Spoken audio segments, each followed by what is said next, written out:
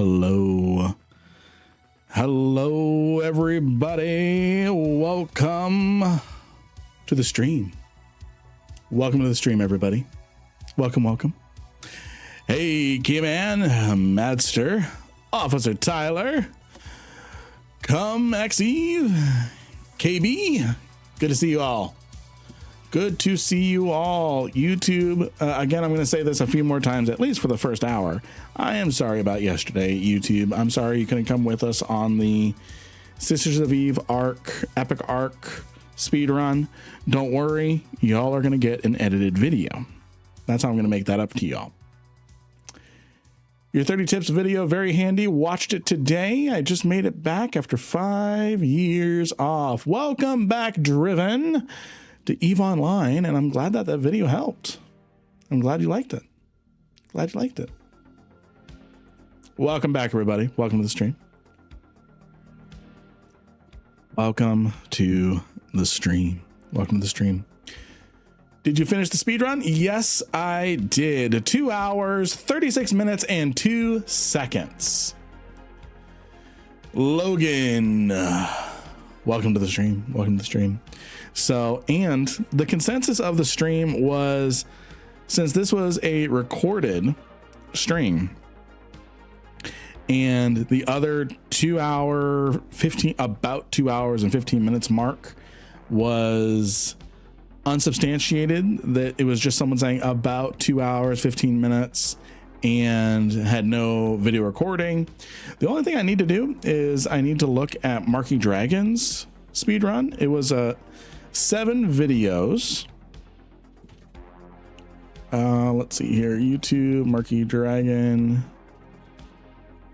speedrun. So it was 7 videos. I think we beat his speedrun, because when he started his speedrun, part 1 was, let's see, did he start pretty quick? Yeah, so -4 minutes. Well, we started our run from once we accepted the mission, and he had it accepted for a while. So 41 minutes for the first video. And then, oh yeah, we beat Marky Dragon. So I think as far as a recorded run, we are the fastest. I think we're the fastest. The new CCP explanation was amazing today. No blocks are cooked for defending. I have not. In fact, one thing we can do is, while I'm getting myself set up, is we can actually watch and review that video. We can watch and review that video if we want to. I need a mobile depot. I need a mobile depot in this fit. So we can watch and react to that if we want to. Because I have not seen it yet. I've read the article, but I've not seen the actual thing yet. Frat and goons are not going to want to add all the people to their alliances for ANSIs. They want to see it, use it for strict business. Well, here's the thing. If you look at the math, in Zone 5, you can cap out an Anzaplex with 4 Marauders.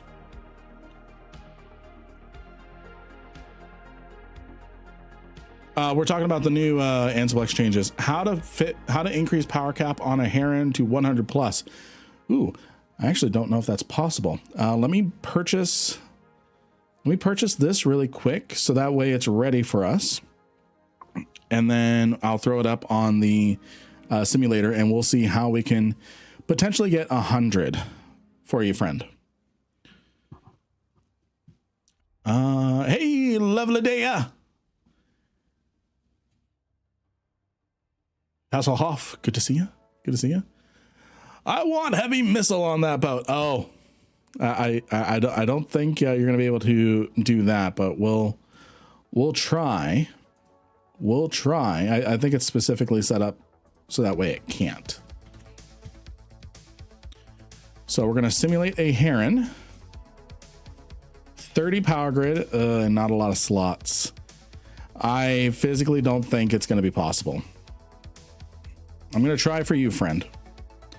So we're going to go officer fit just to because it's really not supposed to do this. So we'll do 2 ancillary current routers. There we go. Oh wait, we can fit one more.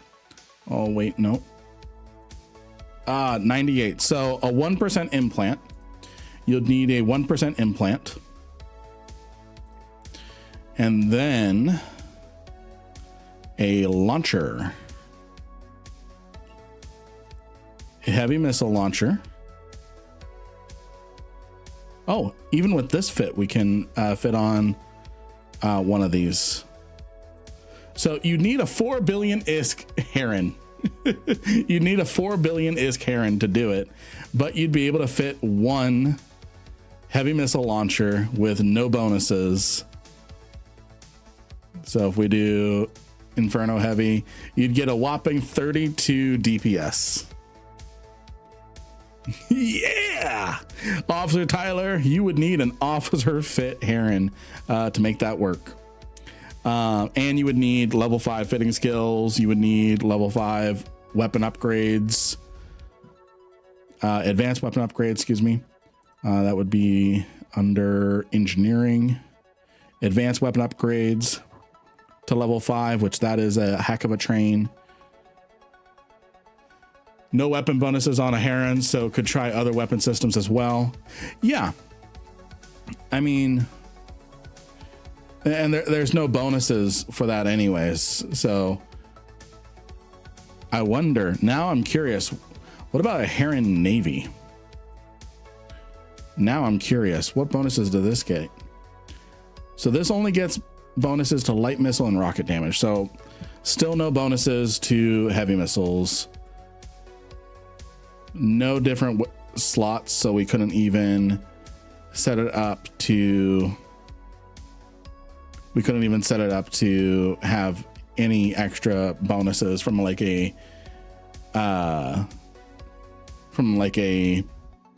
damage mod bonus or anything. So sadly, I don't think we can get more than 32 DPS out of a single heavy missile launcher Heron that is officer fit. Worth it.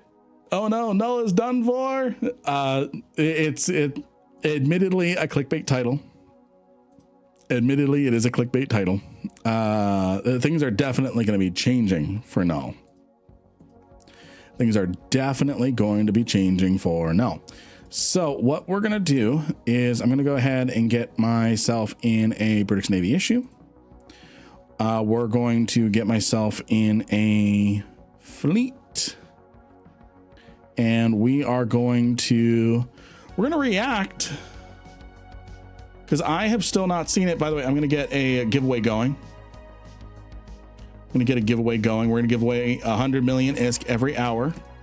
Excuse me, 200 million ISK every hour. 200 million ISK every hour. So go ahead and type in !Lynn to get in on the giveaway. The tea time, yes. Let me see here. Catching up on chat. It didn't let me share my stream streak. Did I click something wrong? You need to click on that and then type something. Tassel off with the 20 stream streak. I love you, buddy. Buddy, girl, person, booga. Someone has hit a subscription streak. Loveladea has hit a tier 1 subscription streak for 2 months. Thank you for that. Thank you for staying subscribed. By the way, friends, if you are subscribed as a tier 1 subscriber over on Twitch, or you are supporter plus on YouTube members or Patreon, you get access to a Discord channel. over on my Discord. So make sure you head over to Discord. If you are a tier 1 subscriber or were gifted a tier 1 sub, make sure you head over and make sure your Discord is linked to your Twitch, and you'll have access to a members only channel.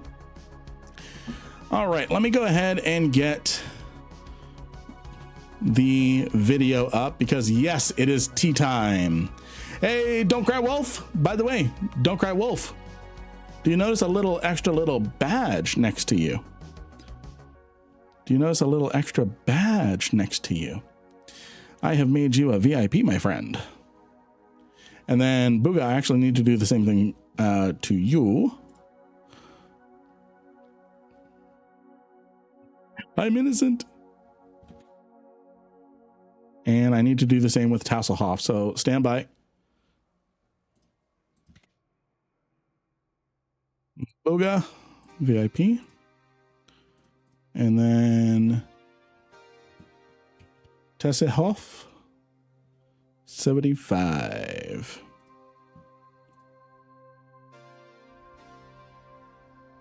I don't deserve, but I cannot decline.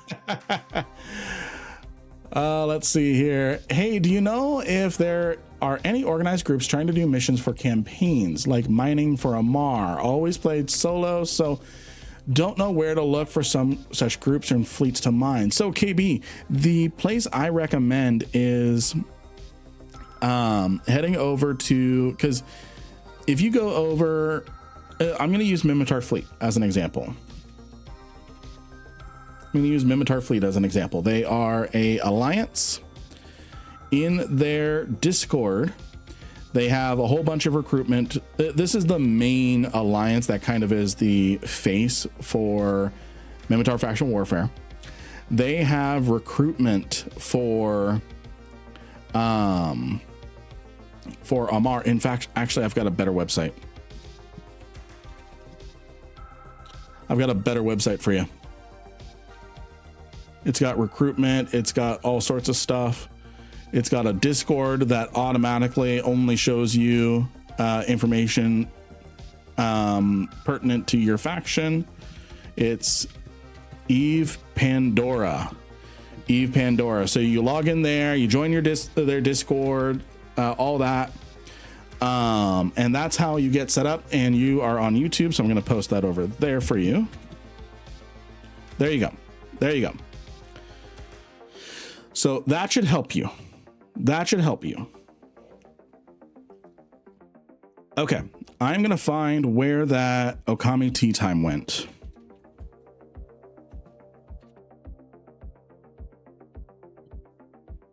All right.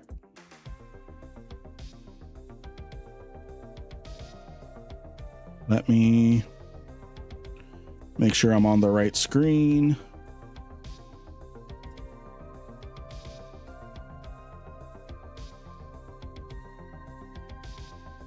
All right. I think I'm going to need to full screen this, and I'm going to pause the music. I'm going to make sure everything's working. Hello, everyone. I am FC Swift, joined by FC Okami to talk about force projection. Yeah. Okami, you released a force projection blog later last week. Yeah, on Friday. Yeah, huge topic. All right. Before we get too far into it, how's the audio level on that? Everyone can hear it all right? Everything? Everyone could hear that, right? Do you need me to tweak the volume, make it louder, quieter? Did I just blow everyone's ears out? Where is my giveaway text?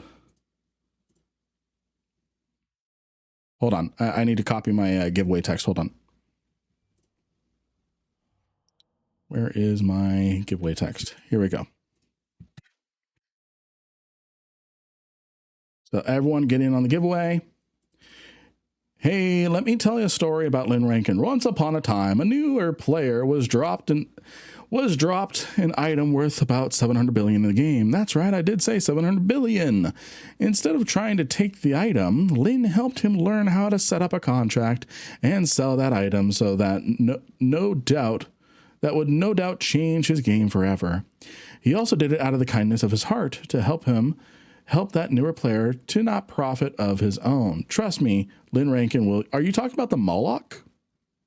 Are you talking about the Moloch? I forgot about that. Hey, Tonberry. Are you talking about the Moloch there?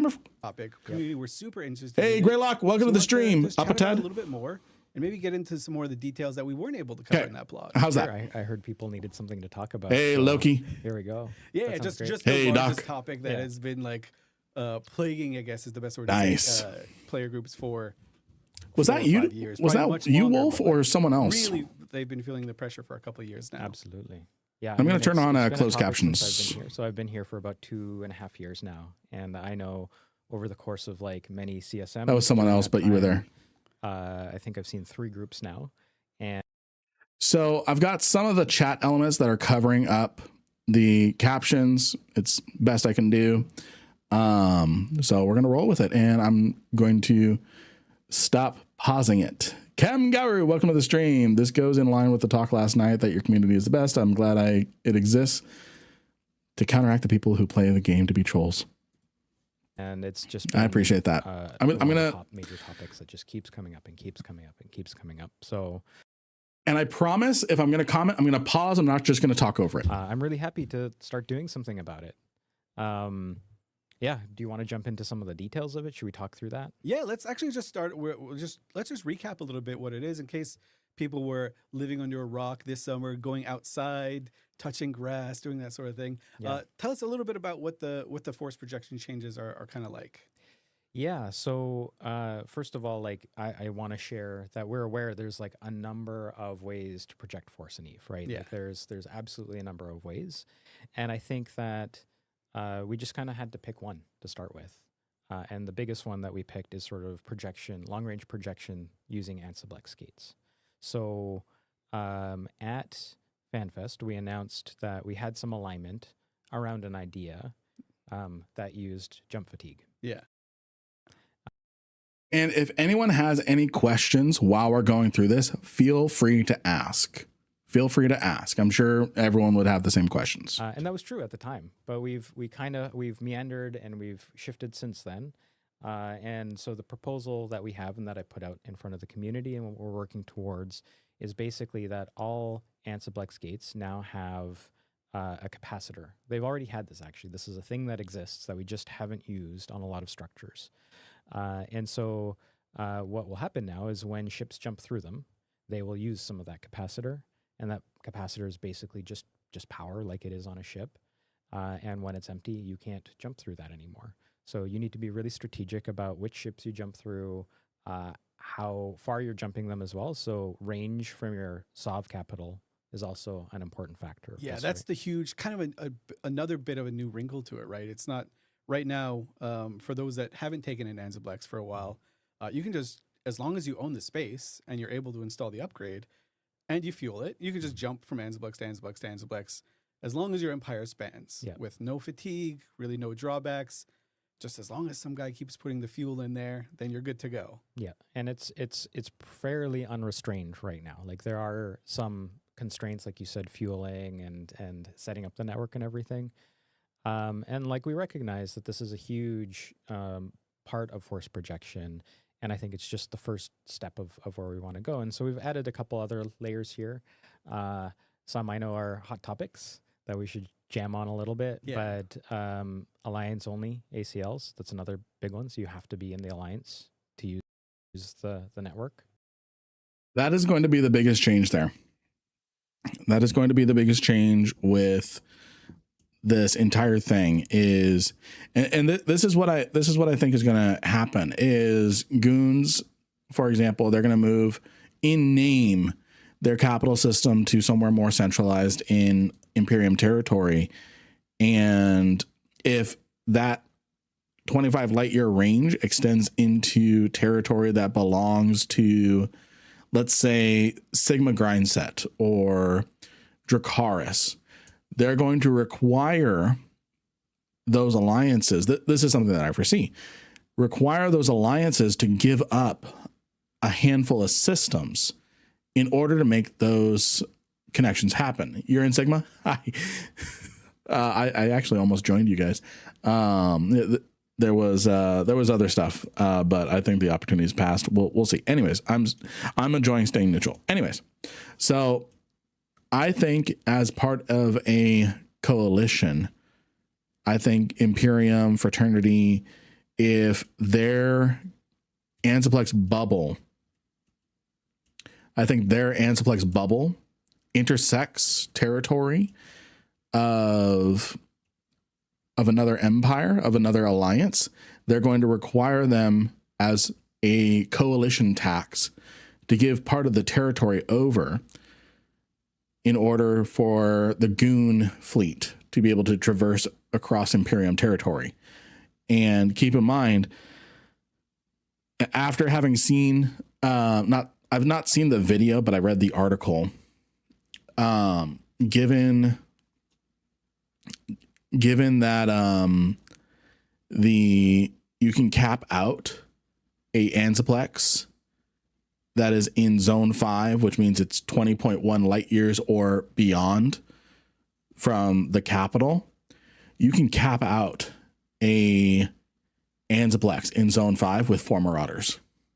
And then it takes 6 hours to recharge to full. It's insane. I also think that we'll see more corps going to Goons instead. Yeah. But I think someone else commented that Goons is not wanting to take in more members. So yeah, and that's a really big change that people gravitated towards, because these player groups over the years, they've created these not just alliances, but groups of alliances, these like coalitions where they have friends next to them and they all use their jump bridge networks together to project from one area to another. They use like a central market hub. So if I'm part of Winterco or the Imperium or something, I don't have to be in Fraternity or Goon Swarm. I can still travel over to their market, their mini Jita, go out, buy my stuff, and go out to my space, not have to worry about anything. Exactly. And so that, those group sizes, those friends, those coalitions together, right, are quite powerful, right? Yeah. So that's... Okay, let me crank up the volume a little bit on YouTube, just a little bit more, and I think I have a volume thing. No, I don't. Let me install a volume extender.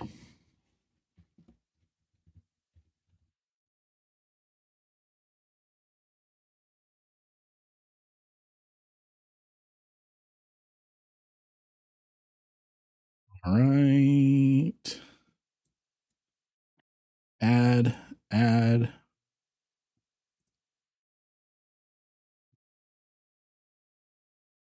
That's one of the first layers we want to tackle with this change, is just can we create some restrictions around how these gate networks are used by players, and also see this is a new puzzle. So another way that I think about this is this kind of became a solved thing.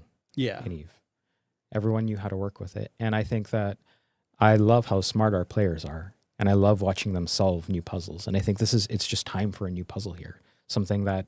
As I've put this blog out, people are speculating, that should be fine. Will it be like this or will it be like that? And I bet you people are already thinking about where they want to put their alliance, soft capital and things like that. Yeah. So I'm gonna comment that. I can cap it out with my smart bombing fleet. The new ANSI changes are stupid. I don't think that they're stupid. I definitely think they are overtuned. Capping out an Anzaplex in zone 5 with 4 Marauders, holy cow, you just took out a ratting fleet. You just cut a ratting fleet in half. Like a single multi-boxer has at least 6 Praxises or Thunderchilds and such. What I'm going to say is the Anzaplex changes are incompatible with the Equinox solve that we have today. So I have a video. I was debating on whether or not that I have a video. I was debating on whether or not to turn this stream into, hey friends, I'm editing a video. It's nearly done. Hey Raider, I see you. It's nearly done. Do you guys mind if I just mine an exordium while you guys be patient with me and edit a video? Let me turn on alerts. There we go. Thank you for the follows. Thank you for the hydrate.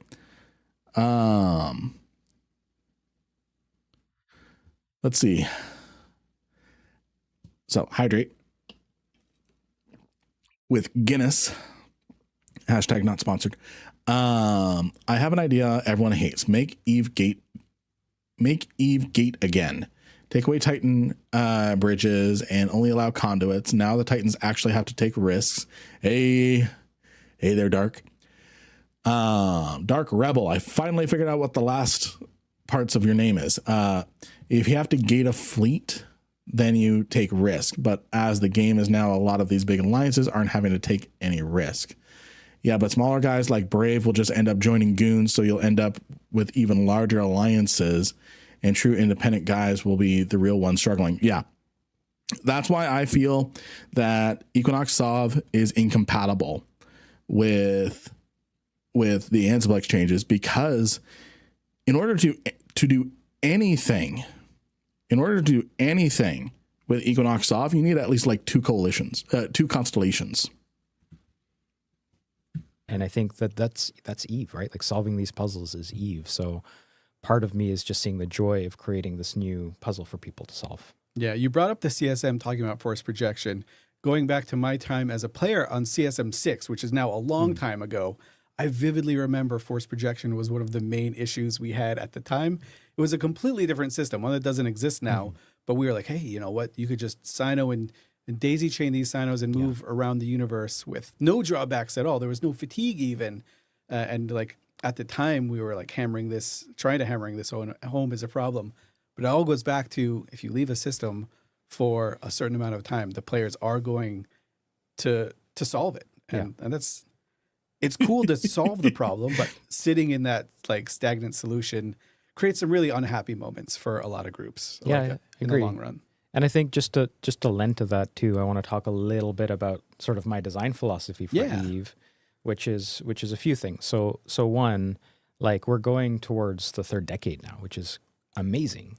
Like I want this game to be alive and fresh forever. And I think that sometimes in order Think about this, friends. In 7 years, Eve will be 30 years old. to do that, you need to just kind of break down these old problems in new ways as well. Like I think that you can't just leave something the way it is forever. And as much as, we value the sort of like simulation nature of Eve, sometimes parts of that simulation need to change to keep things healthy. And so that's part of my philosophy is like, where does this need to change in order to be healthy? And this is definitely an area of that. Yeah. And the second thing I talk about a lot, I don't know if I've talked about on the show or before, is something called affordance theory in design, which is basically like anything that is designed or anything you interact with has an affordance. It is how you interact with the thing. It's how you use the thing.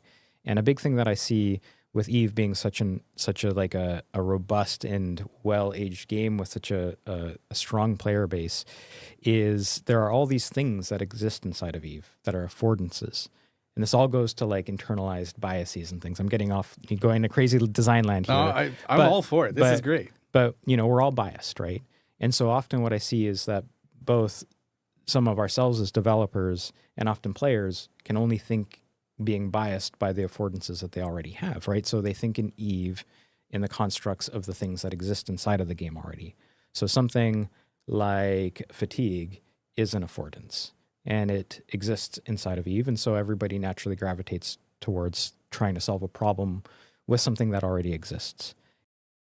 So, and one thing I'm going to do is I'm going to throw this video link in chat for everyone, just so everyone has it. That kind of reminds me of the trade system in Black Desert Online. There's actually, I'm going to hold my tongue on that because I don't think yeah. I don't think the thought I had was something applicable good about that. Sometimes that's the right solution.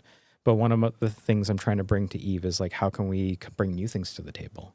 Things that people aren't thinking about. How can we break our biases and think in some new constructs to create things that people haven't even imagined yet? Because I think that will also help keep Eve alive for a very long time is like thinking outside of the box. That is really cool. That's a great way to frame it too. I see this in myself so much as someone who's played Eve for 20 years. I'm like, oh, what if we just do this type of mechanic again? And it's just like a rehash of the same thing we've already done. Because I have like certain memories and biases towards it. I'm like, oh, game was good then. What storyline are they going to introduce to explain these changes? I have no idea how they're going to explain Life this. was good then. Let's just do that again. And like, I have a hard time escaping that Eve box for some of these things. So kind of on that, why not just put fatigue back on Ansiblexes and just wipe our hands and just walk it off and put the mission accomplished banner up on the on some carry or somewhere? So admittedly, I'm not a huge fan of fatigue as a mechanic. I do think it has a role in Eve, but what I didn't like about it being the solution to this specific problem is that it's effectively a debuff that's applied to an individual. Yeah. So if you were to jump through an Ansiblex gate and you're just mining or doing your business, we'd apply a debuff to you, right? Like we'd apply some fatigue along the way. And I think that the first part is that can feel bad as an individual, trying to manage that for yourself as you're taking these sort of actions, maybe just doing your day-to-day stuff. Here's my hot take.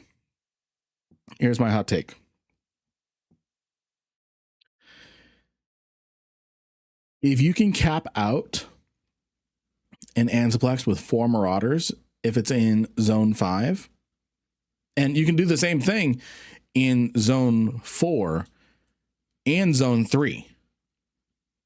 Because here's the thing. You can cap out a Zone 4 Ansiplex and with about 10 Marauders, 10 Black Ops battleships, Marauders. So it takes the capacitor from the Ansiplex that is used to transit, and it bases its calculation off of the zone you're going to.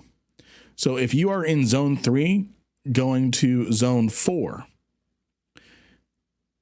the Stargate, the Ansiplex doesn't use Zone 3 capacitor. It uses Zone 4 capacitor calculations. And then Zone 4, if you're going into Zone 5, it uses Zone 5. If you're using a Zone 5 Ansiplex to another Zone 5 Ansiplex, it's Zone 5. So you can effectively, with 10 jumps, cap out Zone 3 through 4. Within 10 jumps, with 10 ships, you can cap out any Zone 3, Zone 4, and Zone 5 Ansiplex with a battleship. That's insane. It's insane. Please allow energy neutralizers and cap transfers to work. Those are mentioned in the article, but they're not going to be on release. The more structures interact with existing ship mechanics, the more opportunities that there are for actual gameplay. Yes. The counterplay is planned, not going to be incorporated on launch. But you can paralyze. Yeah, the first thing I'm going to hear from management is Ansiplexes are for emergency use only. Yeah, for major fleet operations only. Yeah, see, it sounds like a single spy could cap one out prior. Yeah, exactly. And the other thing is at scale, it doesn't work super well. So if you're managing a fleet going through a gate, you might have to manage debuffs across a whole range of individuals in different ships, right? Yeah. And then that becomes much harder to think about. And they're still talking about when you're trying to plan long range about jump fatigue and why they're not using strategic. So that's part of one of the reasons. And then I think when I look at Ansiblex and what they are and how they exist in Eve, they are their structure, right? Like they are part of Here's the thing, Christian. I agree. Spies would out themselves if tolls still existed. They're getting rid of tolls. Tolls give you a paper trail of who used the gate because you charge them a fee. So you could see, oh, Bob 1234, he used the jump gate 10 times with a Marauder within 5 minutes and capped out the gate. Banned. You can't do that anymore because they're getting rid of the tolls. You can't track. Yeah, they're getting rid of tolls because it no longer uses liquid ozone. Could just add a jump log. You could. Network of structures that people build and effectively a roadway. And I think it's much more interesting for me to move a system onto that point of structure into a single place where it's managed on that structure than to put it on the individual. So I think two things have happened. One cynical thing on the jump log thing. I was just going to say the same thing, Cam. The thing on the jump log, we'll see it in the quality of life update on the 30th anniversary of Eve. That are great as this design was proposed that I really like and why I backed this design when it was brought to me is that we've basically separated like capital ship long range movement and sort of like network based movement through Ansiblex gates. And so we have these two systems now that we can kind of balance separate. Ads did just start playing for Twitch. I snoozed as long as I could, but I linked the video a few times, so we're just going to keep playing. And for different purposes. And I think that's really powerful from a design standpoint as well. So there's a lot of reasons why I think this is just a stronger idea and why I'm excited about it. I can keep rambling. There's more. No, this is good. Let's get into the nitty gritty, not super nitty gritty, but let's get into it a little bit more because this is something that players are very curious about. Numbers. We got some numbers, right? So the zone. So my stuff is cutting off the screen a little bit, but this is zone 3, zone 4, zone 5, just to label it. The zoning of this thing, which is now centered around your alliance capital. Previously, like as Eve exists right now, you set an alliance capital purely to boost your like ADM numbers by 2. Yeah. That's kind of all it does. You move it around somewhat strategically, but you probably don't think about it too much. Now it's going to be really where your group's home is, right? Like this is going to be the center of your capital. Yeah. And everything from there, from zone 1, which is 0 to 5 light years, is free travel through Ansiblexes. Yeah. That's how it works now. So you'll see in a couple of minutes, like the different ships have different values of capacitor usage when they go through an Ansiblex. Another one of these levers that you guys have to balance things a little bit better. Yep. But the values that they're going to show. Again, I read the article, not watched the video. Of the values they've shown, they need to cut the values at least in half. At least in half, if not by 10. Can we at least see haulers and freighters not use the cap pool at the gates? So everything within your immediate zone. Haulers, freighters are going to use the minimum amount. Then when we expand on the minimum amount is where these things get a little bit more. So to put it into perspective, the numbers, freighters, haulers, jump freighters, they all take the same capacitor from the Ansiblex as a capsule. More restrictive, as you were talking about. You guys can see the chart going into that from 5 to 10. That multiplier goes from 0 to 2, right? So now suddenly things are costing a little bit more to use the bridge. Going beyond that, 6, 9, all the way to 15, which is a huge multiplier to prevent people from really going from like the top of the map to the bottom of the map in just a couple of minutes. So we've got this. Now let's kind of see some of the ship values themselves and as just, well. Just to like paint the picture here so everybody's aware, like you have your capital and then these zones radiate out from your capital, right? Exactly, yeah. Every ship is going to have an amount that it costs. Like the bigger the ship is, the more it's going to cost to go jump through the Ansiblex gate. And then that cost is multiplied by the distance of the Ansiblex you're jumping to and how far it is away from the capital, right? So even if you're jumping from zone 2 to zone 5, you'll be paying that times 15 cost. So everybody's aware. Yeah, that's really good. And that helps contextualize things a lot for players. Now they can... Orion with the raid of 45 people. We're watching videos right now. So, why did that turn itself off? I had my alerts turned on. and then it turned itself off. Orion, thank you for the raid. We are looking at the Anzablex changes. Everyone, if you are not following Orion Solo, you definitely need to start saying, okay, now I can move things around. How you doing, buddy? Now, of course, these are only a couple of examples of the different ships. Yeah, I would agree with that, Drevin. If we were to get all of the ships in there, we just need a big. Yeah. So this is what we're seeing. This is not a full table. This is not a full table. It's just a little bit, but it's got a decent representation. So haulers, exhumers, they use the minimum amount of capacitor. So, and then if you're in zone 1, these effectively cost 0 because it's a times 0 multiplier. Anyone who's done math, you know, if you times a number by 0, it becomes 0. So for haulers, exhumers, their cap cost for taking an Antiplex is just the multiplier. So for example, and the capacitor value, I'm not going to be able to show it on screen, my little calculator, but the capacitor value is 1,250 terajoules. That's how much cap the Antiplex has. So divide that by 15. 83 exhumers can go through a zone 5 Antiplex before it caps out. Over on the left here, we have assault frigates in this row, heavy assault cruiser, strategic cruiser, combat battle cruiser, and then battleship at the bottom row. Your TV, or turn this sideways. We don't have. And then my big face is covering this.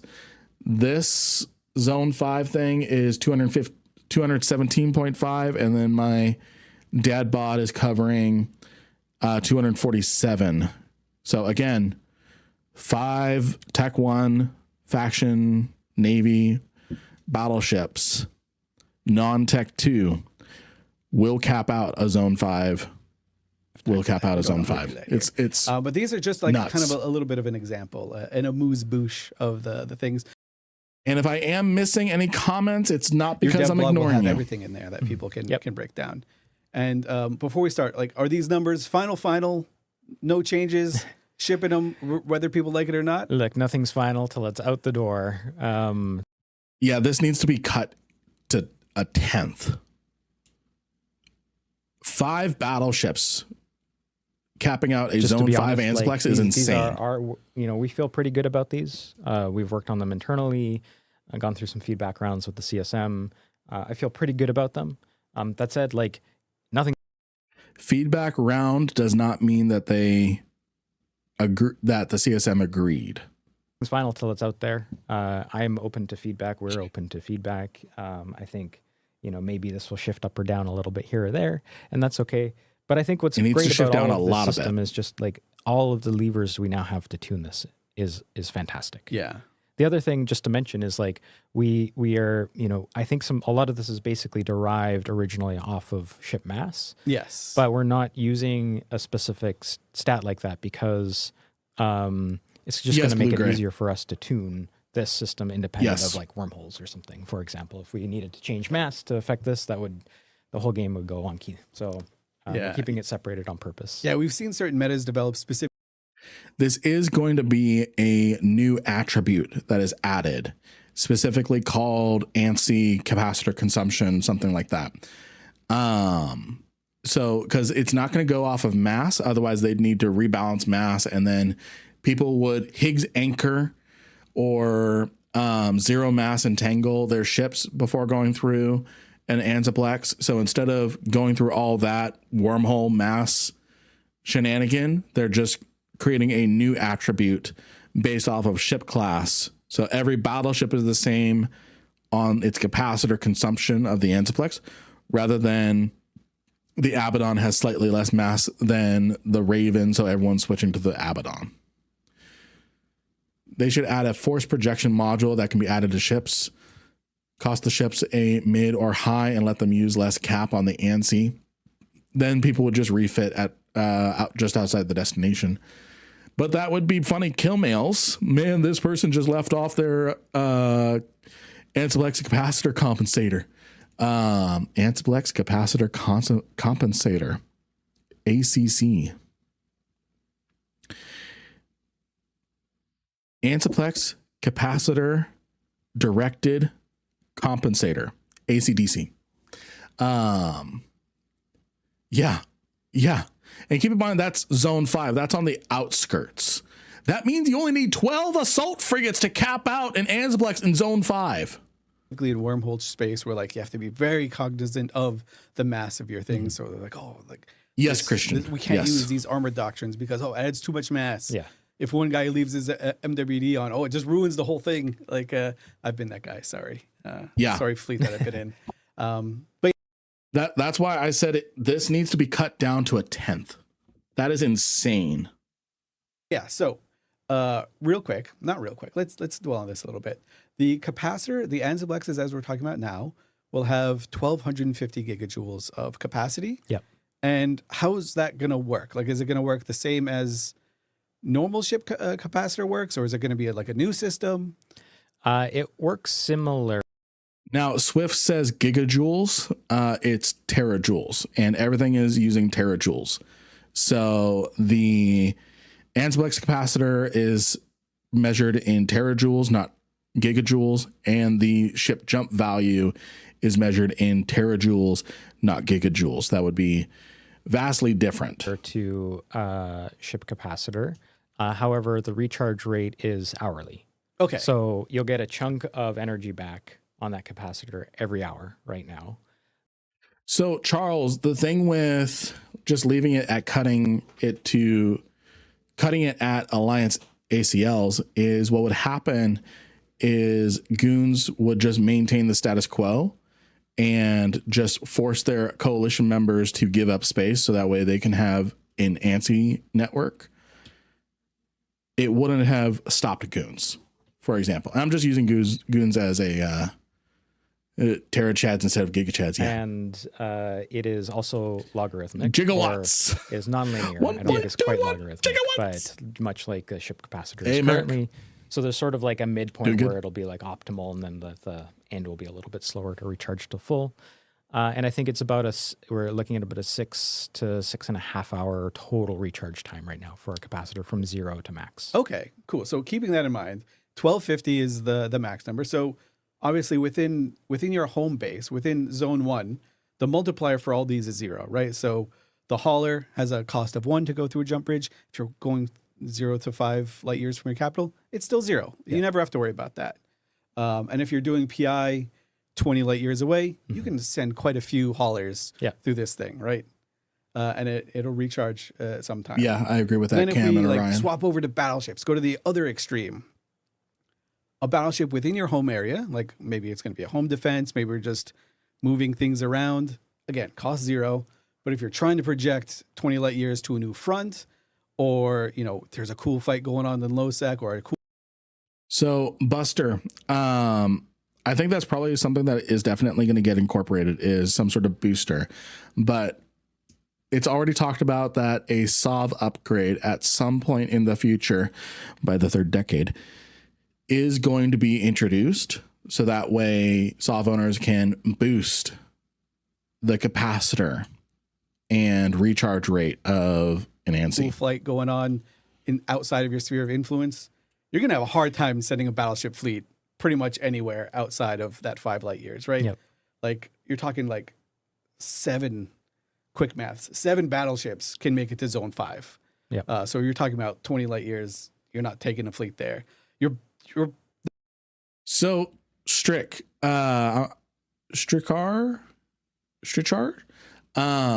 So this is going to be a lot of jargon over. This is high level alliance management stuff that is happening. It's something, if I wasn't deep involved in the planning of slow space, I would not know what in the heck is going on. So I am putting out a separate video specifically on this, but not even taking a full battleship fleet of, like, if we're talking about 256 ships in there, you're not even taking them to zone 2. You're going to have to do stuff like Titan Bridge, your strategic ops, or, conduit jump with a couple of carriers. Yep. You're just not going to be able to use the Anziblex network there. And then, of course, there's granularity in between, right? Like exhumers, pretty easy to go out and go to your next mining fleet. If a phased field is kind of nearby, you can still make it with your exhumer fleet. If you've got a home defense fleet of assault frigates, like if you've got 50 assault frigates, you can go pretty far with those guys and defend your like immediate home. The further and further out you get, the more scary it gets a little bit. Same with like strategic cruisers and hacks. Like if you're just taking your Ishtar out, you can go far, but a fleet of Ishtars, not going to go very far. Not going to make it daily ship really Oracle using Enzablexes at least. Yep. The Oracle actually takes the most. It takes as much as a Marauder, which, yeah. Yeah, I think there's a lot of really interesting things in what you talked about as well around the different sort of like strategic choices that people need to make. Like, are we going to be using our networks for getting out to that phase field today? Like, that's a choice and a risk you have to make, right? Yeah. Like, if we end up draining a bunch of our Ansiblex capacitor and then somebody pounces on us, like, are we going to have enough to defend this area? And so you have to make those trade-offs and those kinds of choices. And I think that's interesting. Yeah, it really is. And we were talking about capacitor, and one thing that we saw pop up are players asking of like, oh, what if I just park a fax on there and pump capacitor into this thing? I can surely just move everything through. No? Yes? Well, so no to start. So I think that that is an interesting conversation. So what that leads me into is no, not. This is my take on that. If you're going to allow faxes or Logi ships to cap up a Ansiplex, this is what needs to happen. You cannot use a normal capacitor. We have to say that it is it's AC to DC power. You can't just use your normal cap transfers. You have to use a specialized one, because here's the thing. If you want to have an Ansiplex powered up with a fax, go for it. That fax's only job is going to be capping up the Ansiplex. It can't cap up the subcap fleet. Talk's already saying ban zone 2 plus for FC, et cetera, only. Yeah. Maybe never, but this system and the way it's built has so many different like levers now baked into it that we can expand on it in a lot of interesting ways. So we talk about play and counterplay a lot. So maybe in the future there will be some sort of like gate warfare type of play we want to add where you can drain cap from gates as an alternate means to taking them down if you don't want to. That's one thing I was also thinking about Loki is if you don't have a specialized module for it, specialized module can only cap up the Ansiplex, but it has no penalty, and you cannot cap up anybody else. If you try to use a regular cap transfer, it has a 5 times penalty, kind of like in Tosis. Destroy them, or you want to prevent people from going through them. And then maybe there's some way to sort of like reinforce or boost that or whatever. There's also more SOV upgrades that we can do that could impact. Oh, absolutely, Charles. Zone. Also, you're going to find a lot of ESSs empty. Or the ships and whatever. So I think this has just opened up a huge range of opportunities for us to do interesting design things. Yeah. So no on that to start. I think part of that's just we don't want to have like, that's just kind of reinforcing the problem we're trying to fix right now. And so we need this to go out in the state it is first, and then we can kind of look at other forms of systemic interaction. Yeah, and that's a really good point as well. We've done like a couple of things to force projection over the years, like the Revenant Major update. We made the Ansiblex jump gates, like the range a little bit closer in. So when you jump through it, you're a little bit closer, easier to disrupt. Yep. We've done made them like Metanox style reinforcement on there, moved them off of the Citadels, let the Grandfather's one stay there. We've done a couple of things, but this is going to be the first real big adjustment to force projection. Yeah, it's a Someone has sent us some It's bits. more of a mechanical. Hey, thank you for the system change, bits. And Thank you for the I know bits. we've said this before. Let me see. Make the Heron have more power. Yes. Like this isn't. It's not like, oh, we're one and done now. I don't know why my Force text to projection speech solved. didn't turn on. Yeah, exactly. Like thank you for the like I bits. said up top, we know that there's a bunch of other contributing factors.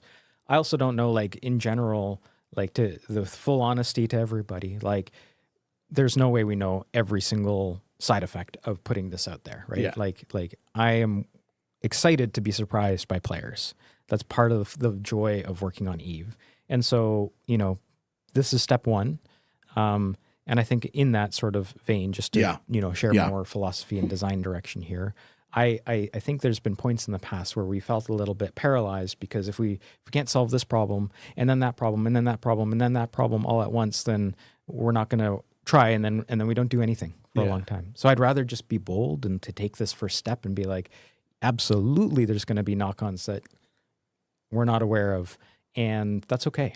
We'll get to that next. We'll prioritize those, and then we'll look at these other components of force projection and just start knocking them off one at a time. But this is one of the biggest ones for us to start with. So absolutely not done. Yeah, and we're really excited for players to see some of these numbers and come up with those, like break the system. These are based on, as you were saying before, like the mass of the ship and also kind of like the power level. Yeah. Right. Not completely mass, right? Like you can see haulers and exhumers. Those are ships that have a lot of mass, but we know that people want to.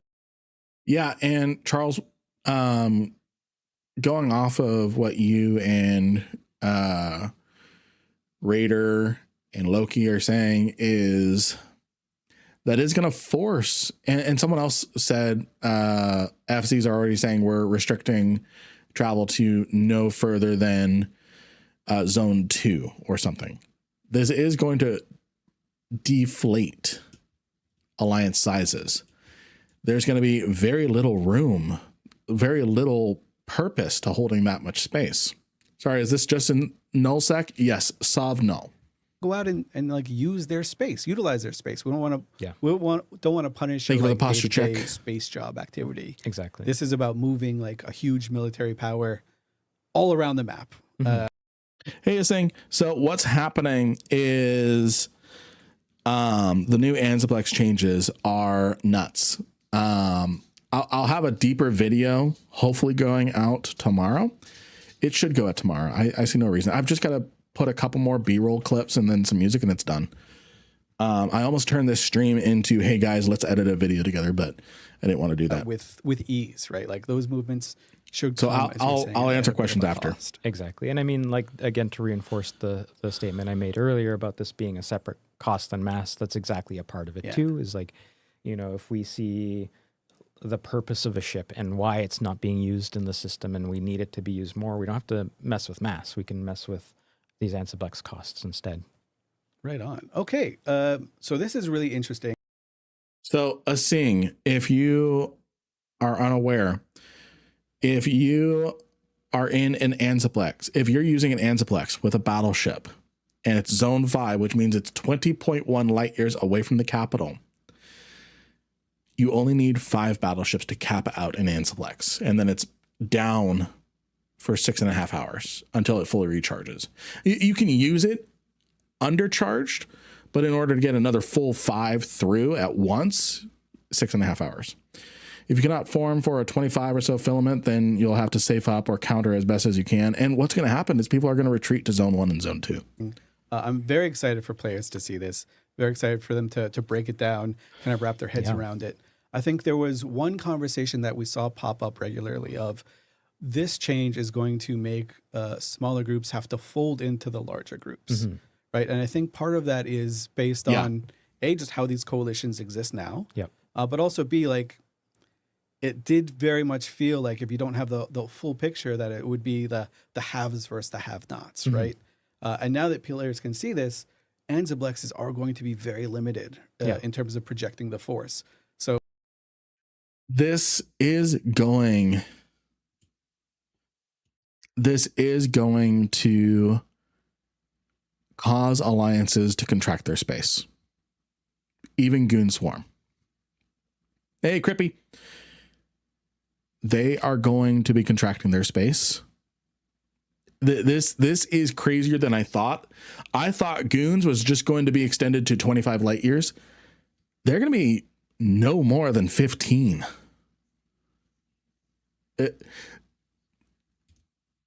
Who remembers that episode of Star Trek Next Generation?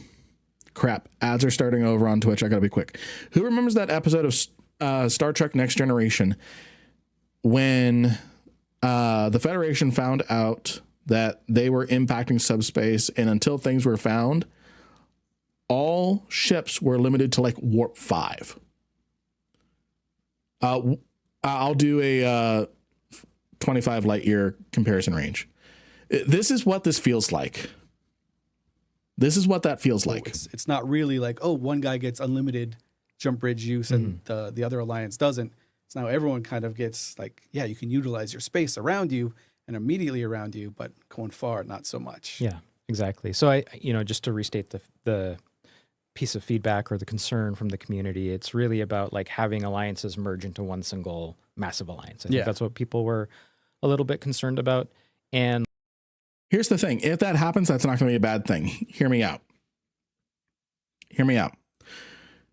All of Imperium merge together and all move in with goons. That's a lot of space that just got given up. That is a lot of space that just got given up. like, again, it could happen. And we're not doing anything that says you can't do that. But I think that now if we look at the numbers and maybe even go back one slide, if you don't mind here. Yeah. Like, I think it's really, really ineffective to do that, looking at this. So, for example, if you're you live in zone 4, right, if that's where your home has been, and that's where you have everything, your base of operations set up, and the mega alliance who you think you would want to join lives in, their zone 1 over there.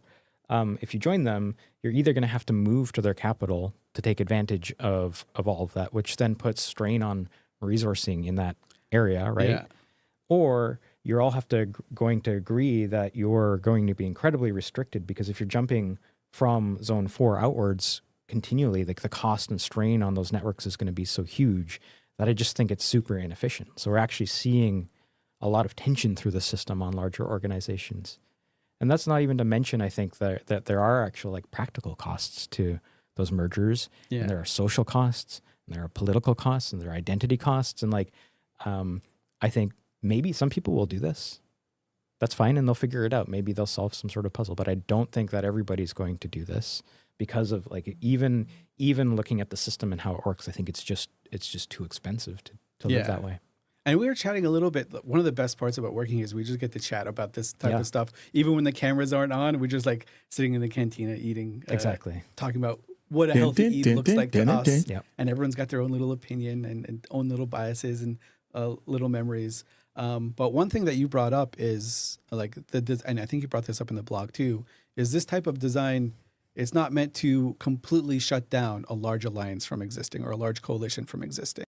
I will say that FC, CCP, they have been against coalitions for quite a while now. They've been against coalitions for quite a while now. If they wanted coalitions, they would have created a game system to allow it, like alliances.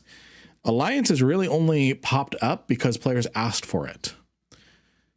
And after they saw that happen and players wanted coalition mechanics, they said no. This may bring new wave of war to occupy drone lands. I mean, yeah. Like there's room for them. Exactly. Like, they serve a great purpose. This is meant to shut down the large coalitions. A way to make it so that other people, that's not the only way to live, right? Right. Yes. So, which I don't think is a bad thing, because we need smaller alliances to take SOV. But the feeling, and I think the sentiment, and part of why we're doing this, is that like smaller groups just feel that pressure to need to merge to survive. Yeah. And so we want to put pressure on those larger organizations. I think I am too smooth brained for that comment reverse engine. I need you to explain that a little bit more. That where, the logistical pressure of it currently isn't good enough for them to exist in these sprawling empires. And so, that's a part of the reasoning for this change. And it's not to say you can't do that. I think the challenge is, can you do that rather for the bigger ones? And I'd love to see people who can. Okay, it got explained to me. Ranked versus casual. I got it. Because there's nothing in this that says you can't. And I think that's part of the sandbox nature of EVE. It's just a new type of challenge and a new type of tension that exists in the universe now. Right on. Well, it's been really great looking at some of these numbers and like I was saying, just contextualizing all of this together. Is there anything that you want to like just ask of players in terms of like feedback that like the teams will just kind of on board and maybe respond to? Is there any specific nuggets that you're looking for?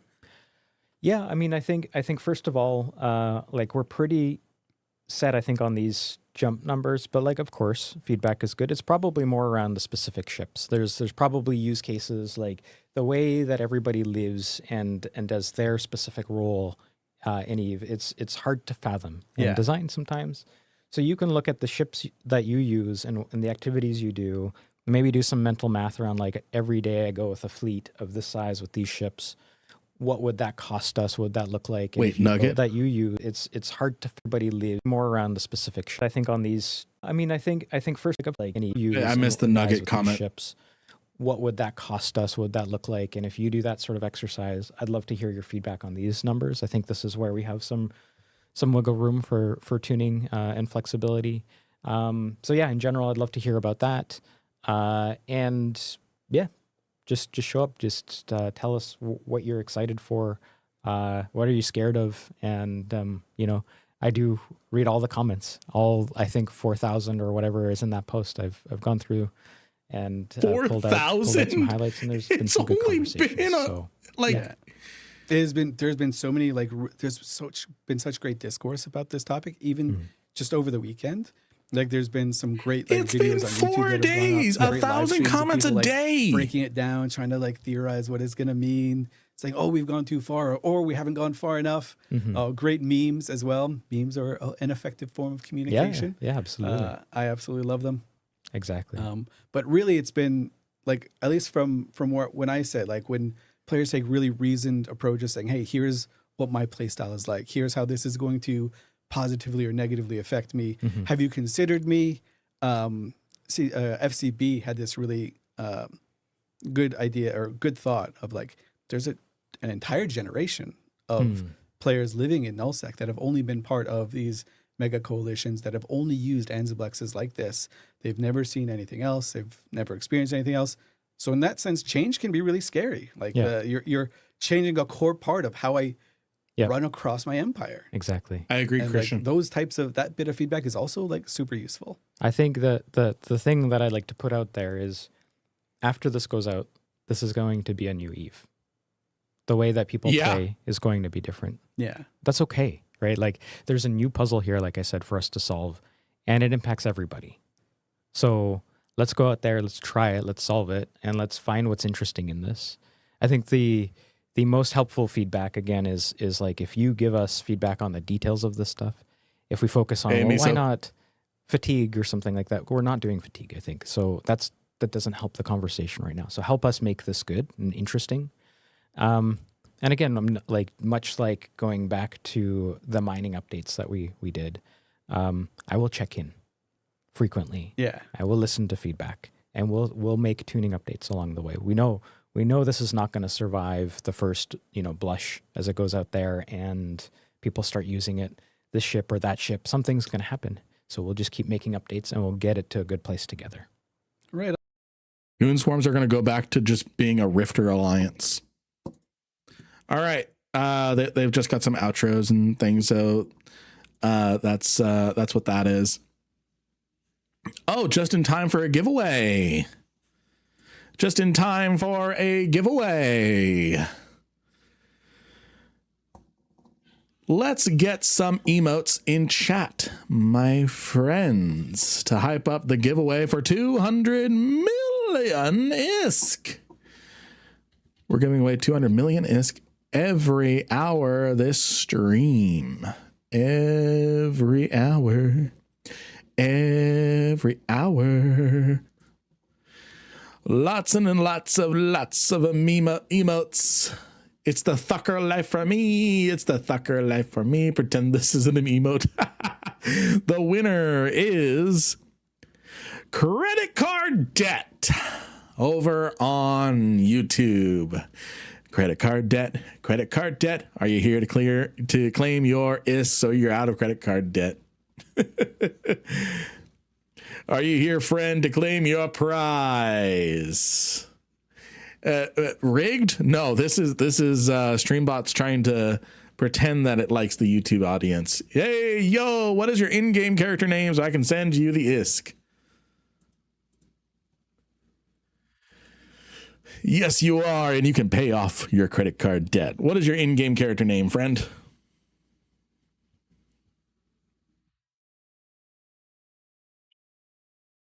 Damn, I wish I could use ISK to pay off my debts. That's called real money trading. Credit card debt, that's it. All right.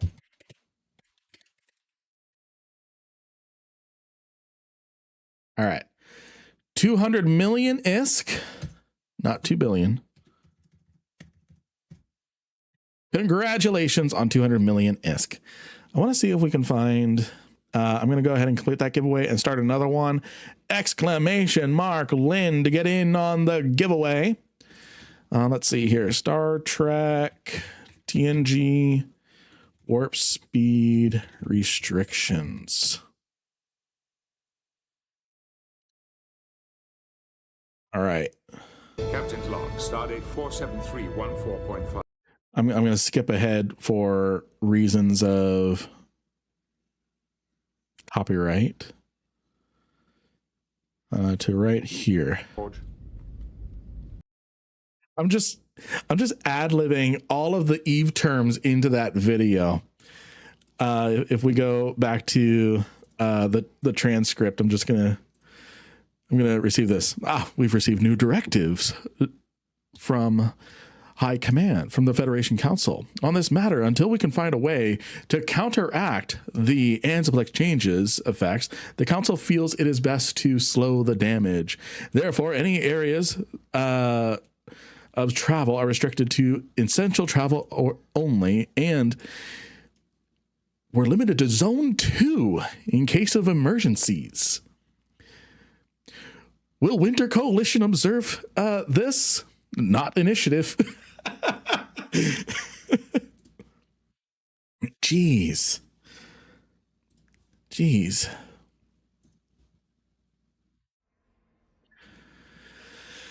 Wow. So again, I had read the article. I hadn't really read, I hadn't watched the video. I had it in my watch history, but nothing else. And then credit card debt, just for proof. 200 million is to you credit card debt. Narg, welcome to the stream. Tier 3 FCs are the only ones authorized to use a jump bridge to zone 2 and beyond. Yeah, seriously. Strategic level FCs are going to be restricted or going to have unrestricted access to do whatever they need to. And then skirmish FCs are going to be restricted to zone 1. They can't do anything beyond that. Oh, Lynn is on. Hello. How's it going, Asterkarn? So we don't normally watch videos like that on our stream. Let's see here. Oh, interesting. Over on YouTube, we got an interesting warning.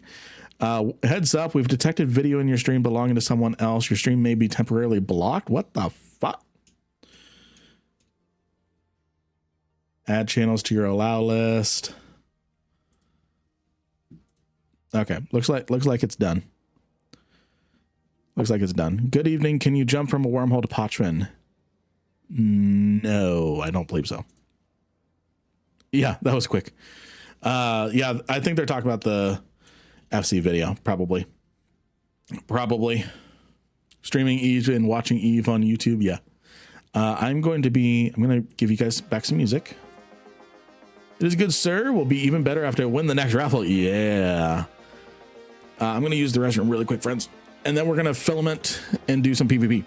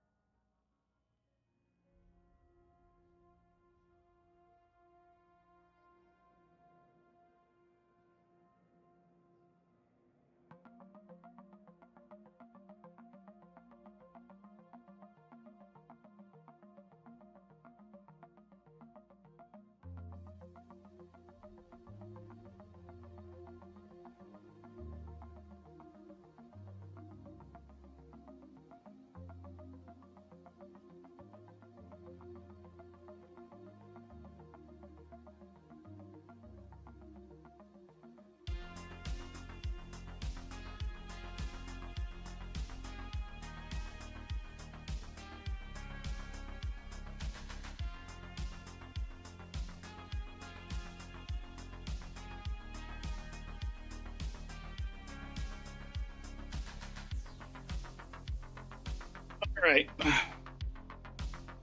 What'd I miss? Hello, friends. Oh. Someone has sent us some bits. Hey, thank you for some bits.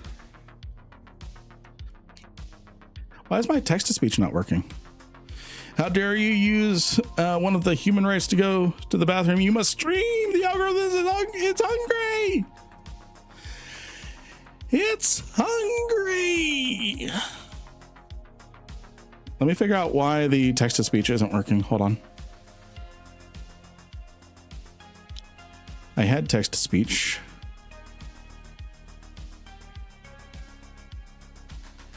I don't know why it stopped. I have a feeling they did. Had a feeling they did a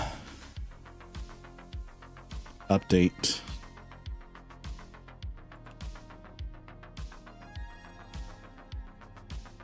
Oh, I didn't have it turned on for bits. That's why. I had it on for super chats, but not for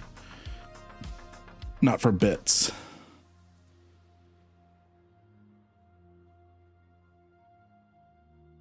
So let me turn that on. And then it's for Brian. Brian is the voice I'm using. Brian 5.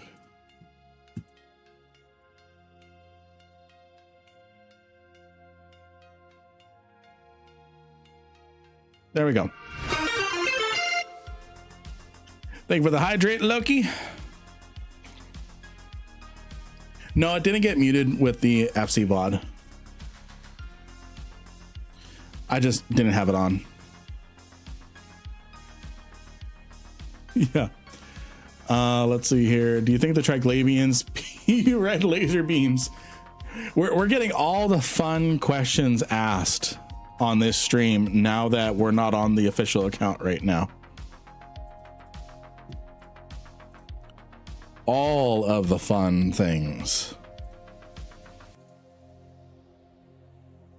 Subscribe to Lynn Rankin on YouTube. Right.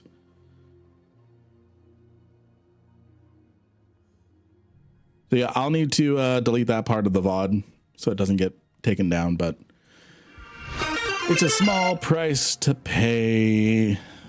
Thank you for the hydrate, and good to see you, Alexander.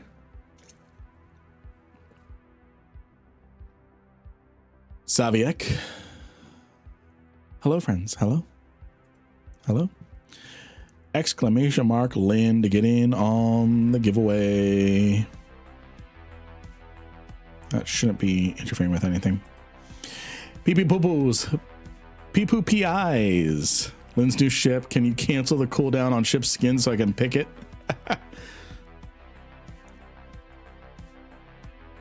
How long is the cooldown on that?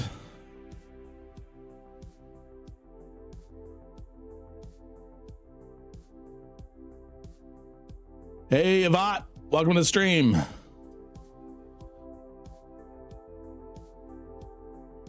I forgot the filaments. It's not a Lynn PvP outing without me forgetting filaments. Giving away 200 million ISK every hour. Every hour.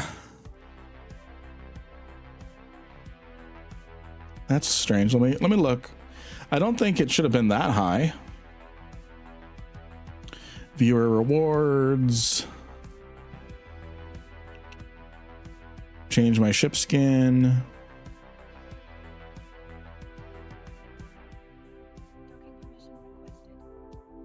I'm going to change it to 3 hours.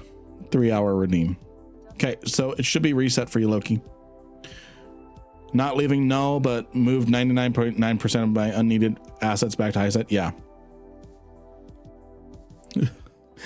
Some of you will be removed from the VOD, but that's something I'm willing to deal with. What ship skin?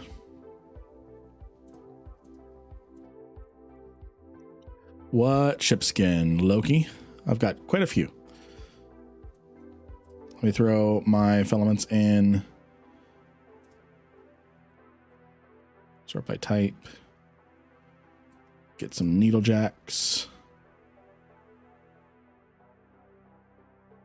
No. Noise is quiet, signal's loud, right? No, it's opposite. Galnet? Okay. Why are people being removed? People being naughty? Who's being removed? Oh, we're talking about a part of my VOD that's going to be removed.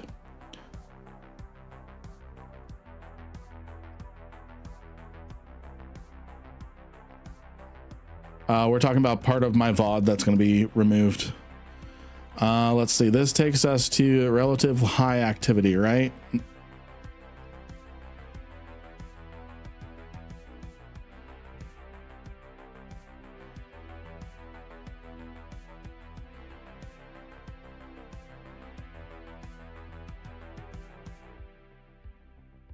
Suggesting higher levels of activity. I need signals.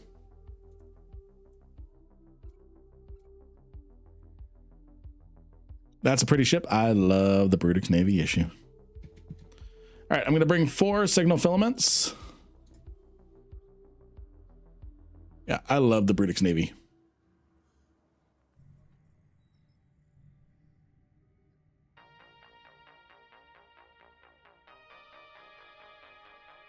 And I apologize for any ads and everyone.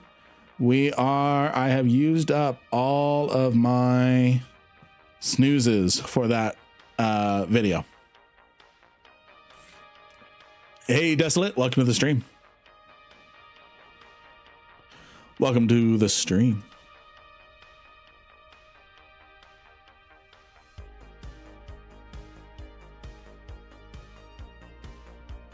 I like your passive heavy missile Scorpion Navy issue. Nice.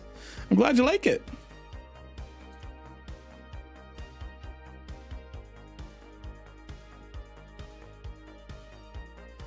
The system has potentially high activity. Let's do it. Do it. And I've got drones. We're doing good. It's like a mini version of the rattlesnake. Yeah, and I need to do a video dedicated to a rattlesnake for sure.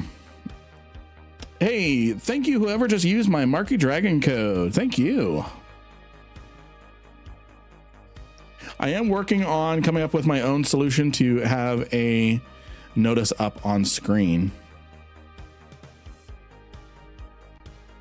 Okay, nothing on scan. I'm just gonna take a gamble and warp to a random den. So I'm out in Omist. Oh, home sweet home. Yeah, passive rattlers are nice.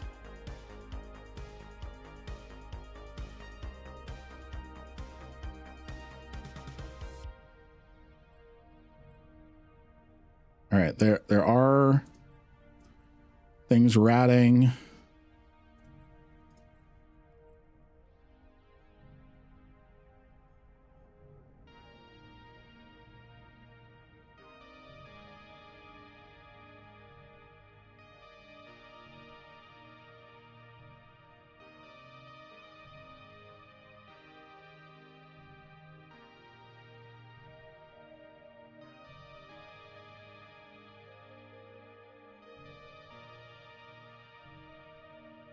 All right, so they're all gone.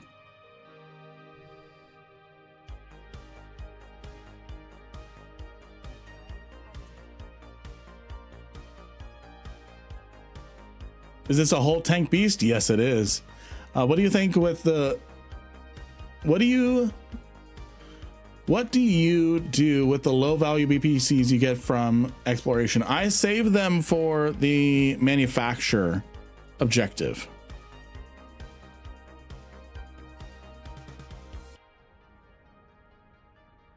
We've got a mobile depot here,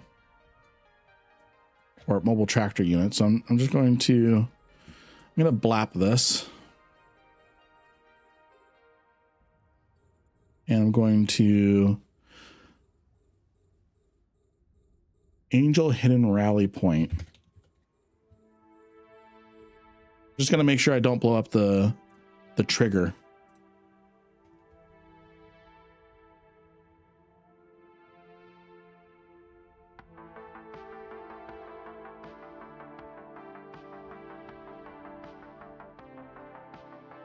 All right, the cruiser is the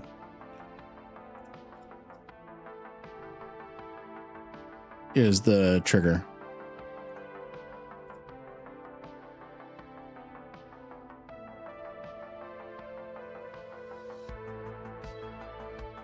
Yes, the Triglavians and drifters.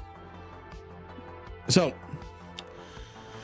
the Jove sleepers, Triglavians are all Jove. The drifters are AI sleeper constructs. AI sleeper constructs. They weren't constructed by anybody. They were just born out of nothing. Were the Jovians jovial? Yes. Hurricane, thank you for following us on Kick. I am trying to figure out how we can start triple streaming. I might need to pay for a service like Restream or something like that. That way I'm only sending one signal source, but yeah.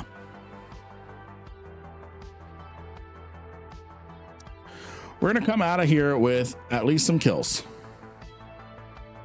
in mobile tractor units. Lag? I don't think so.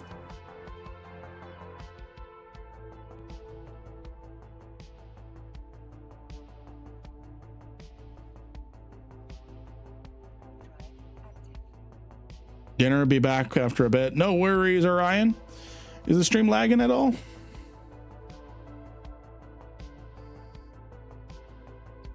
Let's see. Did that have anything good in it? No. For me, it was. Okay.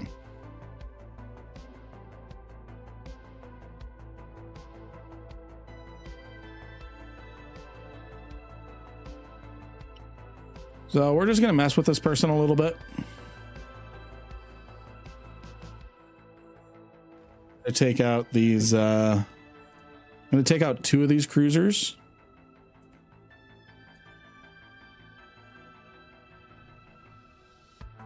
Just to minimize the DPS on me.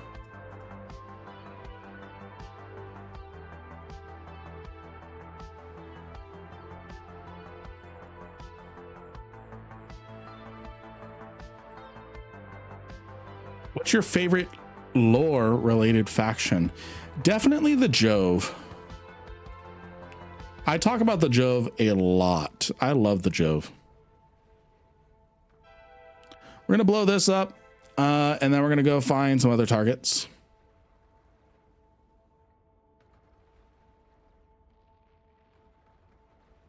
And then how long will this pyro last? It'll last an hour if I inject it, so I'm gonna hold on. Quick, the MTU is running. Don't worry, guys, I got it scrammed.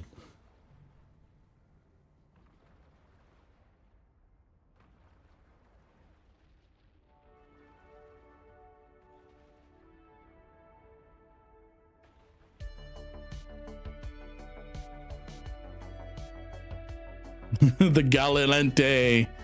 Galintente. Lalente. Galinti. There we go. That's how I say it.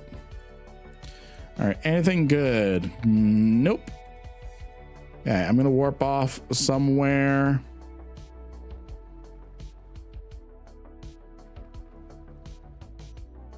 Regen my shields just a little.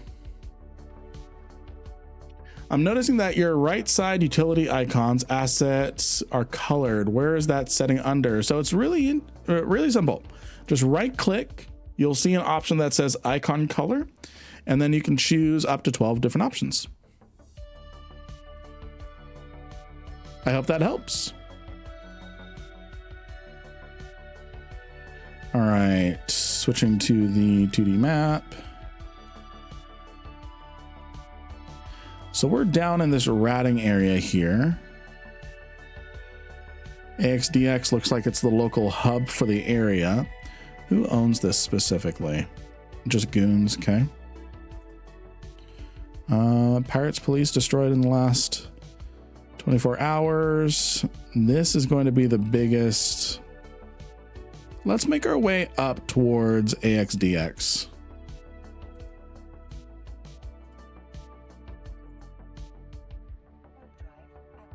I can't use the fancy colors. Eve must be as bleak as my work-related spreadsheets. Dear Lord, get some help. There's a thing called therapy.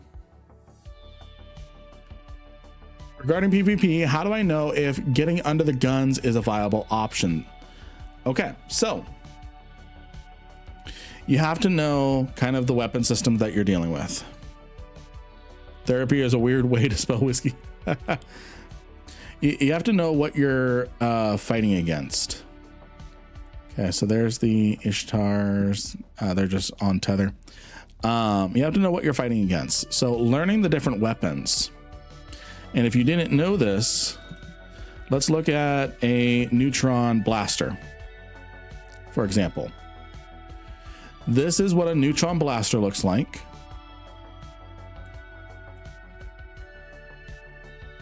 This is what a railgun looks like. So with a railgun, you want to get under the guns. With a blaster, you want to stay out of the range. So learning the different short range and long range variants is going to help you. Isn't that a Corp and Brotherhood therapy? Oh, I don't know.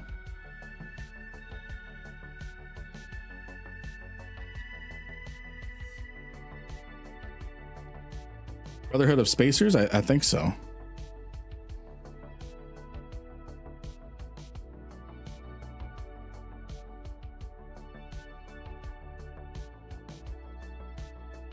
That goes to 99 or to MX. Where did it go? 6T. 6T. Where is 6T? I remember. Okay, so it goes up here.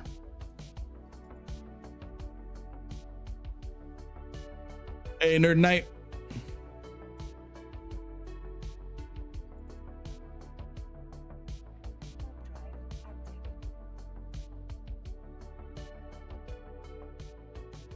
Also be careful around goons. If you sneeze at their ratting dreads, you'll get Titan smart bombed. Therapy left Init when... Okay, so Therapy was an Init Corp. I don't know where they're at now. Therapy...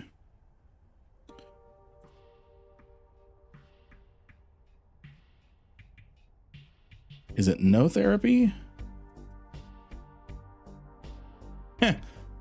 Raccoon.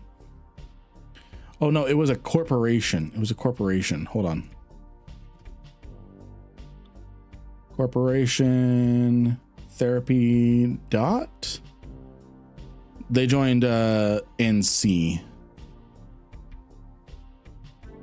Initiative to Insidious to NC. Okay.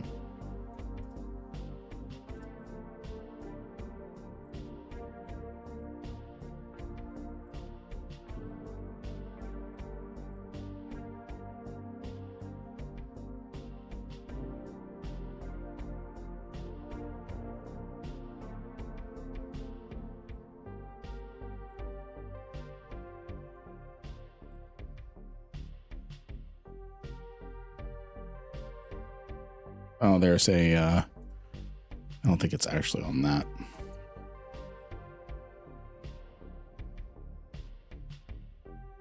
I think it's on the Fortizar there. Yeah.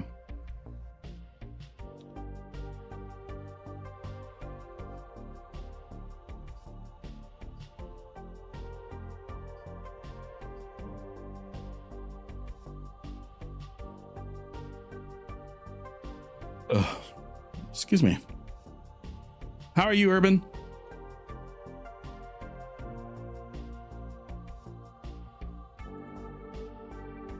I have trouble combat scanning, hunting. How do I become a better hunter? So one of the ways that I became good at combat scanning is the is the events like Winter Nexus and the Vanguard Eve events.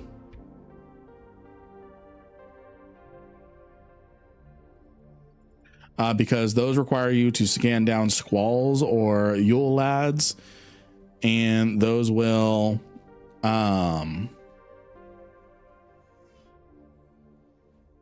you need to combat scan them. Technically you can descan them, but combat scan is the way you actually do it. So you'll learn how to do it better. It can be tricky, especially when safes are involved. I make weird duck calls in local to find targets.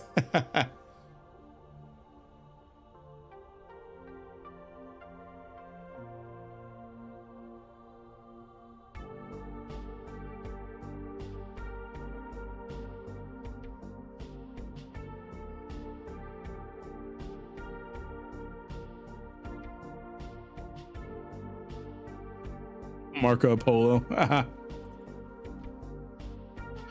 All right. Oh, we got some dudes in this system. Nothing on scans. I'm going to go to the out gate.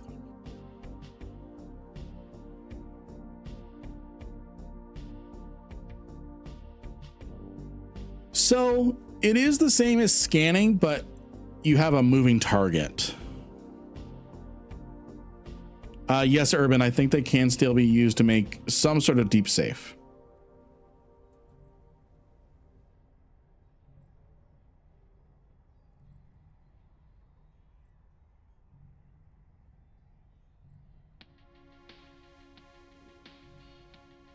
All right, those ships are safe.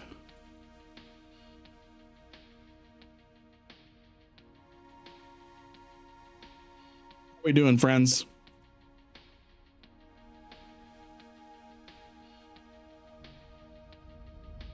Gila within 1 on a Fortizar. Or not. Hold on. Oh, on an Astra.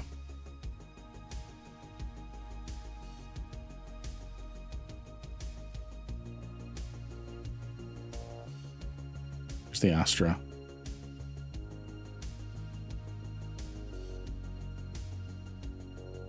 There's the Astra. Oh. Where is this Gila? Within 5, within 1.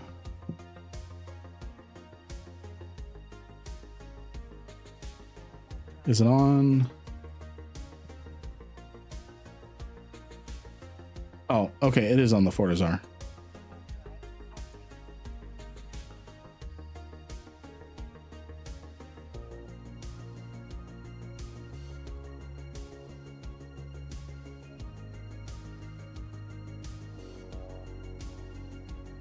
How is everyone today?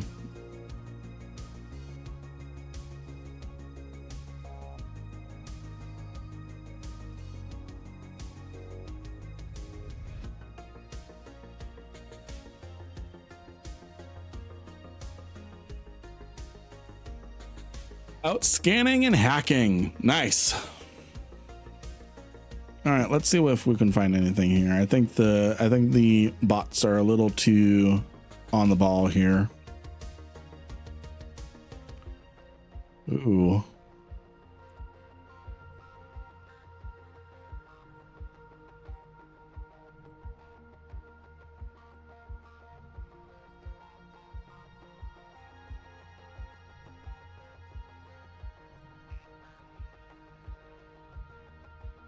Yeah.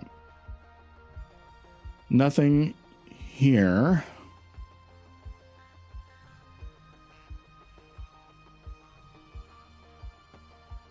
They're all on a tower.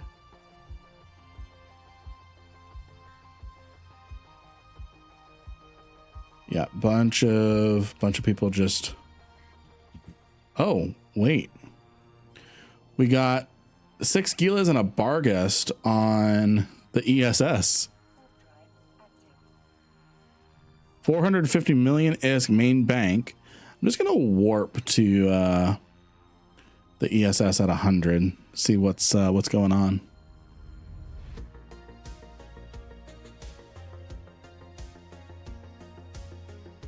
It appears we've been raided. It's Gideon with the raid of 50 people. Gideon, how are you? Hello, everybody. Welcome to the stream. We were just out, but we just reviewed a little bit of what's going on with the Ansbex changes. I'm doing good. Gideon. Thank you for asking it. I hope you had a good stream. We're having a good stream tonight too. Going to the newbie scanning system. The site spawn near, pretty near auto respawn. Nice. First week of ANSI changes will be the best time to go ESS farming. Absolutely. Faction warfare night. Nice. Good stuff. We just talked a little bit about the Ansiblex changes that are coming. We talked a little bit about that. Talked a little bit about just different random stuff, answering some questions, and then we're trying to find some trouble. Out over in my old stomping grounds. We got filamented over here. Hello, everybody. I do streaming and YouTube content. Very close to 10,000 subscribers over on YouTube, and my wife has avowed and confirmed that once we hit 10,000 subscribers, she is going to start streaming Eve on a brand new character of her own. So very excited for that. Very excited for that. So good stuff. How is everyone doing? We're all doing good. I'm just trying to find something to shoot, and the Ishtar bots are moving a little too quick.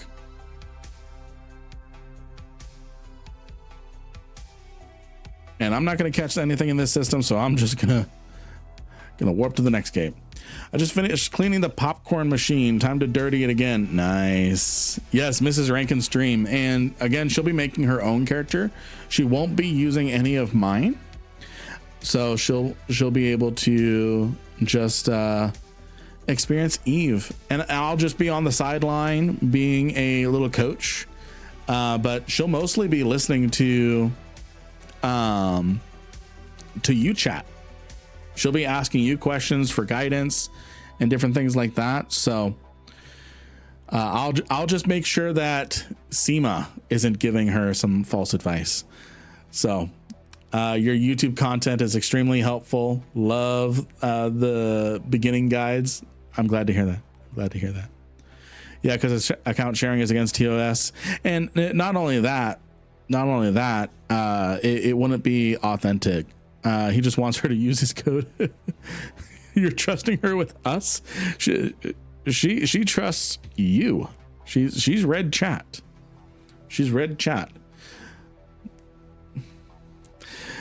And yes, I do want her to use my code Lynn in the EVE Online store and Marky Dragon. Marky Dragon store gives you an additional 3% off your order. You have a new follower. Derek, thank you for the follow.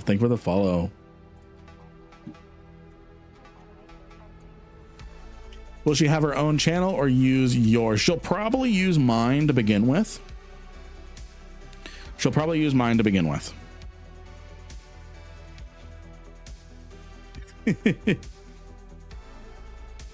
200 million is per bucket. Sounds like RMT.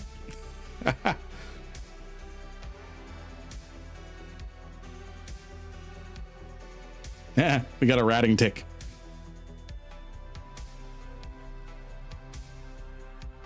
What's up, Chucky? Real popcorn transaction. You finally caught a stream. Welcome to the stream. All right, let's see. Can we catch anything here? We've got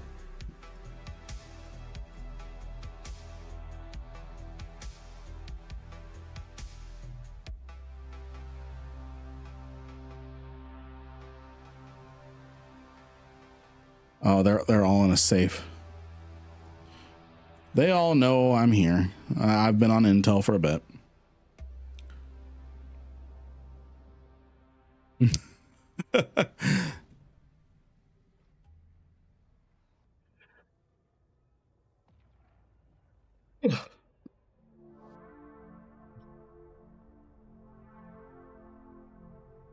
Hello, friends. So, what is everyone? So we had quite a little conversation earlier about the Ansiplex changes. We had quite a few. Hold on. Is he tethered? You have a new follower. Oh, he docked. Thank you for the follow. Thank you for the follow, friend. So we talked quite a little bit about the Ansiplex changes. What are your thoughts? What are your thoughts? Ooh, I do not like that warp distance, so we're just gonna move on. Been wondering why my alt is getting chat in local and main isn't. Then remember, I've got ads and chat blocked. Oh. Wormholes.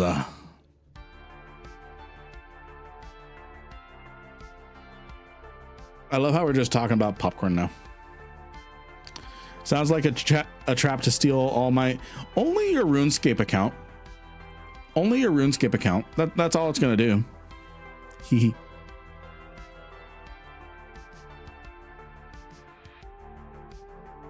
Let's see. So this goes down here. Actually, let's get out of Omas. Let's get out of this area. Let's go to Faith of Bolus. I don't care what they do to nerf projection, but don't like how ANSI changes make the day-to-day worse. Yeah. And the thing is, if your day-to-day does not encompass the 5 light year radius, right? That's one thing we were going to do, was we were going to look at the jump radius. Oh, hold on. We might have someone. We're going to hold for a second. Someone just came in local.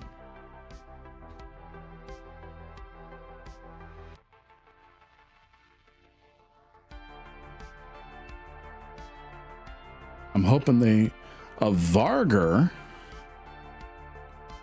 I'm gonna jump. Well, 5 light years is no capacitor use on the Ansiplex, but I agree that is still nothing. That is still nothing.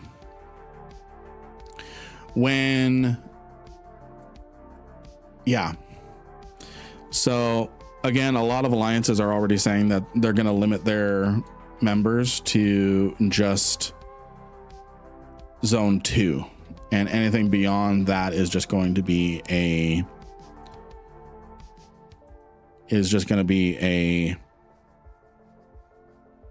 whatchamacallit, emergency use only. So we've got a Varger chasing us. Definitely cannot take that on.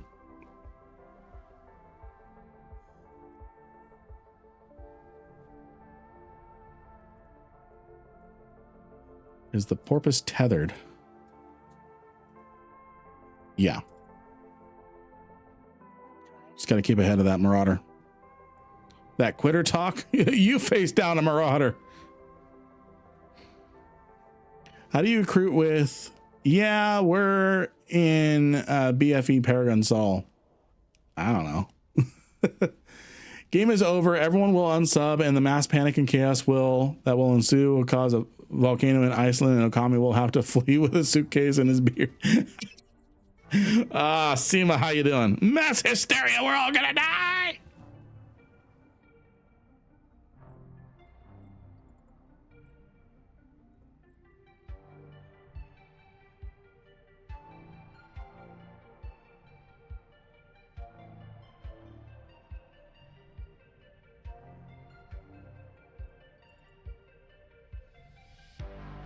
Got to stay ahead of the Varger.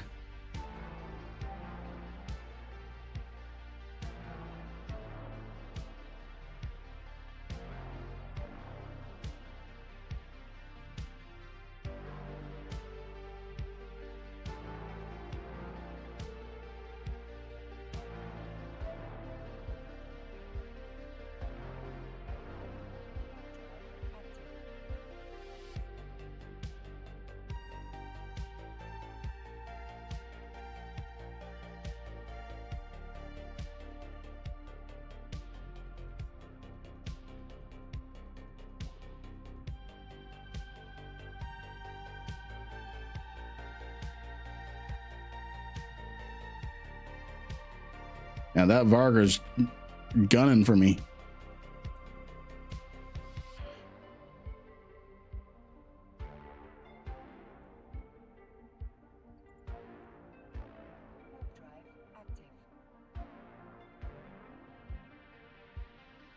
That Varger wants my booty.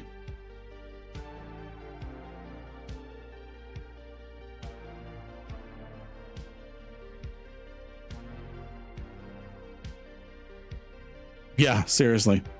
Jump skills will become required.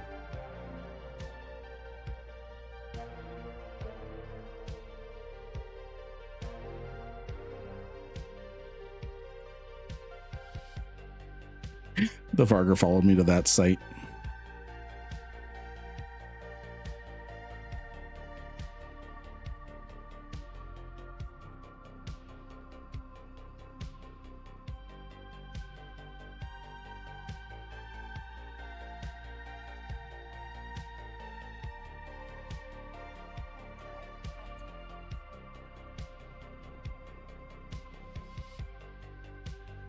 Other than going to 4C to get mining BPOs, I don't spend time in Null. Yeah.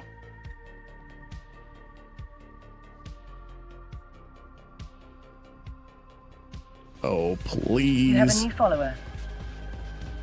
Thank you for the follow. Thank you for the follow. I'm locking in. Hold on.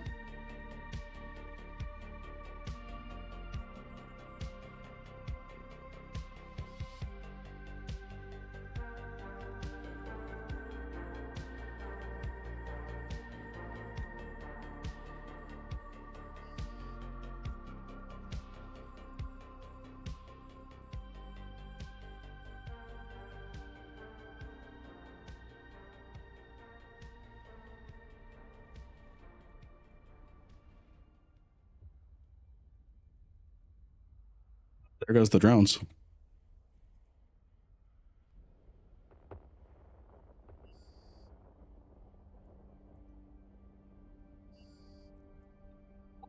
Just barely pointed this guy.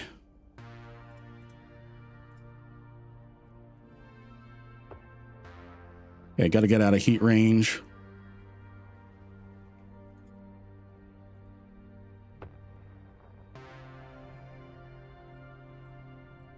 Gotta watch for them to come back. Okay. I can tank a single smart bomber. So I got to get in there and I got to load void. Well, I've got void in, so I just gotta, I've got that Varger that's chasing me, so I gotta APOC going down.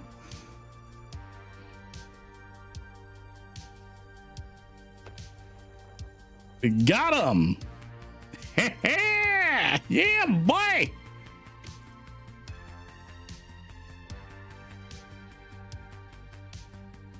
Okay, and he got his pot out.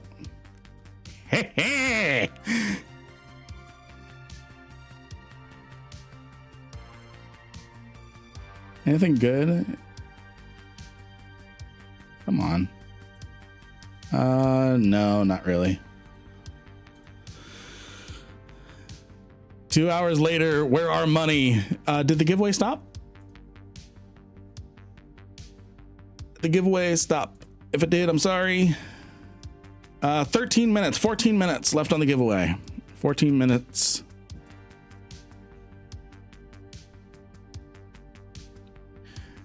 Yeah, decent ESS, but oh, and the Marauder can't follow me. The Marauder can't follow me, guys.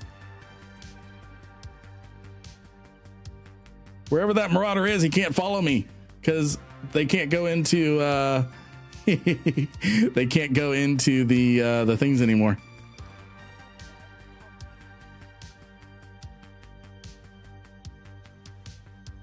So what I'm gonna do is I'm gonna rep up my armor real quick.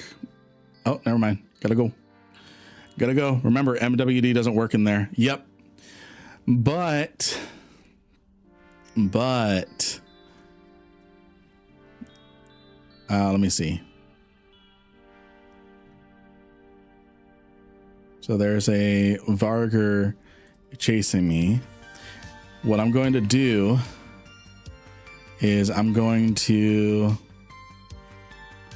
set up a safe. I'm going to drop my MWD, rep up my armor, and I'm going to rob that ESS.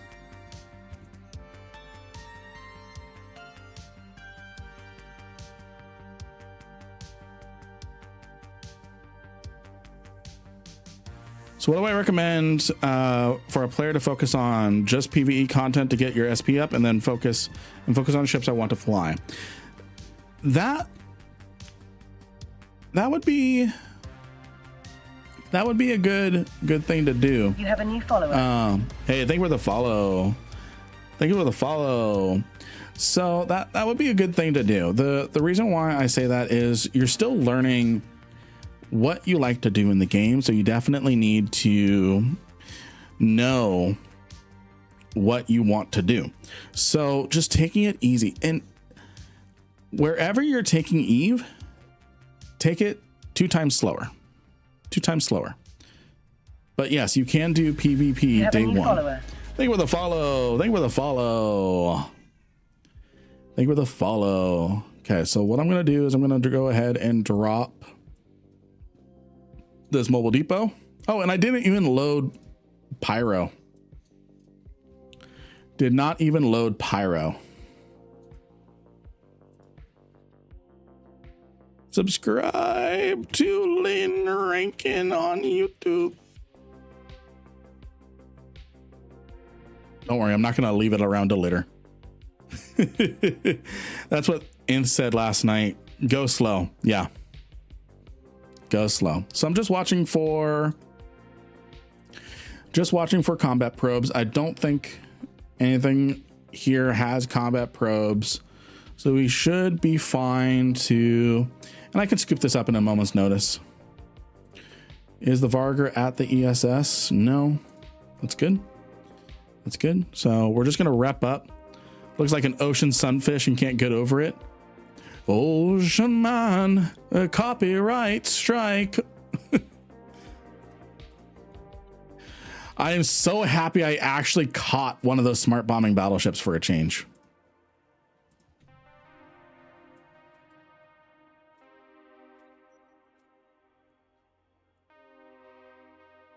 Come on. There we go. That's fine. Offline. Maybe that was the wrong module. Yeah, that was the wrong module. Offline that. You have a new subscriber. Hey, thank you for the subscribe. The long warp. Put this offline. No. Okay, I'm just going to rep my armor really quick. Thank you for the Twitch Prime subscribe. The long warp. So we're just repping our armor a little bit. This is the first time I'm actually trying to keep this thing a little up. So it's my first time taking a little bit of a kit with me and actually having an opportunity to rep up the damage. I even have medium hull reppers if we get really lucky in a fight.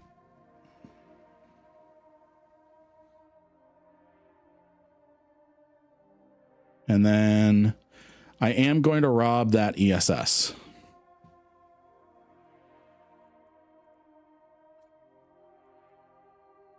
And if you didn't know this, friends, you can just drag the module straight from your little thing and just drop it in your cargo if you are using a fitting window.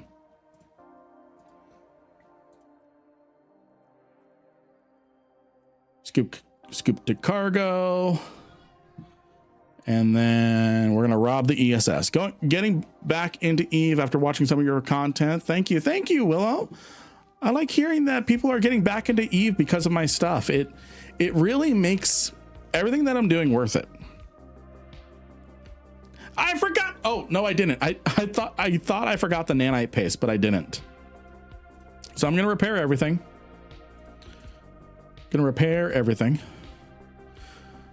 Yeah, I'm repairing heat. And then I'm going to rob the ESS, an easy 238 mil. I still need to go around and collect all of the asset safety ISK that I had.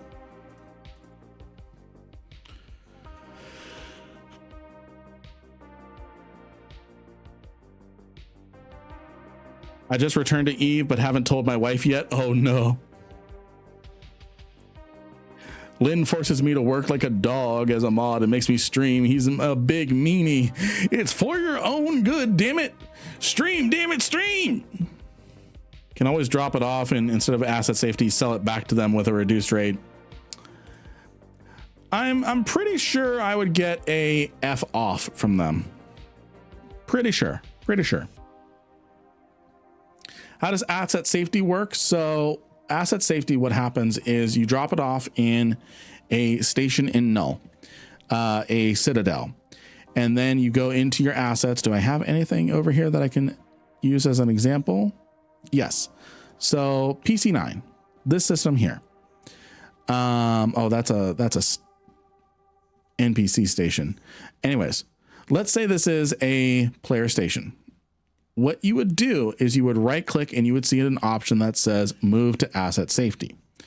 What happens with asset safety is it does two things. If you have another Citadel that you have access to in the same system that you are asset safetying from,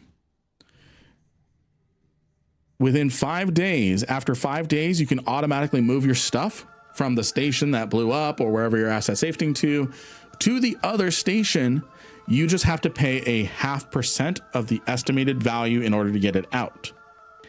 If you wait 21 days, what will happen is it will automatically go to the closest low-sec system, in a station. And in order to get it out, you have to pay 15% of the estimated value in order to get it out.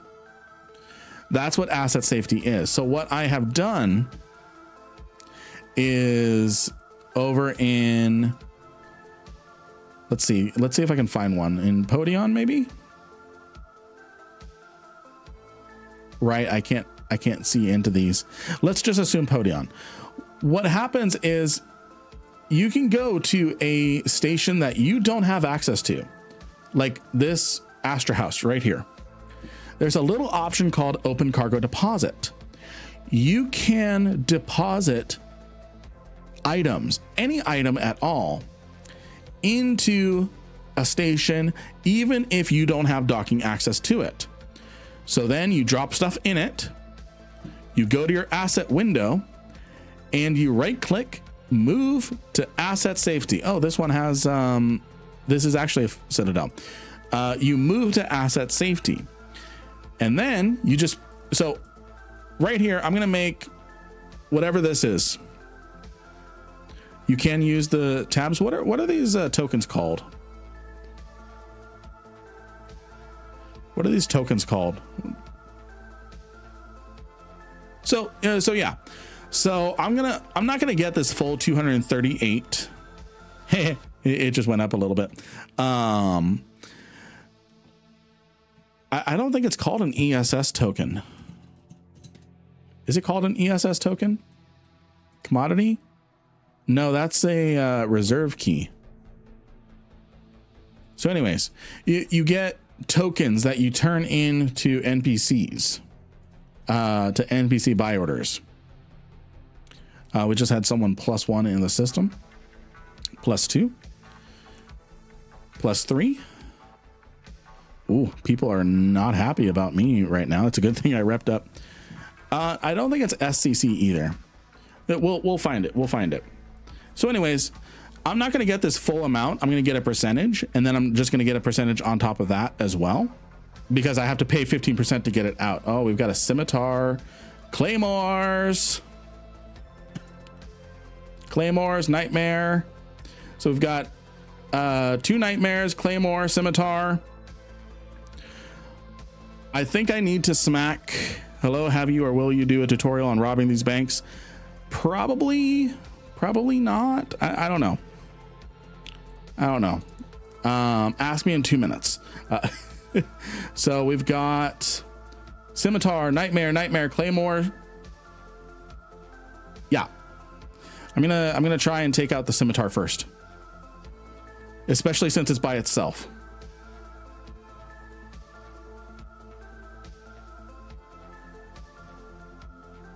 If that Logi's by itself, it is fuck. We just had another +1. Probably another scimitar. Everything was repaired, right? Yeah.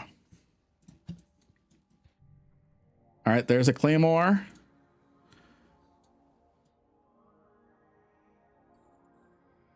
There's a nightmare.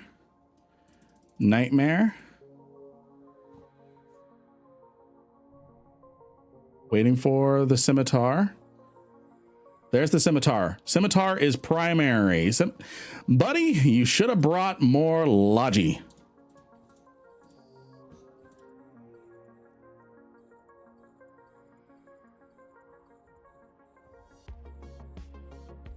And I should have brought more cap. Damn.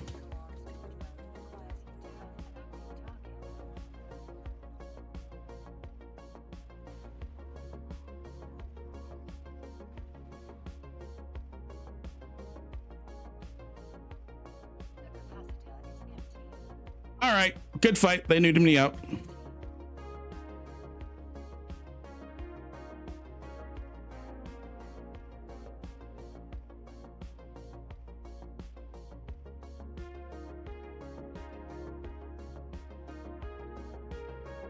Yeah.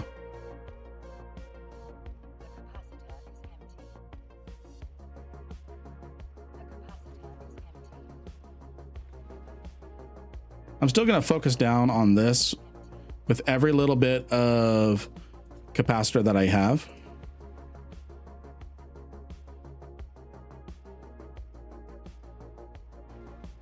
I'll load Null because he's getting a little far out of range.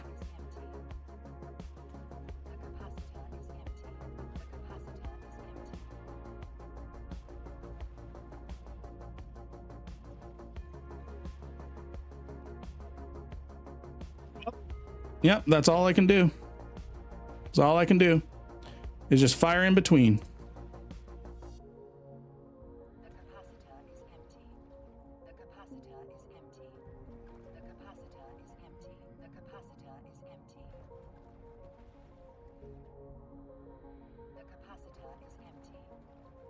All right, and the scimitar is out of range.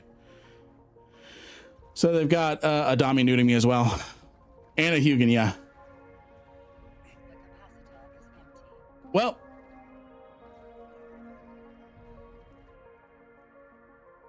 jettison that. And then no one gets the ISK. No one gets the ISK. I just blew up the ISK.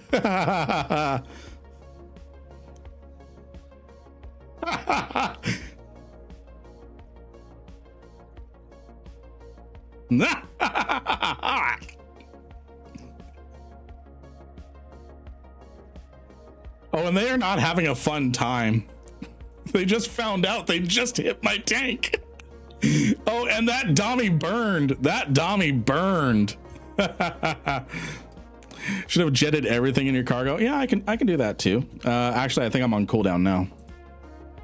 Yeah, I'm on cooldown. I mean, it's only 8 mil, not the 100 and something mil that I blew up. This is my first time viewing a bank robbery. Is this even possible? Oh yeah, it's possible. Local solo.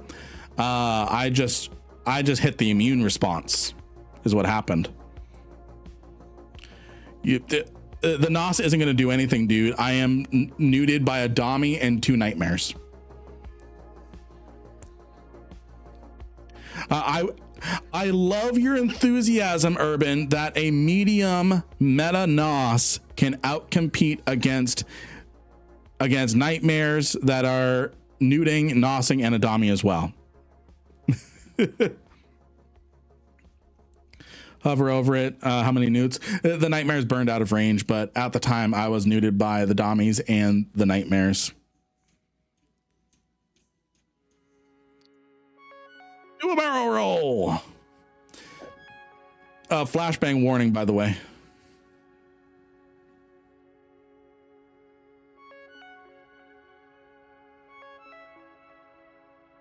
It worked for Fox.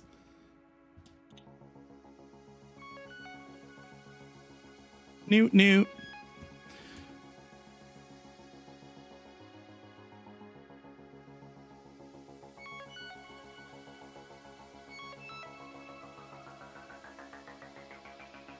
Not gonna send me home. I have an expensive pod.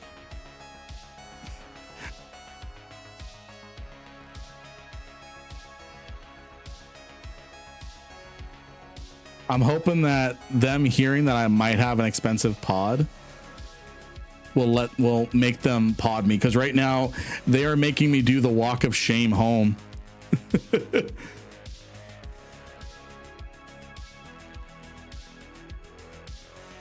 Aha!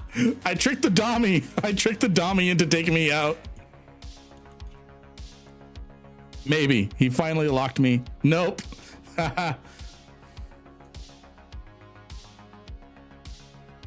They're making me do the self-destructive shame.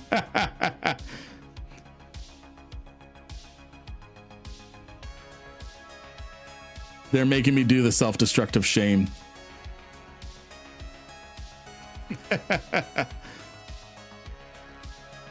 Second time today I've been rickrolled by a new KFC ad.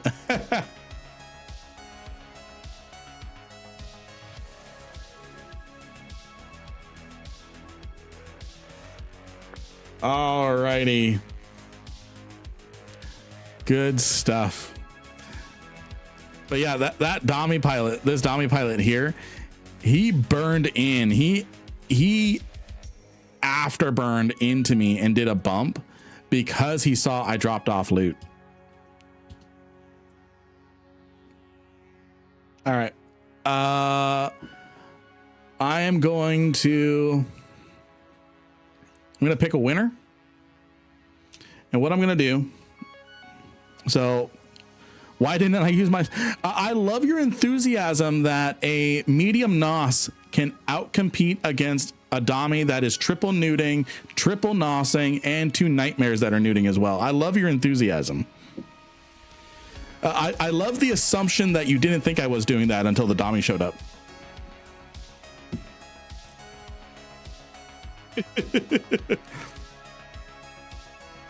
Did they give me the Pod Express? Nope.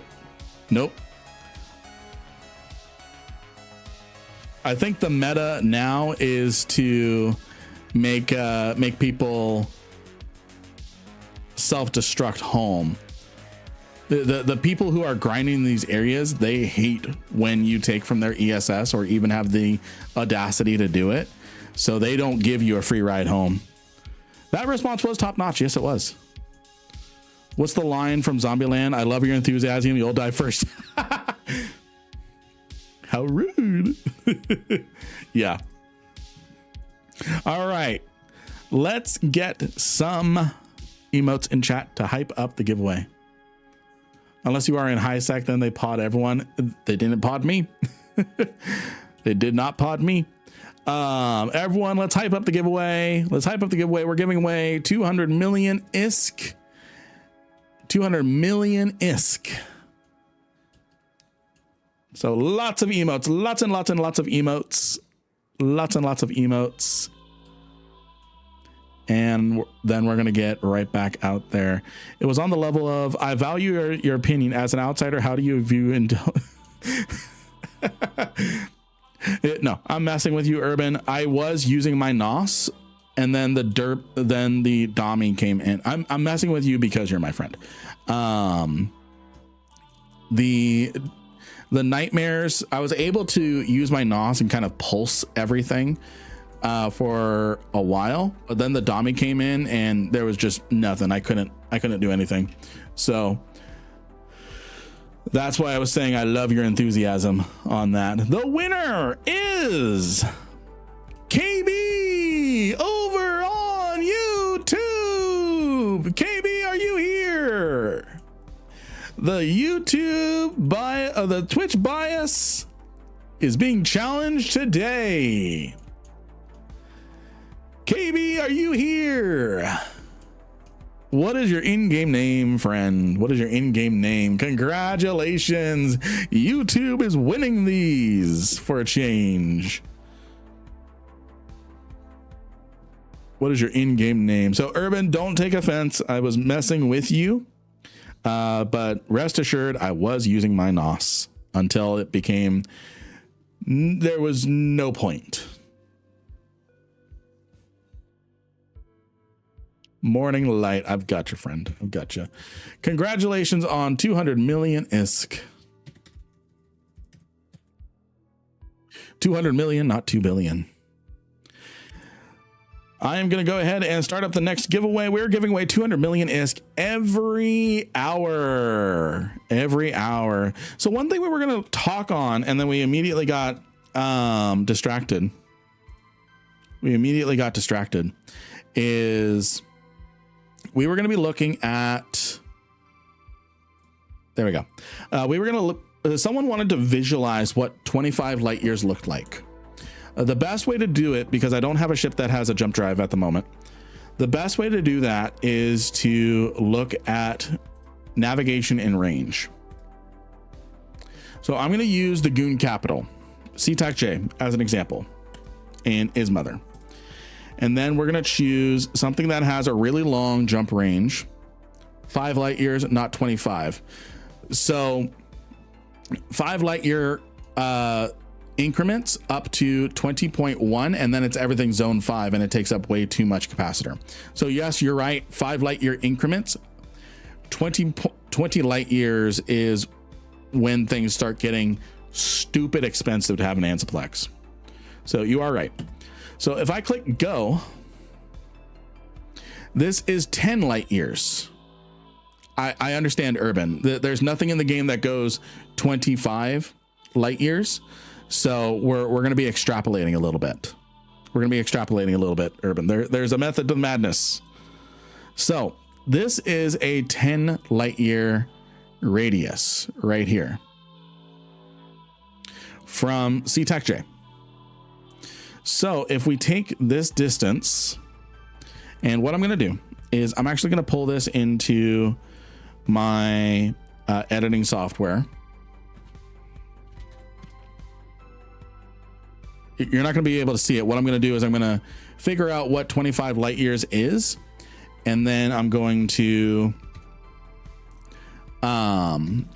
point with it with my mouse. So we've got that.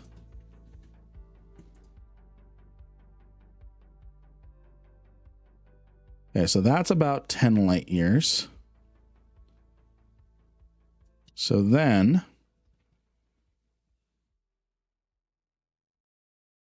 we're going to copy and paste that here. And then here.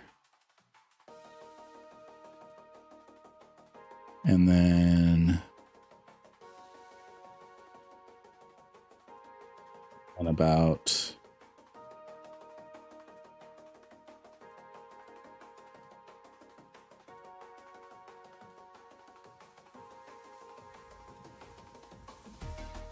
here. Okay. So now that I can visually see that on my side with the editing software, I know what. Okay. So this is what the ranges look like. Again, I'm going to point with my mouse. I have a reference up on my other screen. So this is 10 light years. Down here is 20 light years. And down here is 25 light years. So this kind of bubble. So that's a 25 light year range. Distance. Again, Ansblexes have a maximum connection range of 5 light years. So this is zone 1, zone 2, zone 3, zone 4, and then we have zone 5.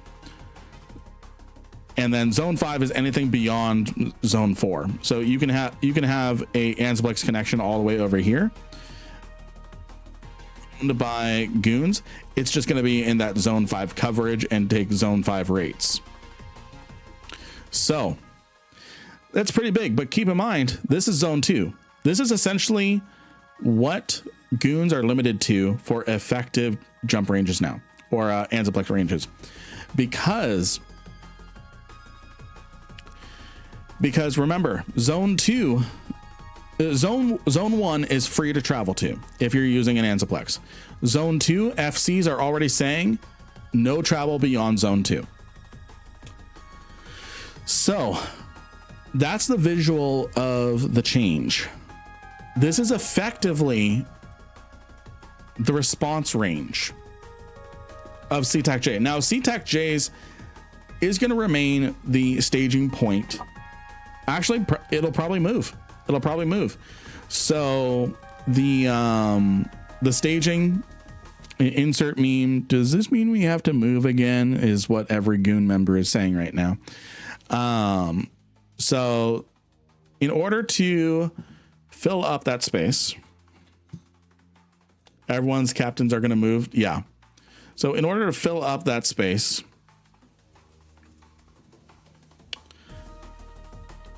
so their capital's over here. They're going to need to come down to like here to maximize their range.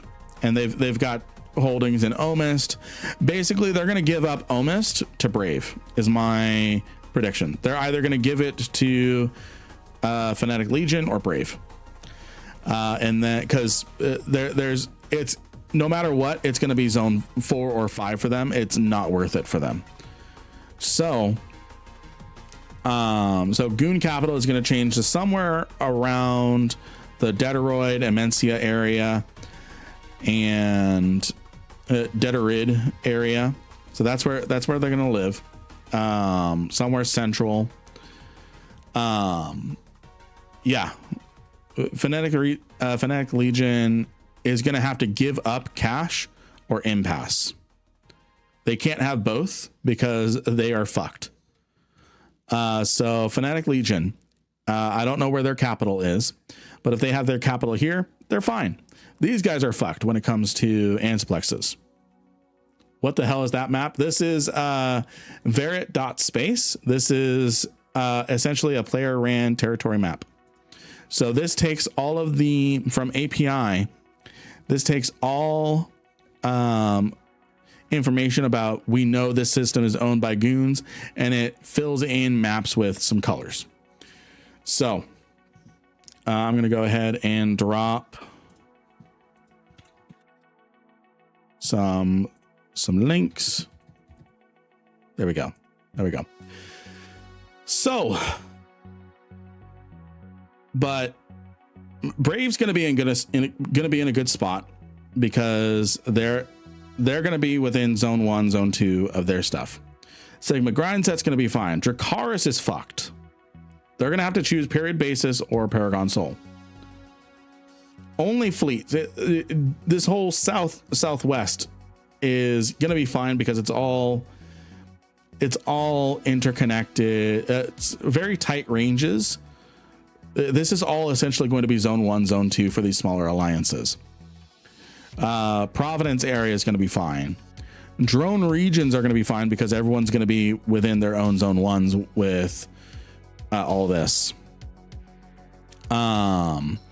Fraternity is fucked. They're going to have to condense. there's no splitting it. If they want to defend territory, they have to condense down. They have to condense down because Fraternity and Fortech H, if they don't move their capital, right now they have everything in a zone 1, zone 2 right here. Fade, T-Null, those are zone 3, zone 4, effectively impossible to defend with a strategic fleet. Old Corp Made of Mine makes it. Variant Rendition, yes. Initiative's going to be fine. They might need to give up their northern holdings of Delve or just gate it. Same with Cloud Ring. Wait, what happened in Null? Just got here? Okay, so what's happening is the Ansiplex changes. Let's see here. So what's happening, make sure everything's in frame. It's not going to be perfectly in frame. It's not going to be perfectly in frame, so I apologize. We're going to just have to read in this spot. So what's happening is Ansiplexes no longer need liquid ozone. No longer need liquid ozone to facilitate travel. When's the go live for these changes? September. It's going to be part of the September major update. Gates are going to have 1250 terajoules. What's the lore behind it? Is it possible to be on the map too with a big enough corp? Not corporation, alliance. And yes, it is possible with a big enough alliance to be on the map. Some things are weird.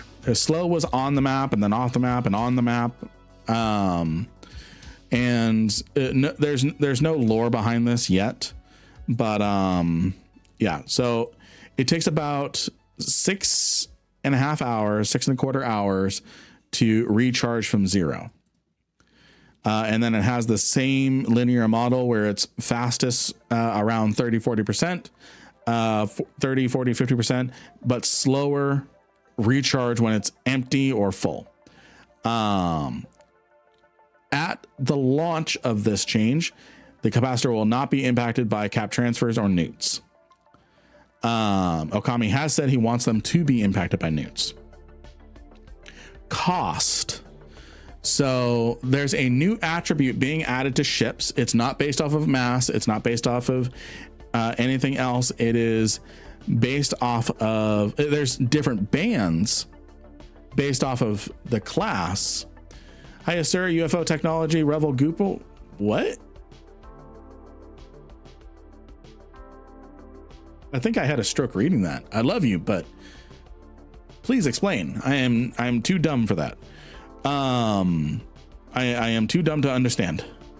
So like Battleship is in a band of capacitor usage when jumping through a gate. Interceptors are in their own band, things like that. So example, a Capsuleer is in a Tengu in zone 2 and is jumping to an Ansiplex in zone 3. The capacitor cost to the Ansiplex at the point of origin, the one in zone 2, would be 78 terajoules. The strategic cruiser's base cost is 13 multiplied by 6, which is the multiplier for zone 3. Listen to the math there. 78. 1250 divided by 78. Going from zone 2 to zone 3, if you have a 16-man Millennium Falcon technology, Google photo rep.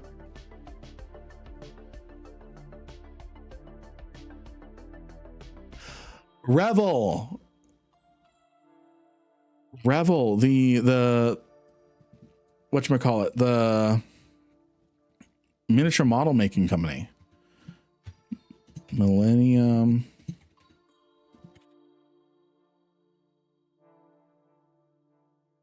Revel, 2 L's. Okay.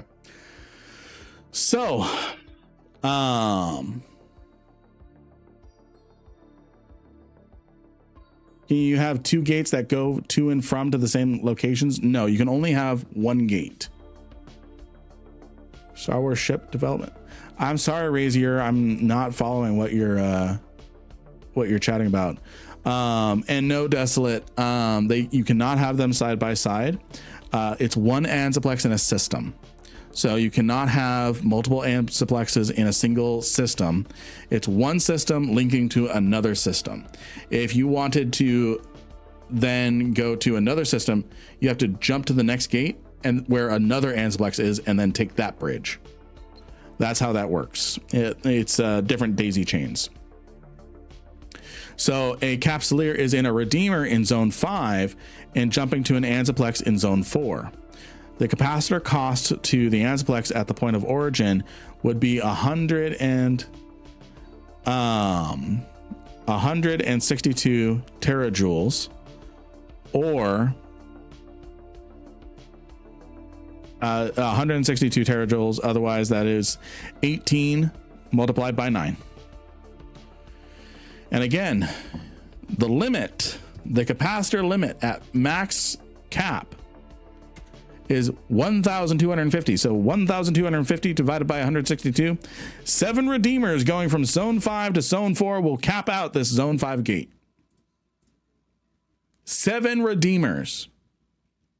And then a Capsuleer is in an Apithal in zone 2 and is jumping into zone 1. Although Tech 1 haulers have a base cost of 1 terajoule, because the multiplier for zone 1 is 0, no capacitor is consumed. So going out to zone 2 doesn't take any capacitor cost, because no, it does. Wow. Okay. So if you are in zone 1, go back to Dotland.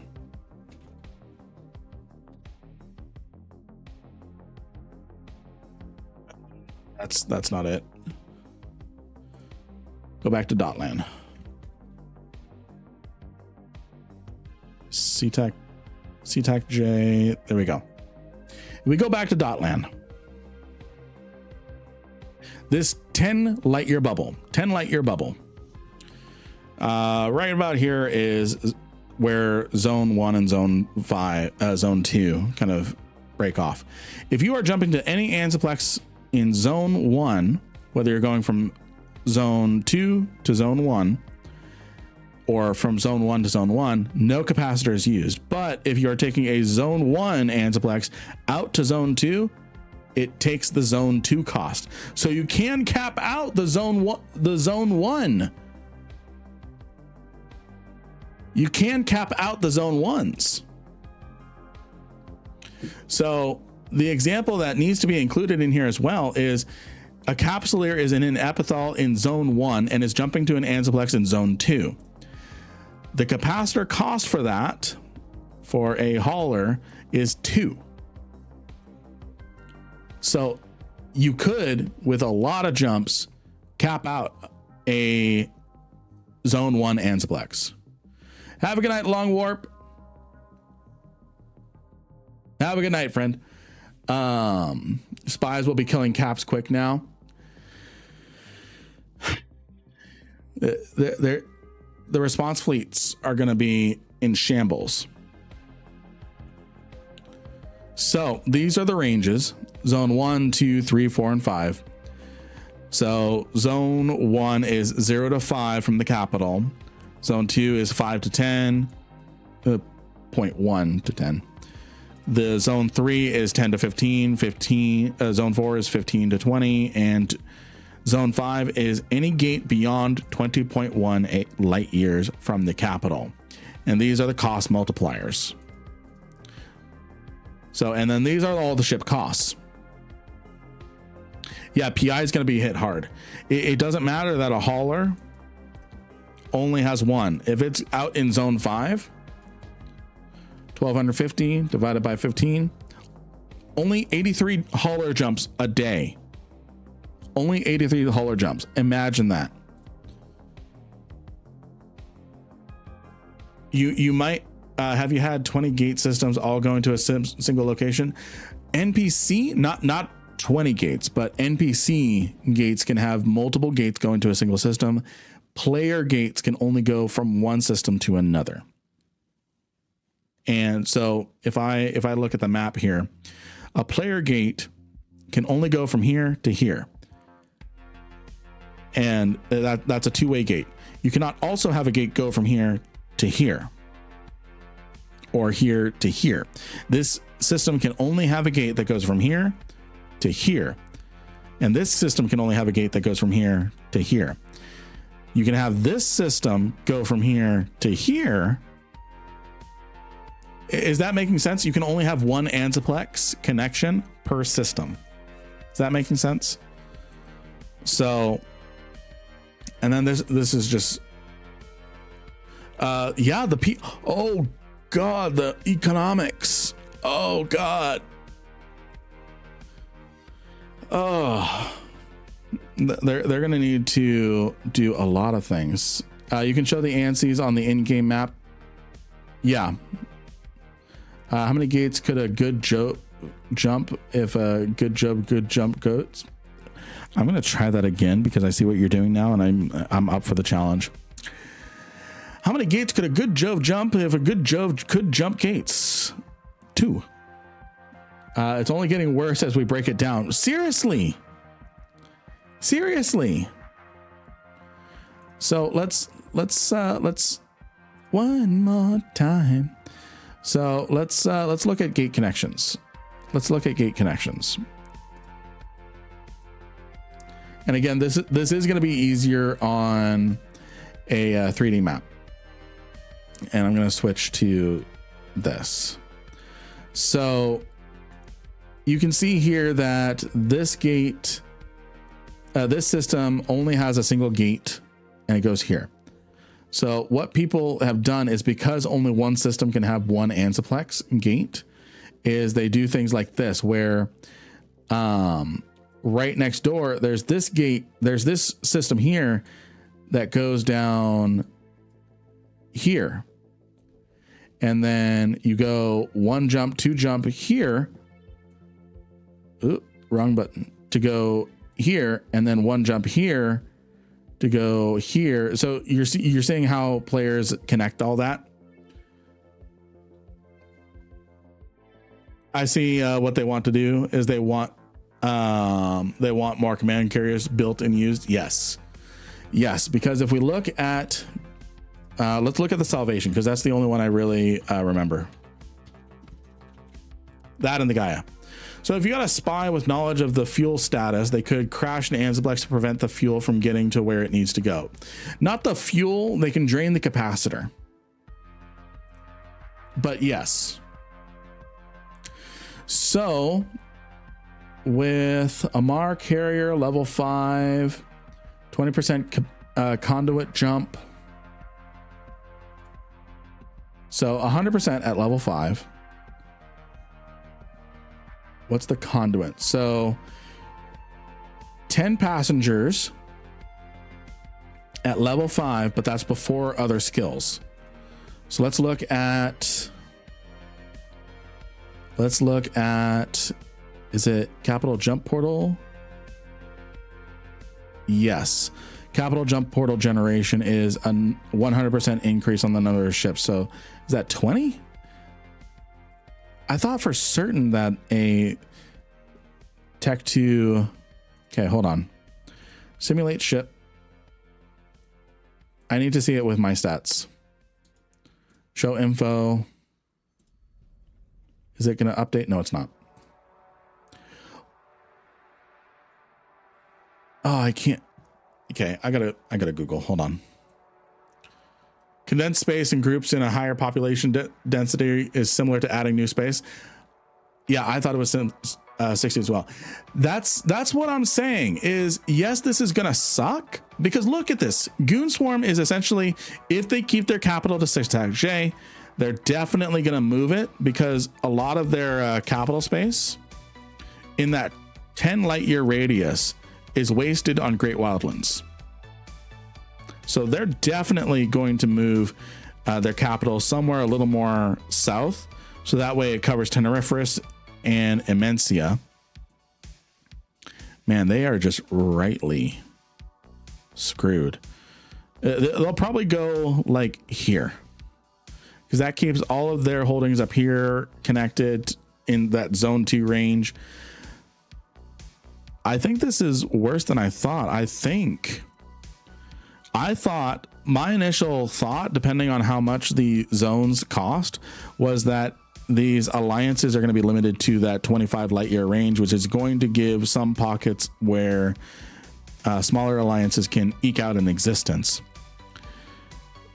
Alliances are going to be reduced down to a 10 light year range, which again, keep in mind. And yeah, seriously, if someone takes over drone lands, a capital in the center gives them perfect access across all of drone lands, perfect zone 2 access. Now keep in mind, with this space, I'm gonna switch over to my Eve cam really quick. If we look at the map and look at activity, pirate ships in the last 24 hours. I'm going to turn off gate visibility because it's a little distracting. So this region here, this area of space here, we're going to say that this is Goon territory. This is all Goon. I know there's some Great Wildlands and Curse and stuff. Let's say they move their capital here. This is going to be the most central area. There's a lot of systems that aren't used. 549 rats destroyed in the last 24 hours. 760. Let's look at average ships in space. We have 1. We have 9. We have 2. We have 0, 0, 0. 0. There is empty space. There is empty space. Well, here's the thing. Having an unofficial capital does nothing for them, because so CTAC J is up here, right? If they move their capital to JTAC L, for example, because that's central, that gives them a central space, so that way they maximize their usable zone 2 Ansplex, because we have to assume now that alliances are not going to go beyond zone 2. It just is not worth it. If you can cap out a zone 3 Ansplex with 10 battleships every 6 hours. So having your unofficial in-name capital somewhere else, and then your capital in a zone where it's constantly draining your capacitor from your Ansplexes isn't going to work. So Goons is going to have to move again as far as their capital goes. The bridging and gumping is the only way. Yeah. And jumping. Yeah. Jumping gates. Yeah. So what's going to happen? Now keep in mind, there's a lot of space available. Look, 2 pilots. 0, 7 pilots, 4 pilots. There's a lot of ratting sites already in this space, but people are spread too far out. What's going to happen is, yes, they're going to condense down, but all the people in Omis and Imencia, because I think Tenerifis is owned by Brave. Yeah. So the people in Omist are going to move up here. The people in Catch, no, that's Sigma Grindset. So the people in Omist are going to need to move up here, but there's plenty of space for them. God forbid anybody needs to move out to Omist anymore. It was a nightmare living in Omist back when it was not behind enemy lines. So what's going to happen is there's going to be a lot of little space that opens up. Because again, imagine 10 light year pockets. There's going to be lots of spaces in between. So out of curiosity with this, how likely do you think this will open up nullsec faction space if players want to run missions there? Mission running is always going to be an interesting thing when it comes to Null. I'm going to be looking into it with my character just to do a video on it. I got to talk to people to see if there's a group that does level 5 mission running that can kind of teach it, or if I have to brute force it. What's going to happen is there are going to end up being pockets of Solve Null that goons are not going to care about, that Brave, that same with Grindset are not going to worry about. They're not going to worry about 3 systems anymore. They're not going to worry about 3 systems because no one's going to rat in those systems anymore. True, but the last time I was there, I kept getting ganked in my Raven, but that was about 16 years ago. Yeah, and Null, the people that live in NPC Null, like Stain, Curse, Syndicate, Poitot is the only name system in Syndicate. Those regions is they have established groups, they make money there, and they protect that money. So unless you join those groups, it's hard to break in on those regions. So I am looking to be doing some content over with those, but it's gonna take a little time. But there's still alliances and such that live and claim the NPC null, so mission NPC will still be sketchy. Yeah, because keep in mind, this change is not, because when you're doing missions in NPC missions, you're doing them in NPC space. We're talking about Solve space, player owned space. Make NPC null great again. Yes, I agree. Station in every system, so that way it's impossible for the locals to just camp 2 stations. So yeah, you can run retributions, you can run level 5s and retributions, things like that. It's you need an alt army for that, but we're going to be doing videos on that. There's level 5 agents in low sec, and those are a little safer to do. But again, those are well-known hubs, so there's hunters everywhere. The thing is, there's no level 5 agent that is not known, and because there's a level 5 agent there, there's someone waiting there and fishing, because someone will run a mission out of that. So my thoughts on this is, I think that, and Drone Lands is just empty. Look at that. So my thoughts on this is, goons are going to move somewhere in Immensia or Deterid in order to maximize their Anzaplex range. What they're then going to do is they're going to say goodbye to Omist, because that is in like zone 3, zone 4. And they might condense down with Impasse or something. I don't know if they have territory in Impasse. I think they do. No, they don't. That's Fnatic Legion. And they're going to condense their territory down because there is unutilized space within goons. Looks like you need an alt army to do many things these days. Not many things.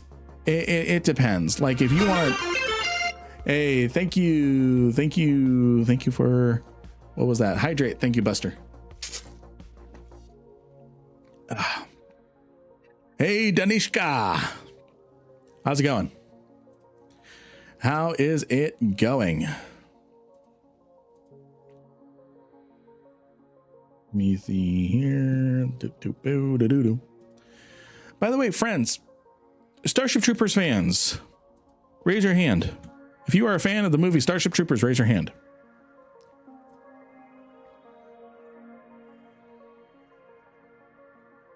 Did you know that Casper Van Dien streams?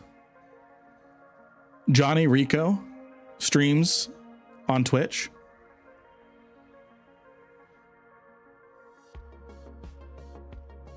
Okay, you guys know. Okay, Willow did not. Yeah, Casper Van Dien, he streams Starship Troopers. Rico! Anytime I see someone like Nico or Rico or something like that, I always have to do Rico, or like if the person's named Nico, I have to do that. Rico's Roughnecks. Hoa! I had a Rico's Roughnecks shirt for a while. Man, we got a lot of Starship Troopers fans in here. I love it. I love it. Okay. So, yes, the book was so different. Here's the thing. I grew up on the movie. What my dad did was, I don't know why he wanted me to watch it so much, but I was like 8 years old. I was probably more like 10. No. I was younger than I should have watched Starship Troopers, but my dad did not want me to see anything about the nude scenes or anything like that. So you could only do this on VHS. We're going that old.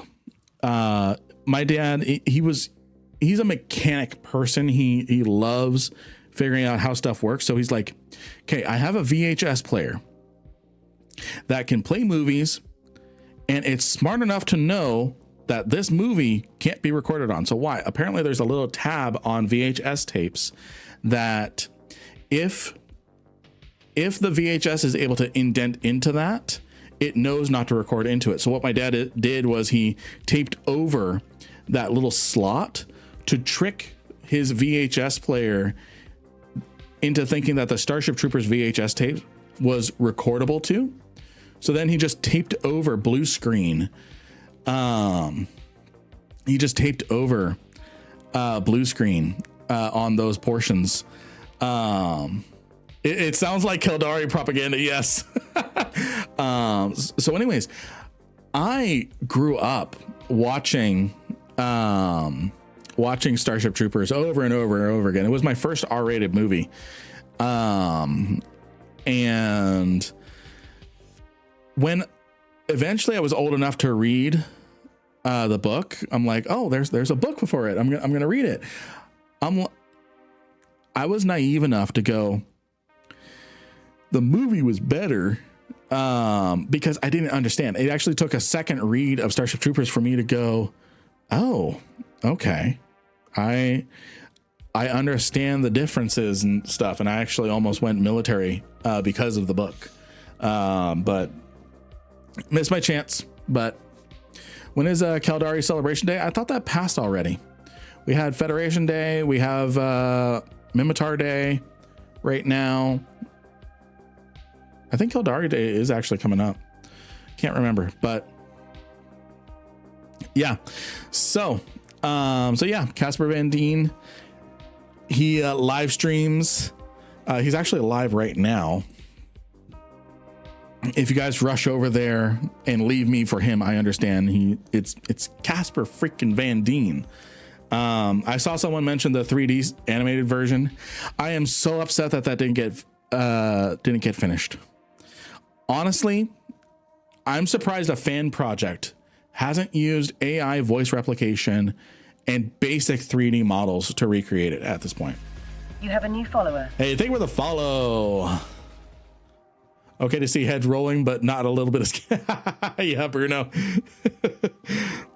So, but yeah. So if you guys rush off to Casper Van Dien or something, that's fine. I understand. It's Casper Van Dien. Let's see here. It's a shame that EVE Online doesn't have bugs to kill, to be honest. Well, hold on. That's not true, friend. That's not true. That is not true. You want me to watch this? Watch this. Watch this.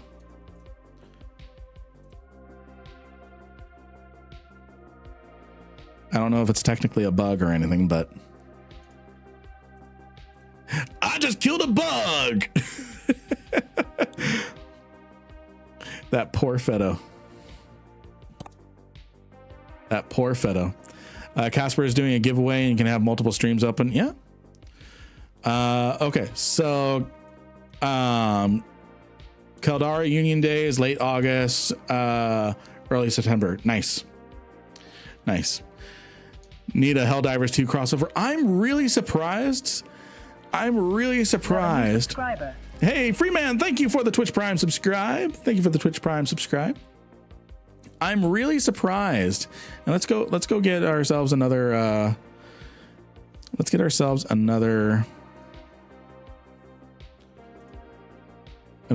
Brutix Navy issue. I'm really surprised that Helldivers 2 hasn't had a direct crossover event or something with Starship Troopers. I guess Sony is a little heavy-handed with the brand. For Super Earth.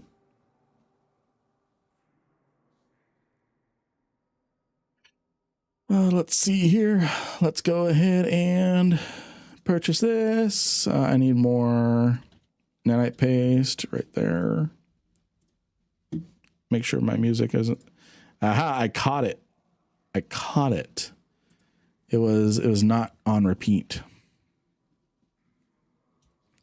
How much longer on the giveaway? We got 20 minutes left on the giveaway, friends. 20 minutes left on the giveaway. By the way, I haven't nailed down a specific date yet.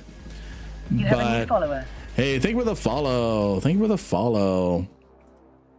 I haven't nailed down a specific date yet, but we're going to be having our first subathon the first or second week of August. So I'll be announcing it. I'll be hyping it up. I'll be doing all sorts of fun stuff with that. And the goal of that is I will be live for 3 days straight. Up to 3 days. So the goal is, or how it's going to work, and how every sort of subathon that I'm aware of works, is what happens is, oh, well, we've got a hype train incoming. You have a limited time to earn exclusive emotes. If you have Twitch Prime subscribes that you've been holding on to because it's free, now would be the time to Twitch Prime subscribe. So the way it's going to work is you have your I have a base. So a base of 24 hours. And then every subscribe bit, whatever, has a I'm going to use Luminaire Rising, has a value to it. So every subscribe, every bit has a value that extends the time. And I've set my maximum up to 3 days. So 3 days. And then Mobile Depot. I need my Mobile Depot. Oh, I don't think it put it in the cargo. That's why. No, it just straight up did not purchase it. So someone has sent us some bits. Hey, thank you for the bits, Doc. Thank you for the bits. For the train. That sounds very unhealthy. You have a new follower. That doesn't sound very healthy. No, I've got support though. Hi, Ember. I've got support though. So,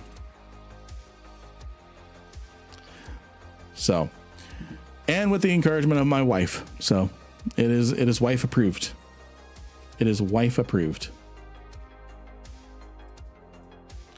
All right. I think we are good to go. Get a sleep for 5 minutes redeemable before the subathon. Yeah, seriously. I wouldn't be up. I wouldn't be up 24/3. I wouldn't be up 24/3. There'd be portions where I would be sleeping probably. I'm thinking of tag team so you can get some sleep once in a while. Probably. Yeah, still working out the logistics of it, but yeah. But first or second week of August. First or second week of August. Again, friends, if you have Twitch Prime, did I grab my filaments? I did not forget my filaments. If you have a Twitch Prime subscribe that you are not using and you would like to use it on me, now would be the time. It is for a hype train. You get a free emote at the end. Costs you nothing, and that's the only reason why I well, costs you nothing. It's a free thing of your Amazon Prime. That's the only reason why I bring it up. So You have a new subscriber. Chucky, thank you for the Twitch Prime subscribe. We are almost to level 2. Almost to level 2. Run replays while you sleep. Oh, that's a good idea. That's a really good idea.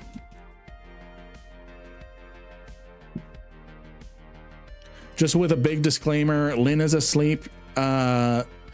Enjoy this replay for a little bit. I'm subscribed to Amar Prime. Yeah. Replays of fights and fits. Yeah. Sleep on Twitch. I mean, that could be fun too.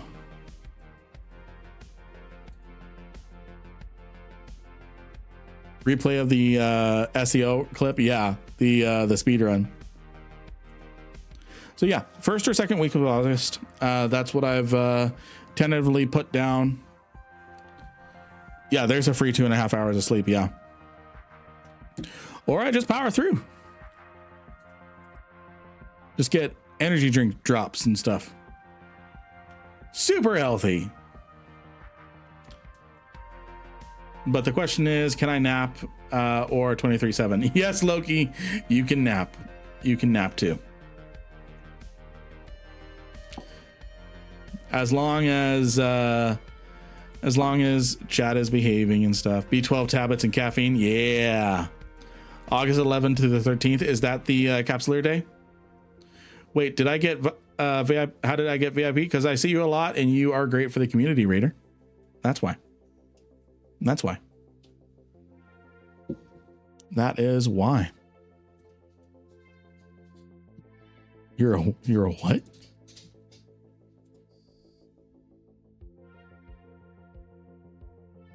Alrighty, we are gonna get back in. Very important Raider. Yeah. We're doing very well, friends. We're doing very well. Very, very well. You don't say that. Don't say that, please. You are an important person. You are an important person.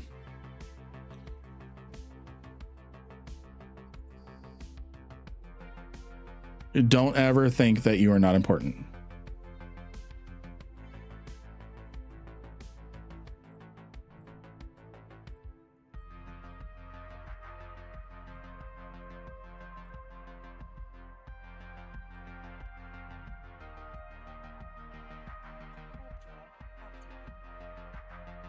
Those materials are going to warp fast, though.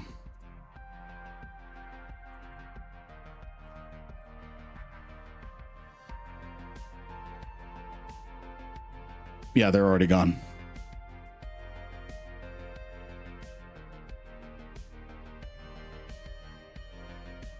All right, let's see where we're at.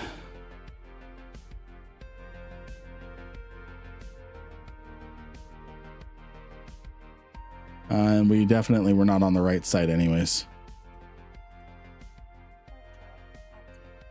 I'll do my best. You don't have to live up to anything. You don't have to live up to anything. It's not a responsibility. It is a recognition. It is a recognition of your contributions to the community, of chatting and engaging and doing fun stuff with us.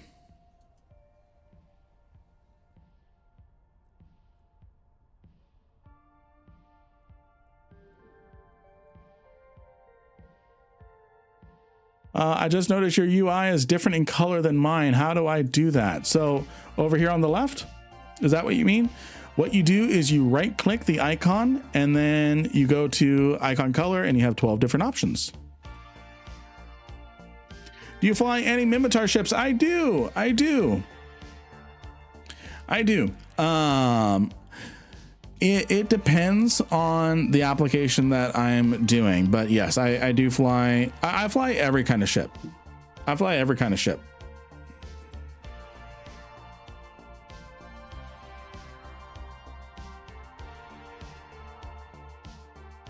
Did I just see a gate flash? I thought I saw a gate flash. Oh, it's just a pod. So I wasn't crazy. Now that you've been... Oh, I missed it. Hold on. I'm just going to need to send it to a random one. Triglavians have... Okay. Now that you have authority, do you think that Triglavians...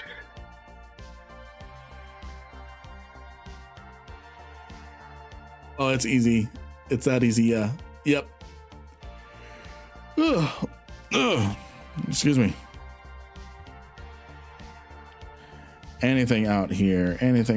Doesn't look like it. Oh, Cinder was moving the green screen and scared the crap out of me.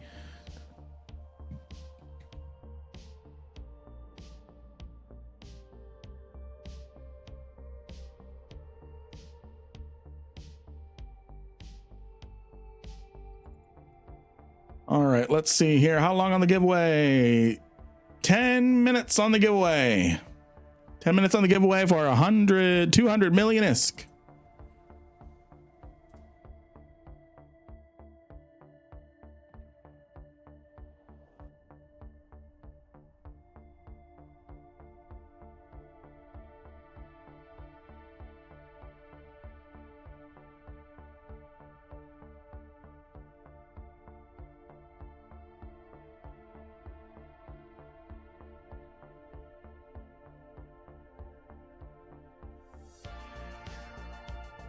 All right.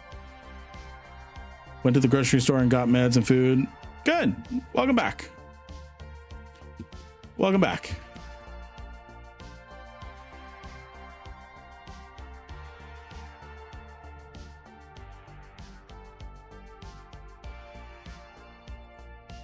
Nothing good in this system. So we're just going to move on. How is everyone doing? How is everyone doing? 200 mil in this bank. I don't want to know. The video today was a bit over my head as I'm not on that yet. Which video? The burner base? One of the burner bases? Jump freighter prices are going to get insane, and anything else that takes a... Yeah. Agreed. Pretty much people are going to be required to get some heavy jump cloning skills. 5 1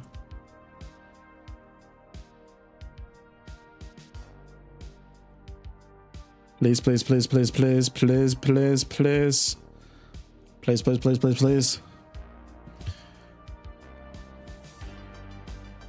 Yeah. It's heavy on everyone's head. Don't feel bad about it. Yeah. Don't worry.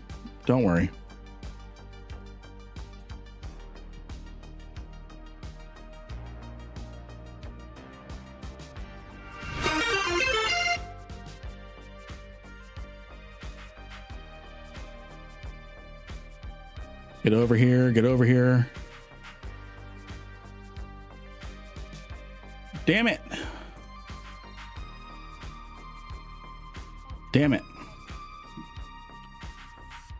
Thank you for the posture check. He got away. I still watch because when I do, I will remember the video and be like, oh, that's where they meant by XYZ. Yeah.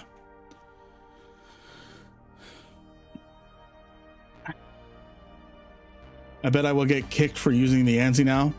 That's if they don't add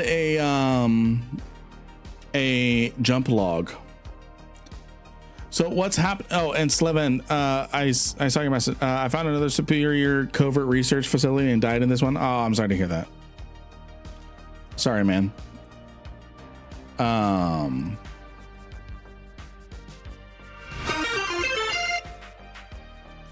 Hydrate. All right, so we were just there. So what happened? Yeah, basically moving day. Let's see. You have a new follower. Thank you for the follow, El Mundo. Let's make our way down this way. Make our way down this way. We're gonna go here and then here.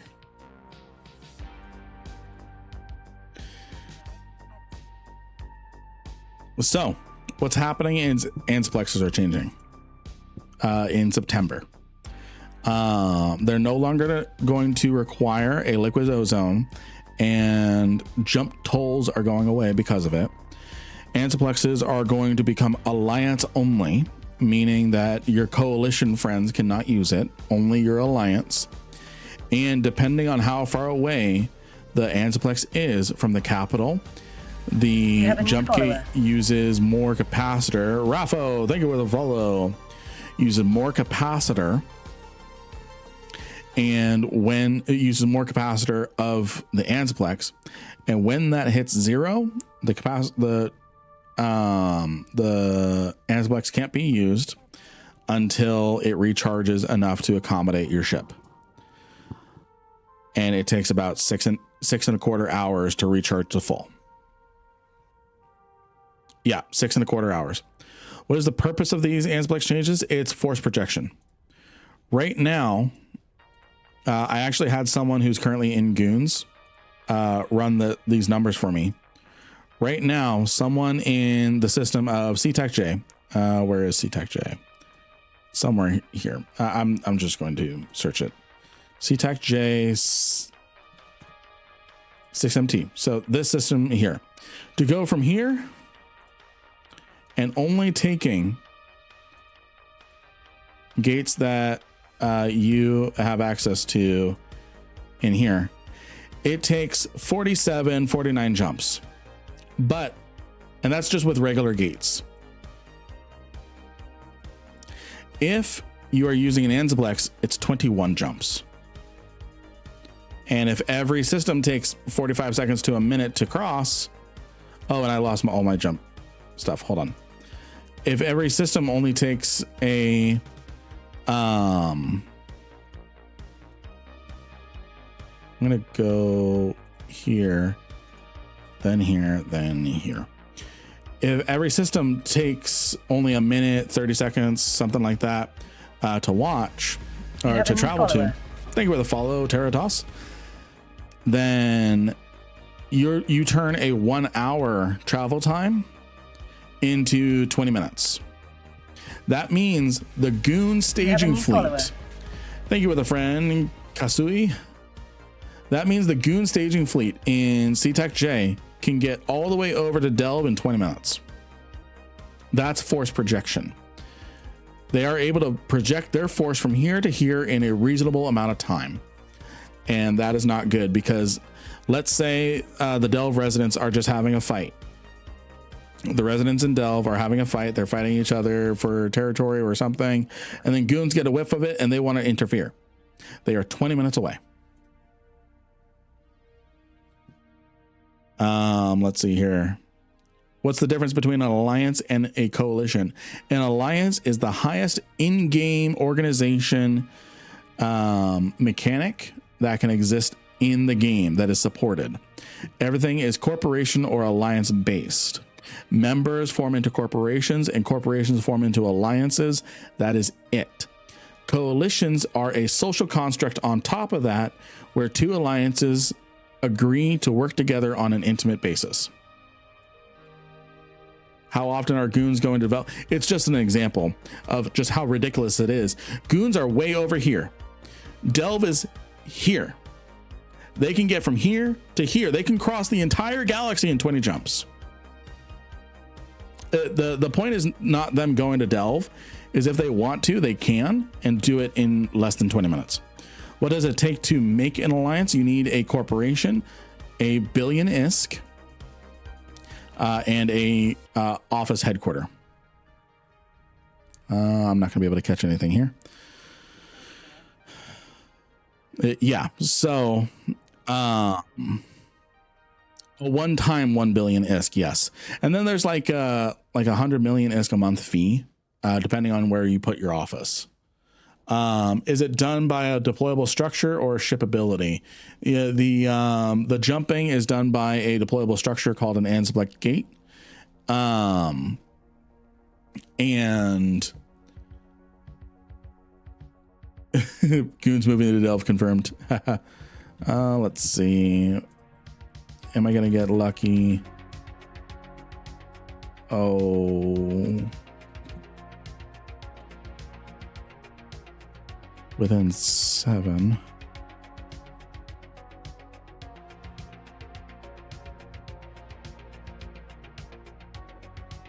I know I'm taking way too long. There's no way I'm gonna find it.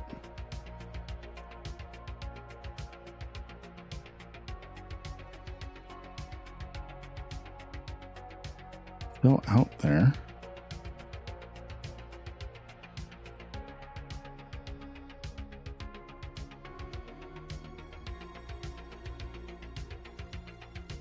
If my thing wants to work.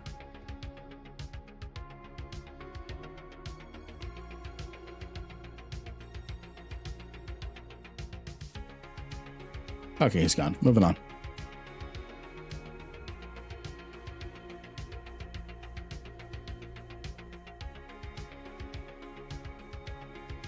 That is a lot of mobile tractor units.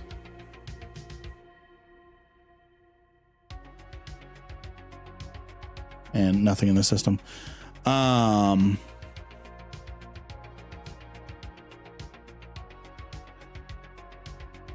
often in slow was projection an issue? A lot, actually. It was actually a lot. It was a lot. Someone mentioned that rumor yesterday, and that was a joke. That was a joke about Goons moving back to Delve. Sharon, hold on.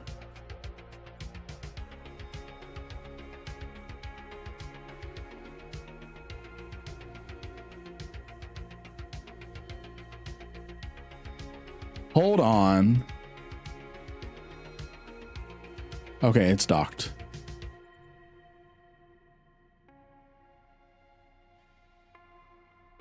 Would it have gone if it was warping somewhere?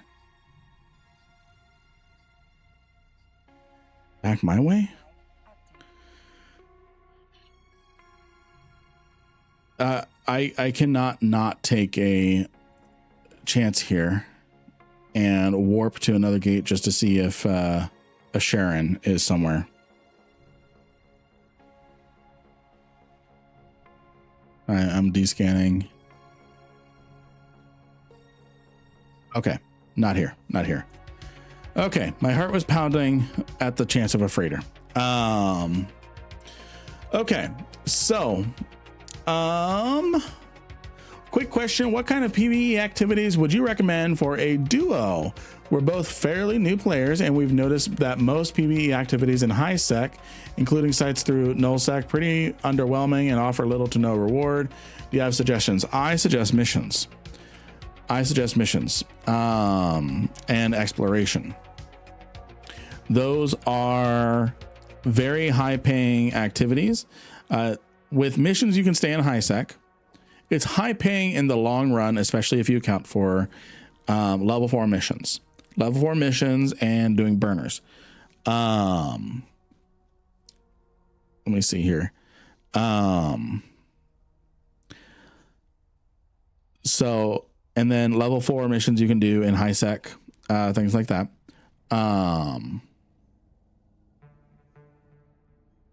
Does he actually have a, no, if he had a combat timer, it's up now.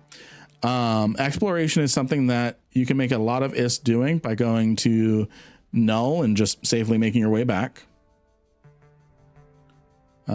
Anything in this system? I'm gonna take a bet and go to the Mall Arcanor. I'm gonna see if someone's mining.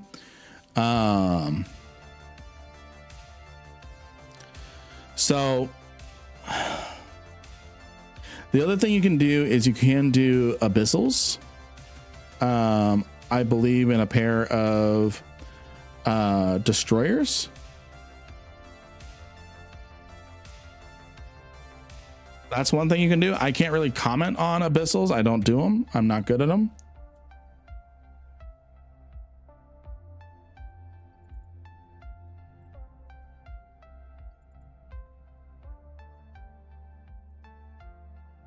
There's a squall somewhere.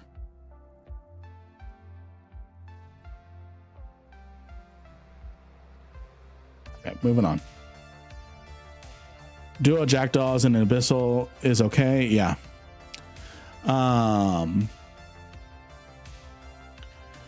Is this structure kind of like a factions gate? Yes. They deploy one structure to connect to another. Yes.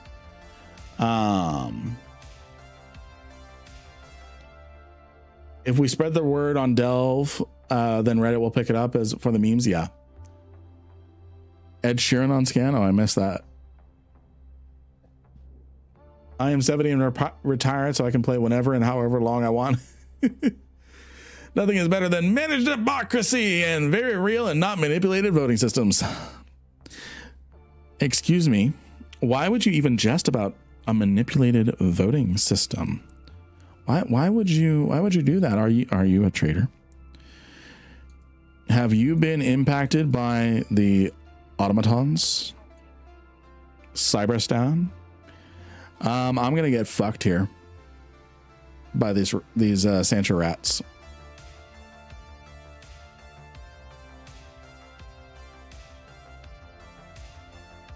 So this whole constellation here is under an incursion. So what I need to do is I actually need to run this way. I need to get out of this constellation.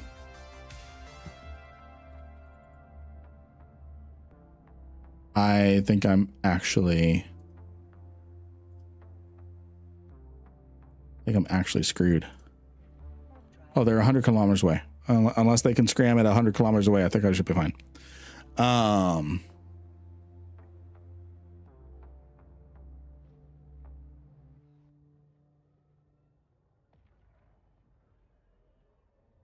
Yeah, and it's not a new player ship. Yeah. How's the reward of level 4 transport missions compared to... Oh, I have no idea. It's probably loyalty points.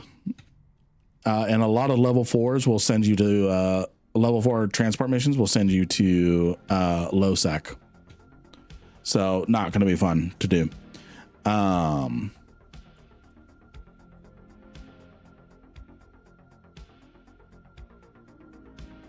Yeah, it might not be new player, but it could be a goal. Yeah, I agree with that. Okay, so there should be no incursion in here. Good. So we can find ourselves a new route.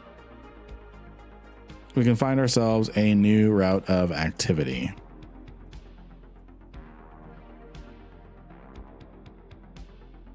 So we can check this area out up here.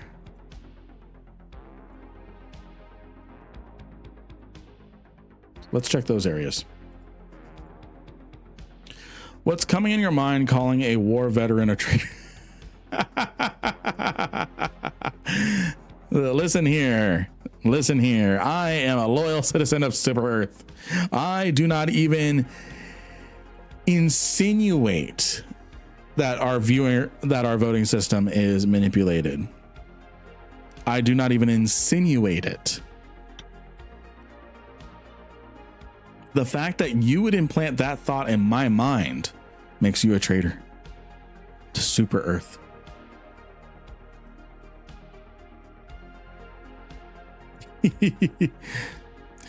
Petition faction warfare to make liberty a stim jug. Oh, that'd be fun. That'd be funny. I may own Helldivers 2. I may not have played Helldivers 2. But I know enough Starship Troopers memes to keep up with Super Earth. That's the exact thing a traitor would say. Exactly. Just did my first goal. Ghost Sight and Null. Managed to get all 4 cans. I got 20 mil. Is it average or did I low roll? You kind of low rolled.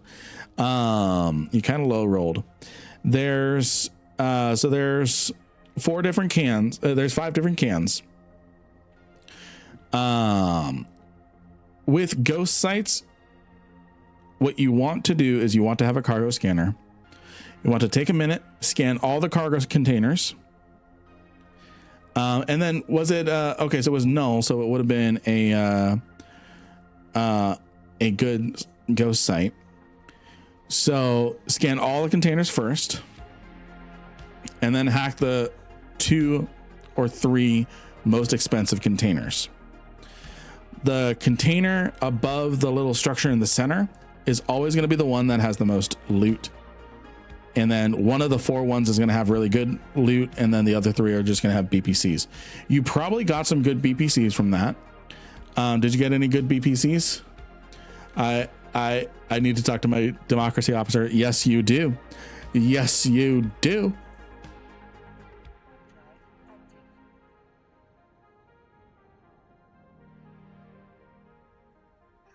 So, KB, did you get any blueprints in high sec? The one they were in one in null.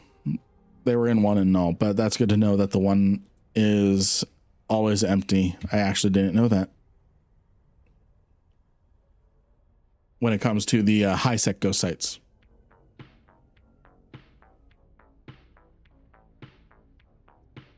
Let's see here.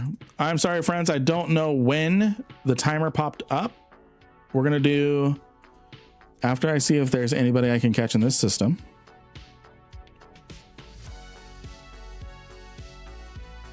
Doesn't look like it. I'm going to roll for a winner. I'm going to roll for a winner.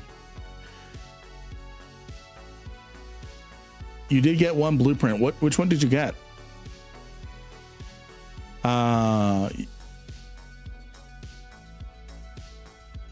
So the winner will be announced after. The winner will be announced after we get a lot of emotes in chat. A lot of emotes in chat.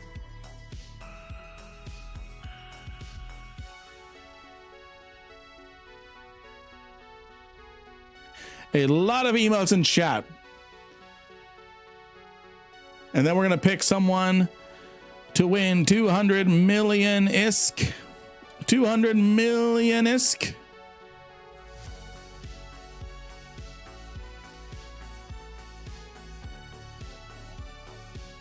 $200 million is being drawn soon with more and more. With more and more and more and more emotes, and the winner is Raider over on Twitch. Raider 200 million ISK. Raider, are you here? Hashtag exclamation mark rigged. Absolutely. What is your IGN? What is your, oh wait, I know it. 200 million is to you, my friend. As soon as we're through this jump. 200 million ISK to you. Congratulations. I'm going to get the next giveaway going.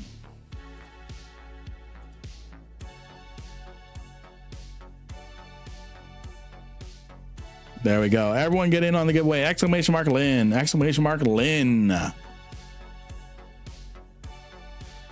Oh, we're doing really good, friends. We're doing really, really good. We've got 47 people over on YouTube. We've got 106 over on Twitch. Today is definitely going to count. When it comes to our Twitch partner grind. Definitely going to count.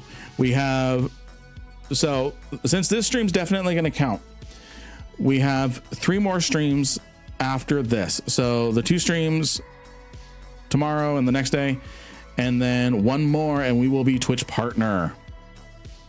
The reason why I'm jumping through these gates is the systems are too wide, and I'm not good enough on a full send guess. So yeah, Very close to Twitch partner, friends. Very, very close to Twitch partner. Very, very close to Twitch partner. I am very excited. What does Twitch partner get you? Excellent question. Let me, I think it just gives me more opportunities for brand deals. I think it gives me a slightly better ad revenue share for the ads. Ad revenue share. I know I get access to a few more tools. All right. We've got a stabber within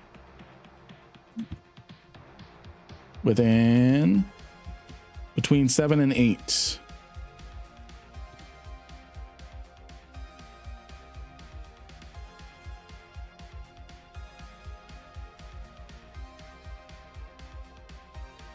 Really? Okay, where is this stabber? So let's get back, go back to the deep dive of how logistics and how much more is going to change for Null. Plenty of tools in chat already. Different tools and things on the back end. Different things on the back end. Let me see. Difference between Twitch affiliate and partner. I'm just going to slow boat to the gate.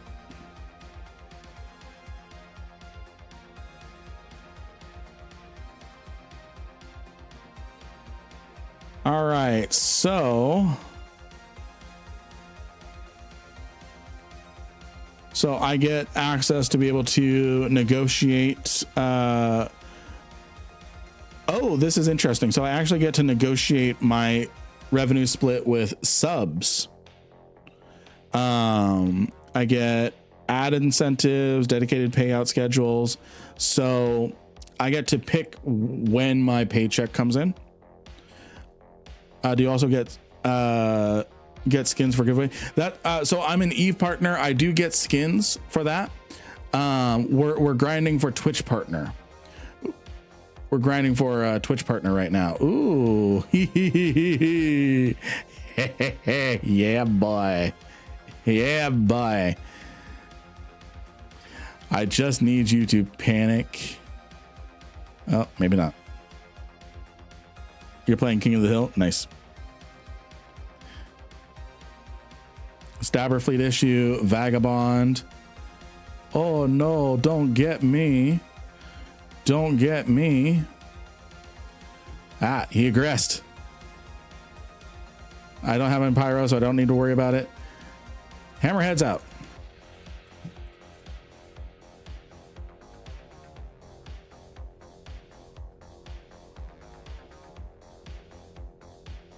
Get in there. Get in there.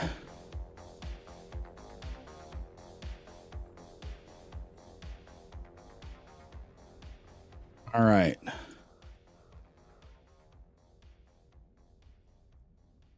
Stabber fleet issue down. Stabber fleet issue down. This guy is probably going to jump. Because he hasn't aggressed yet.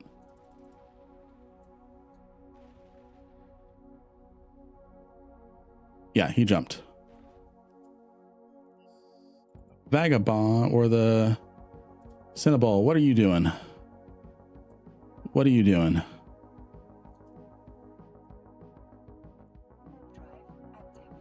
A warp to the station. Anvil. I'm going to see if I can grab this. Oh, I'm not going to be able to grab him. So I'm just going to warp back to the gate. Not sure if you saw, but a really cheap ship hack you can do.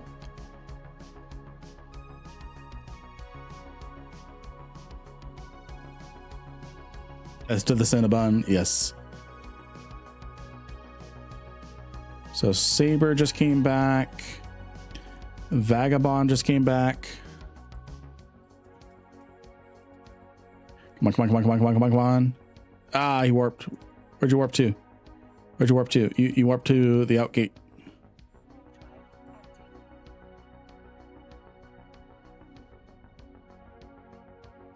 Sorry if I am missing questions, friends. Sorry if I am missing questions. So I am an EVE Online partner. I'm a Marky Dragon affiliate, code Lynn in both those stores. We're grinding for Twitch partner at the moment.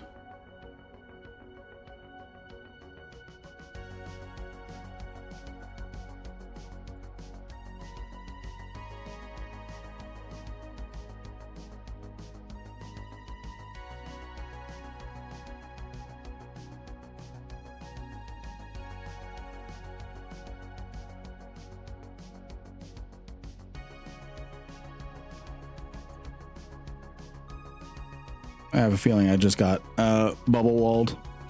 I'm going this direction anyways. I swear I'm not trying to send my drones. Am I fighting you, Raider?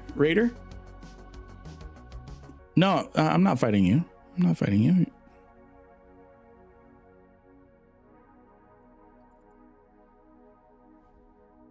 Probably gonna get bubbled.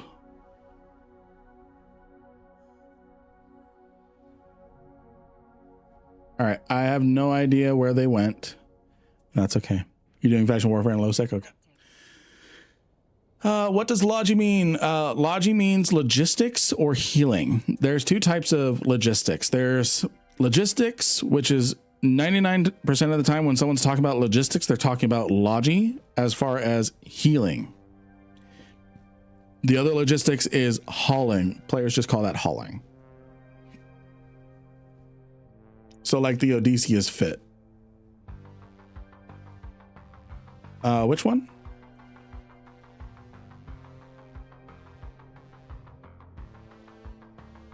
Do.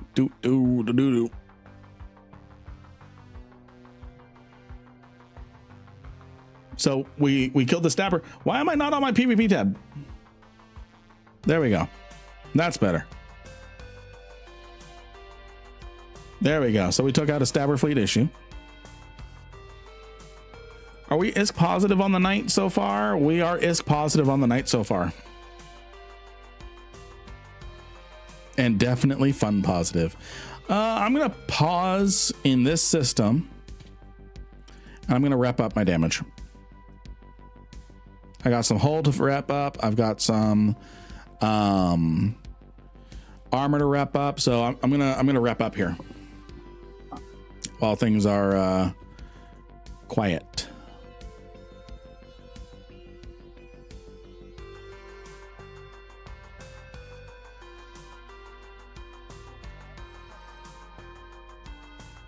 So what about the Odysseus fit?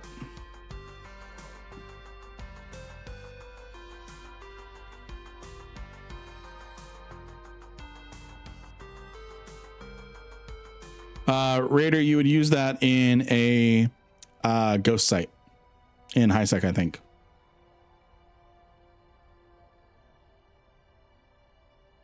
Oh, no. So there's two kinds of logi. There's the logistics, which is repair, which is things like a basilisk, a simi, anything that's in charge of healing people. And then you have what logistics actually is supply chain and hauling, but players just call that hauling.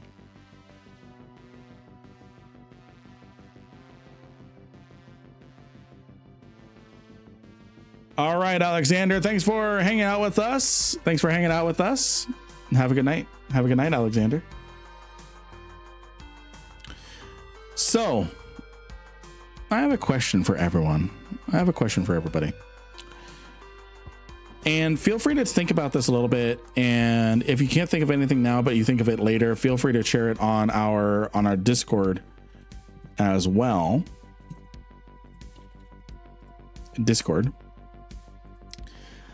I have a question for all of you. What can I be doing more to provide you value?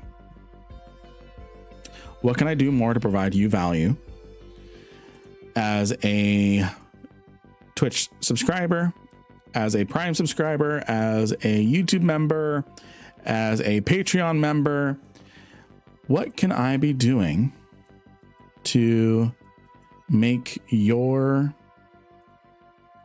time investment in me worth more? Send Plex. Yes, boy. Yeah, boy.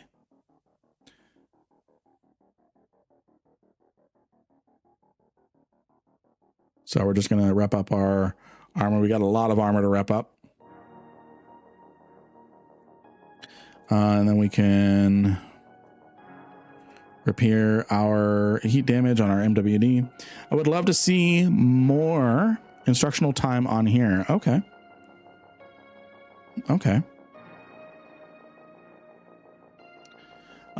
Let's see.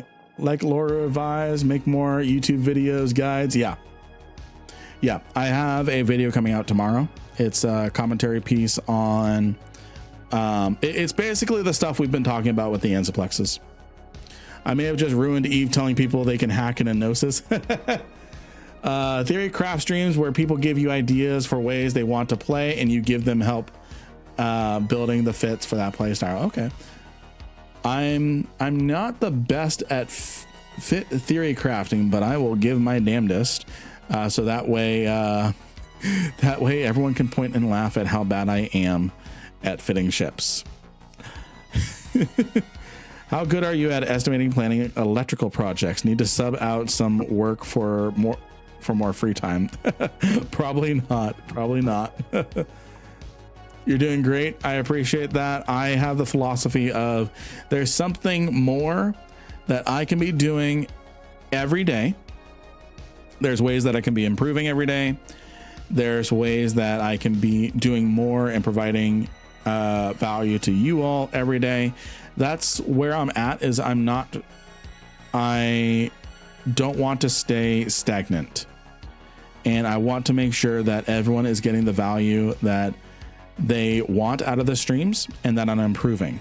Have you guys seen how much we've improved in just a few months?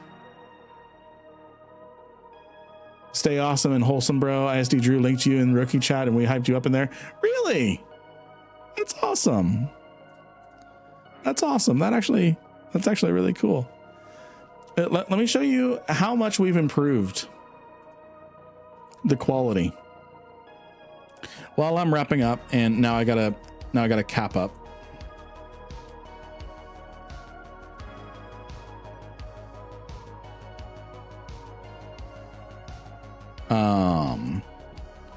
So I'm going to.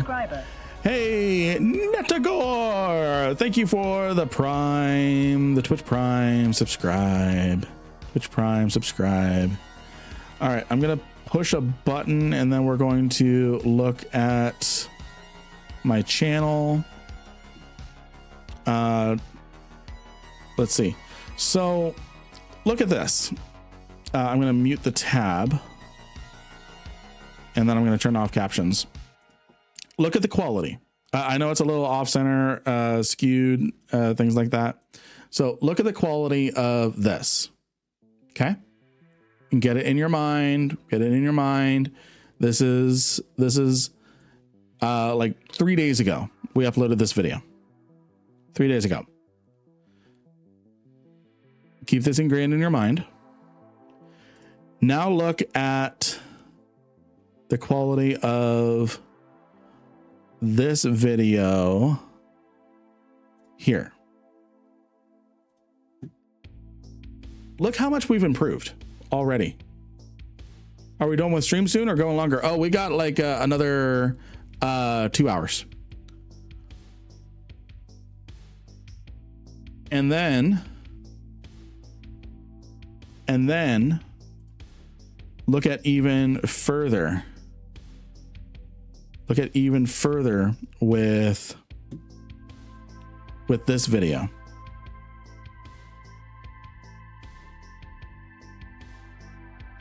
Look at this. Look at the. I was still figuring all sorts of stuff out. But look at this. Look at how much we've improved.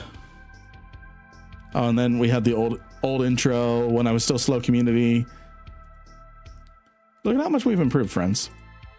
This is why I say,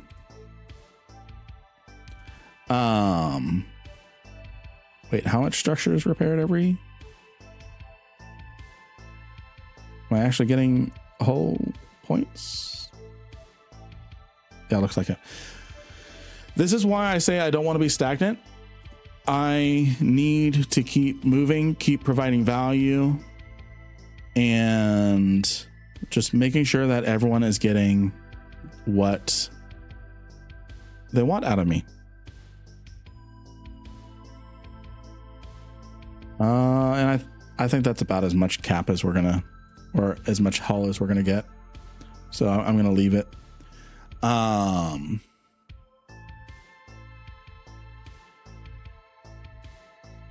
Keep up the evening streams for us working class folks.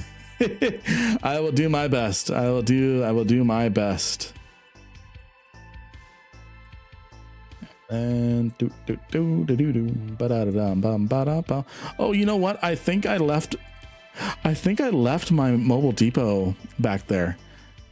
Can I see structure browser? My structures?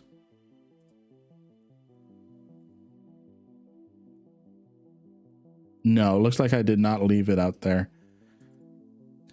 All right, reverse engine. Thank you for hanging out with us. Thank you for hanging out with us. Have a great night.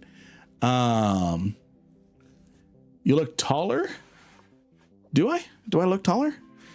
Probably camera angle and everything. There might be a niche for Eve lore videos you could fill as well.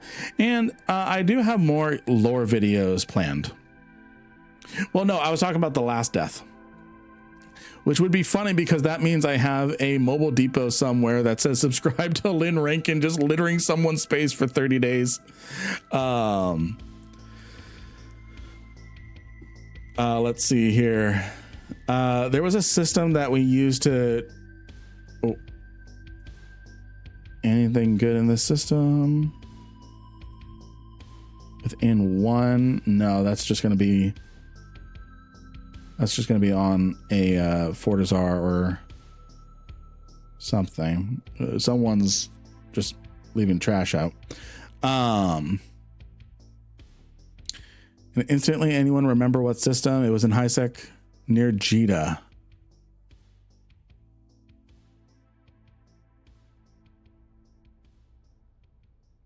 I don't know what. At least keep some hours for us, a few hours a week. Yeah.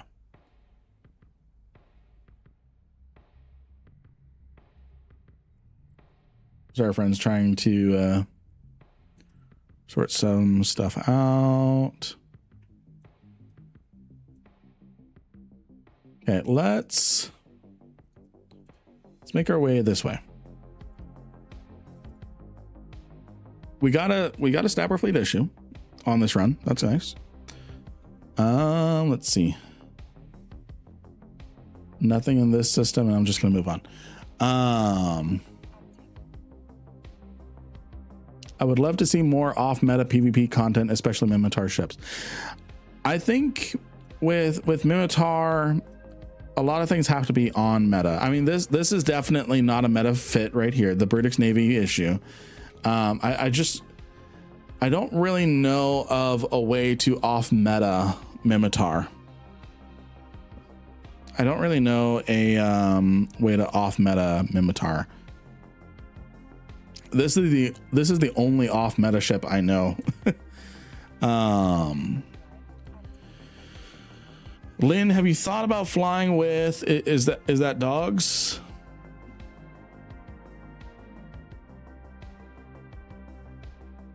It looks like dogs, but I think the two dogs for PvP. I've thought about it. I'm really kind of just doing my own thing at the moment.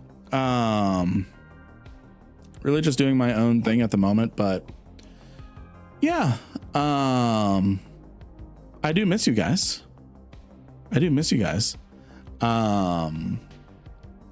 So it's just a matter of coordination and stuff. And is dogs mostly US or mostly EU? Because I'm kind of in that late US time zone at the moment. Let's see. Let's see here. Where are you streaming from? What part of the world? The United States. Okay, so US time zone. Yeah, West Coastin. Well, mountain-ish, but yeah. So mountain time. South Carolina here. Nice. Very nice. But yeah, and I'm not gonna blast the mail on stream or anything, but I think it was Napalm reached out, and I don't know if you're Napalm. I know Napalm reached out with some TeamSpeak information.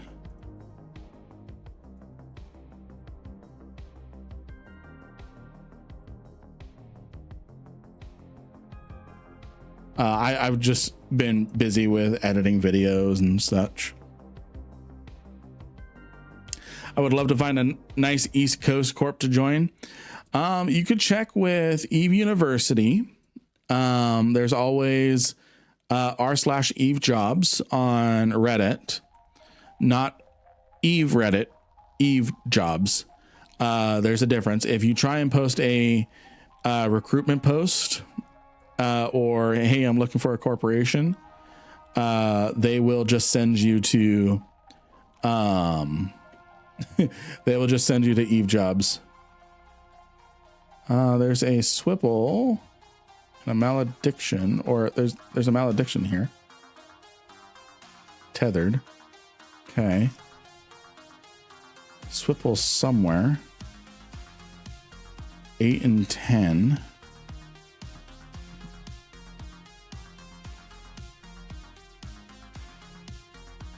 So between 5 and 6.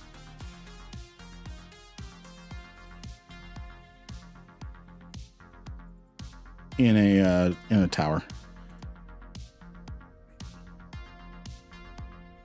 You're not, but we do dumb, entertaining stuff. Always good stuff.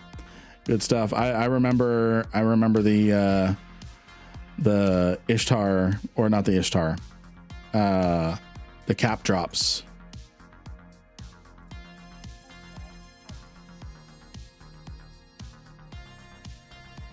It's gone already. Damn it.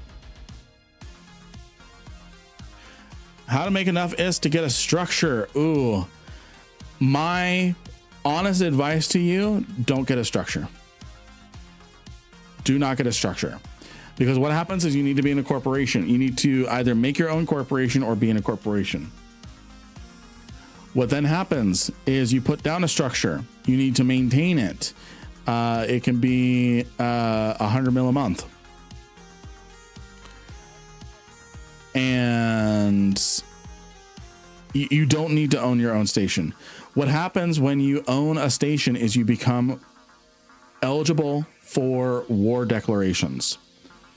And what groups do, like Vendetta Mercenary Group, they're not a mercenary group. They're just a bunch of bullies and pirates.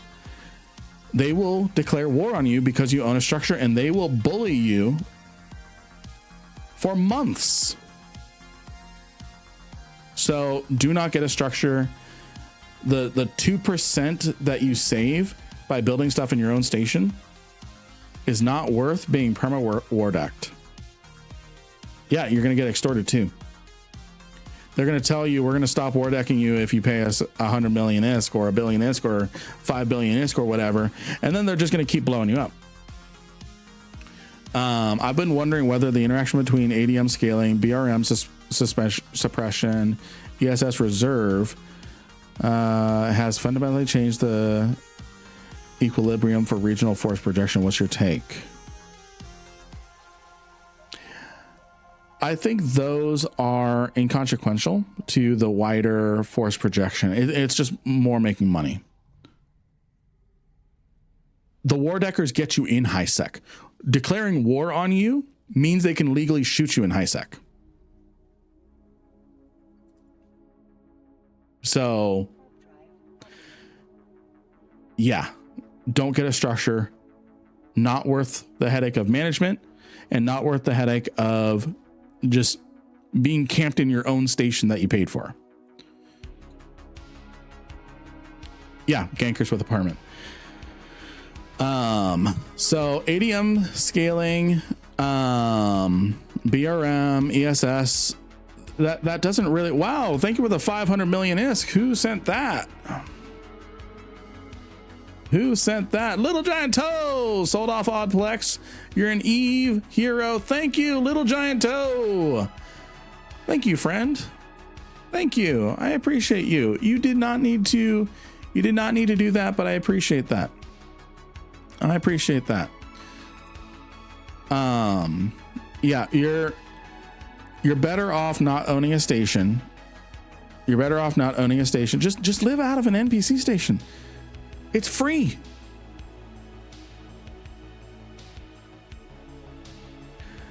But I want a structure. I know you're never safe in Eve. The problem is if they declare war on you, they can hunt you anywhere in HiSec for free, and Concord will not intervene.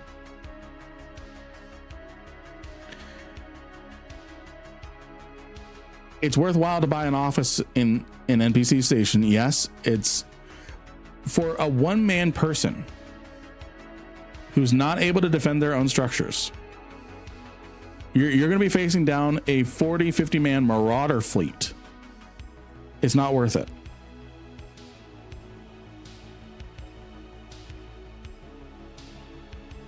Yeah, you can do a POS. You can live out of a force field, control tower.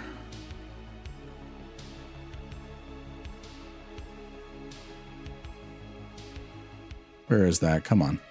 So technically called a starbase.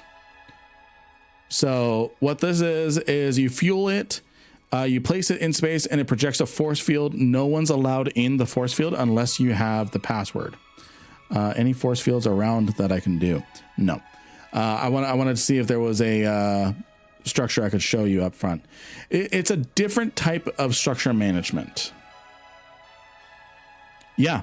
And if you didn't know, there are certain types of agents. There's certain types of mission agents that are specifically, it's not showing me, but there's some agents that are called locator agents. Right here, locator agent. What these characters do, what these agents do, is you don't even need to do missions for them. Once you have access to them, what you do is you go to this agent, type in a character name. I want to know where Officer Tyler is. And this agent will tell them where you're at.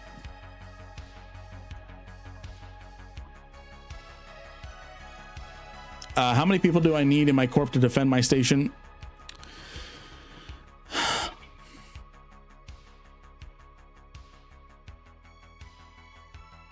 It's as much skill as anything as well. If you can field a 50-man fleet, you can defend your station.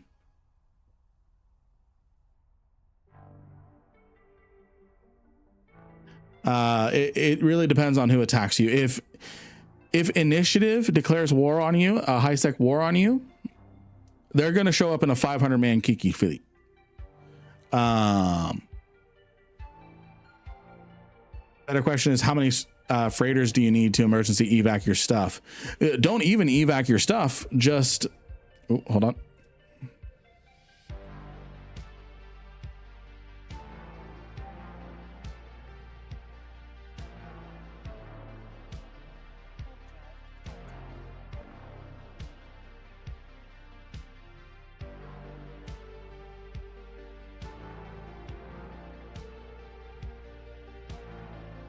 Don't even evac your stuff, just asset safety it at that point.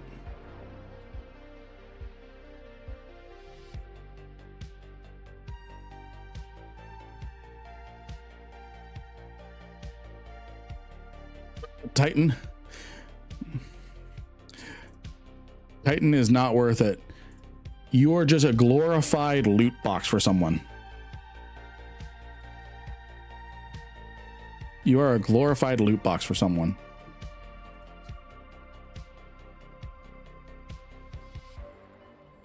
Please, please.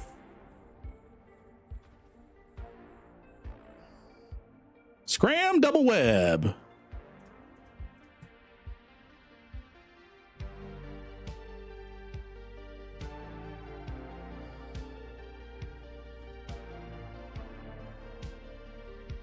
Oh, that rat better not ECM me. That rat's trying to ECM me. I don't like that. That's illegal.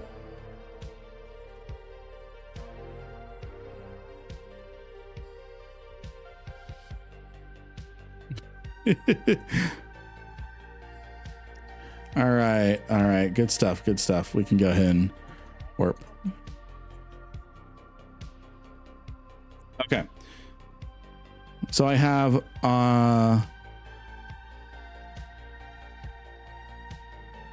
y'all don't realize if one of those big high-sec war corps come for you, they've been doing this for years. Even if you beat them, they just re-war deck you with another alliance and then hop over to start it over again. Exactly.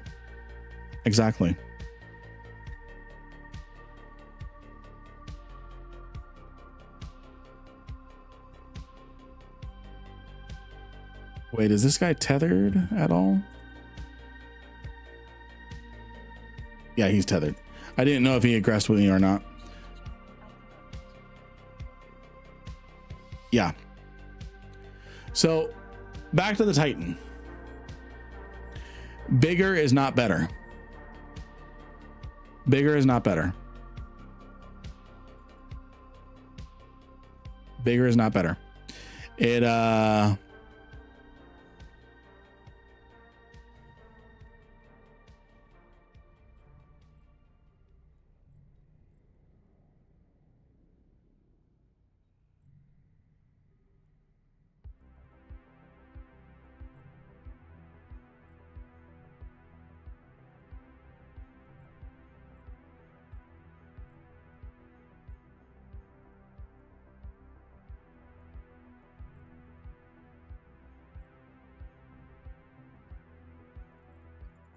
please tell me you're not tethered. Okay, he's undocking. I'm gonna pretend like don't pay attention to me. I'm just going back to gate. That's what he says. Bigger is not. All right, so the Ashuma is coming in for me. Looks like. Gonna try and get a bump on him.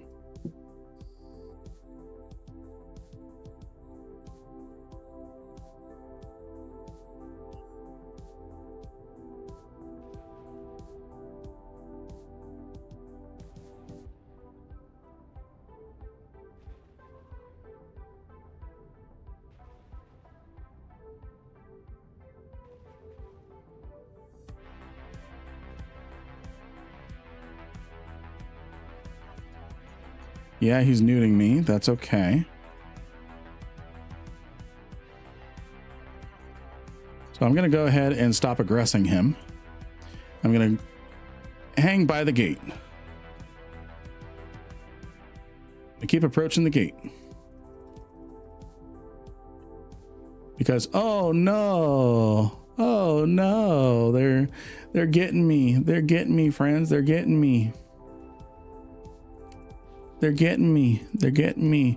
They're almost through my shields, friends. They're almost through my shields. They're almost through my shields.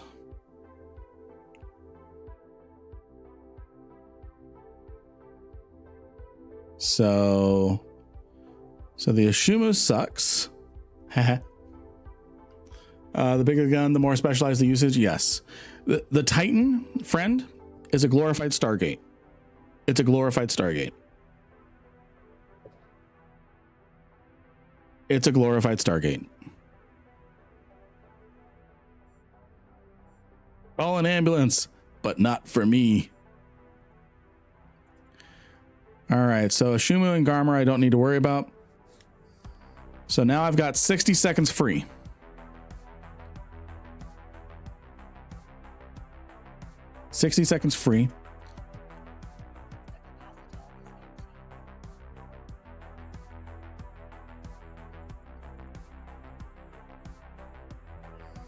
I'm gonna start capping up off this guy.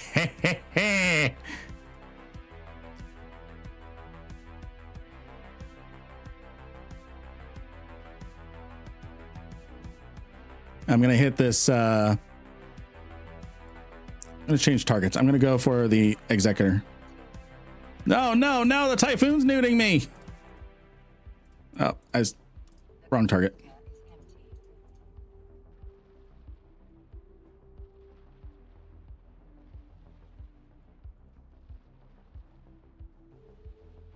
Okay. Only thing close enough is this guy. So heat everything. All right, that was a good run.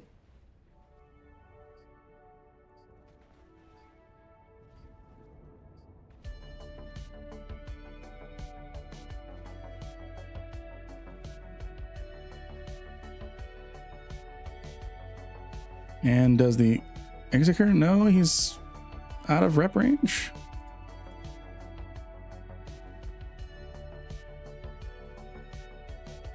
Well, the thing is, if I was in a different ship, I would be able to keep. So a missile ship, a gun ship, I'd be able to keep doing what I'm doing.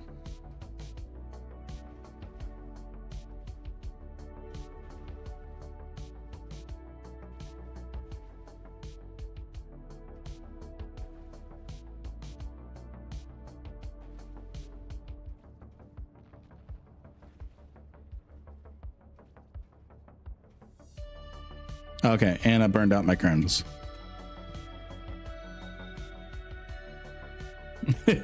Burned out my guns.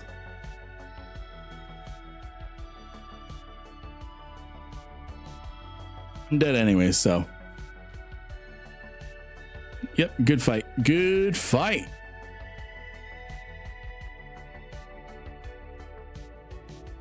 Good fight. Burned out my guns. Send me home. Send me home. I need guns, Loki.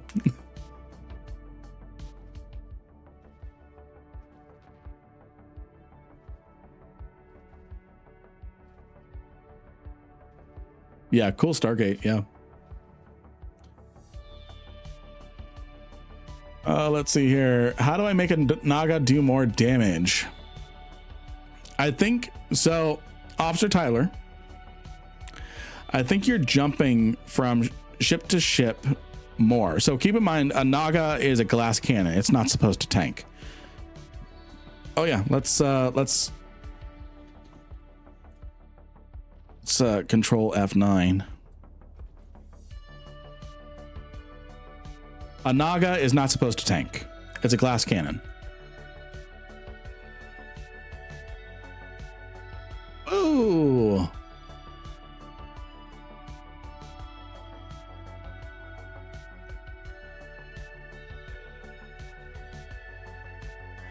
So, Officer Tyler, if you are legitimately a new player, you need to slow down a little. You need to slow down just a little. Honestly, they are taking way too long to kill me.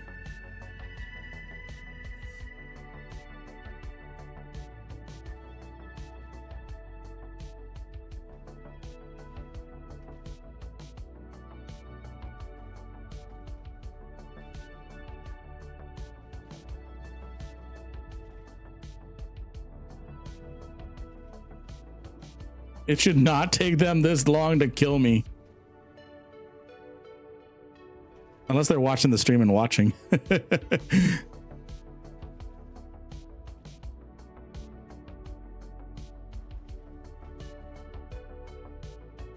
it should not take them this long to kill me. Like even my shields have repped a little bit. I guess they're waiting on subscribe to Lynn Rankin. Then we grab my channel link. And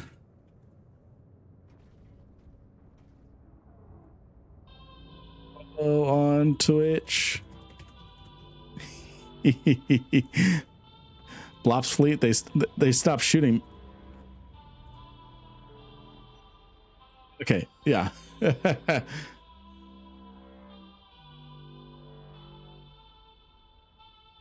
Good fight, good fight.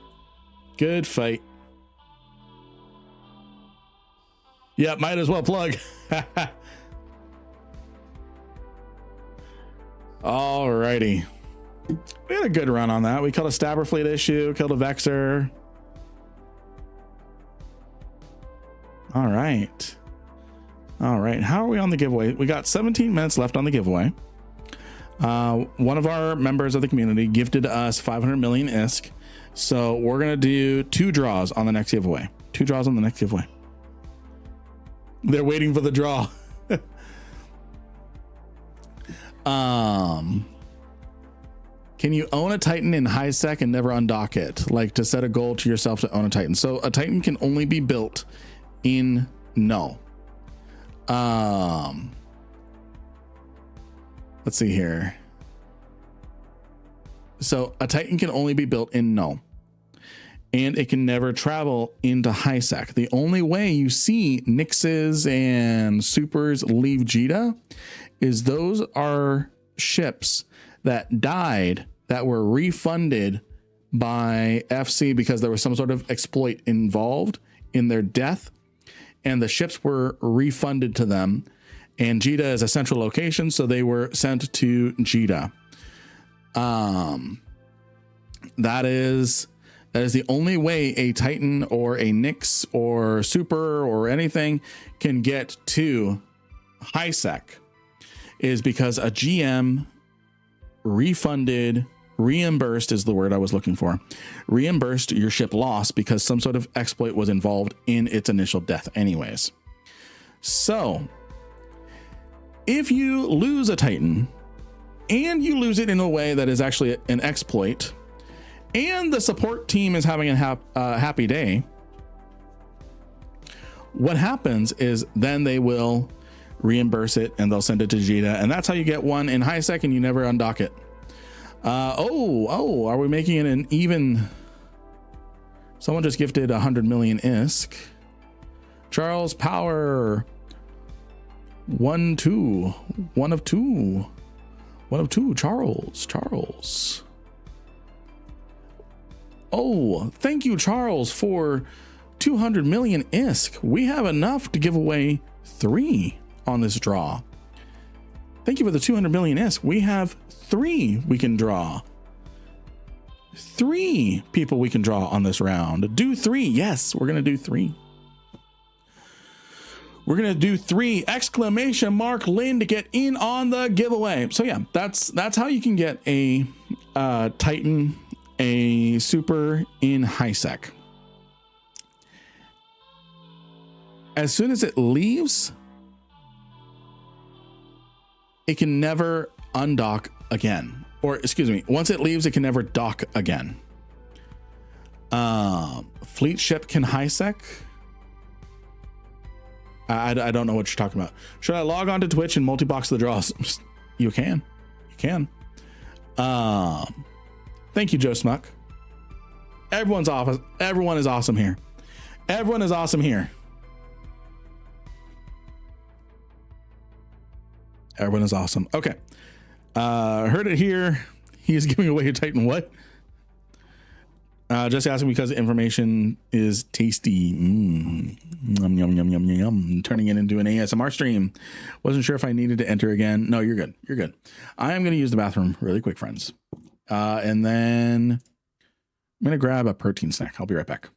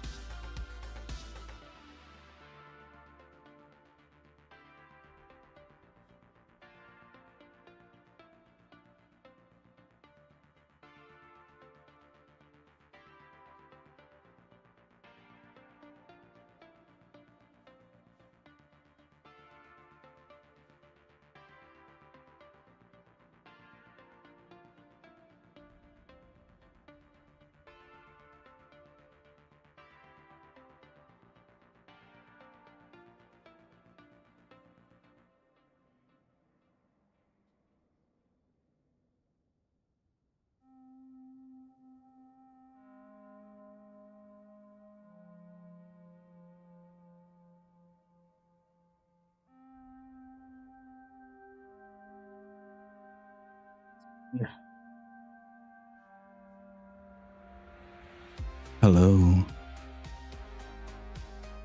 Hello, friends. I am back. Ooh, we got some emotes in the chat. We got emotes in the chat. Don't spread lies. Don't spread lies that I'm giving away Titan. Don't spread lies and hide it with your emotes. I know what you're doing.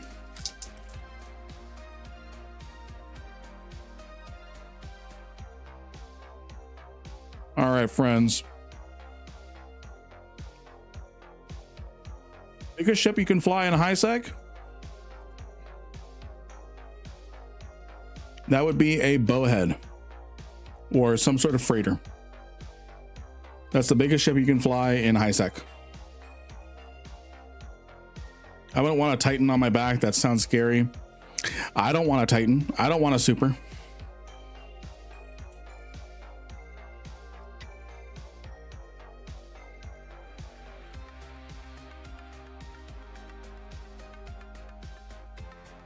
Can you make a Gnosis, please? I want to see one in action. Let's do it. Let's do a Gnosis. I haven't flown a Gnosis, a PvP Gnosis in a while.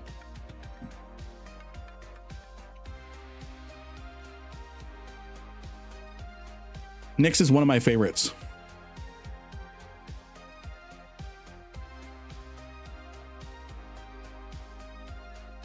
Let me see if I can find a good one. Anyone have a good Gnosis fit? Hey, thank you whoever just used my Marky Dragon code Lynn on the Marky Dragon website. You have a new follower. Thank you for the follow, Billy. Thank you for the follow. Let's see here. Thank you for using my code over on the Marky Dragon store. 3% off your purchase you were already gonna make for EVE Online. It's not much, but it saves on taxes a little bit. You able to share that build for me? Yes, once I find it. Let me see. PvP. I'm checking EVE Workbench.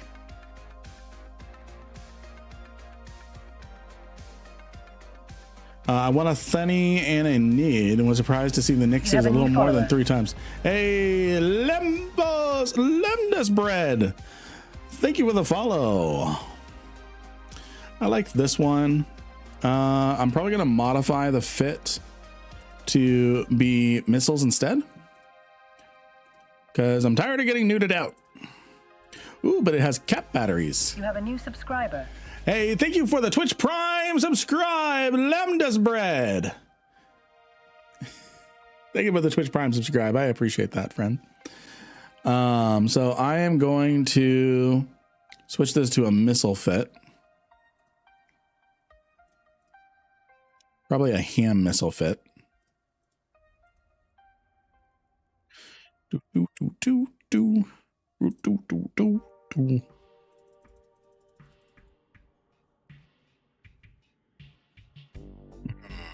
Okay. I might need to mess with some things like that. Let's do weapon upgrades, ballistic control units. Ooh, it's gonna be tight. Let's compact fit this.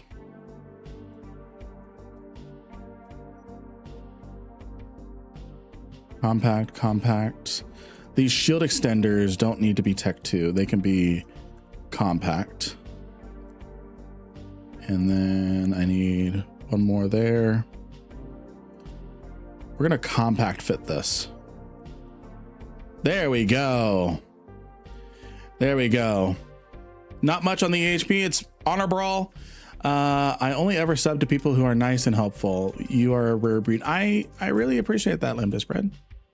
I'm happy that I have that impact. Artillery Gnosis. Ooh, okay. Sorry, I didn't see that comment.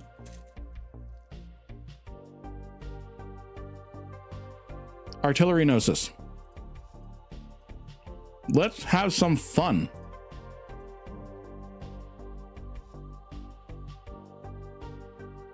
Are you still looking into Microscape? Yeah, sorry, things are crazy. I am still looking into it though, yes.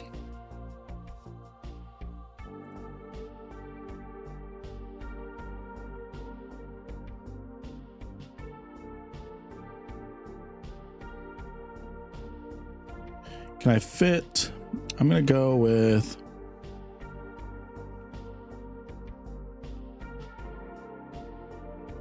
which one takes up the least amount of CPU?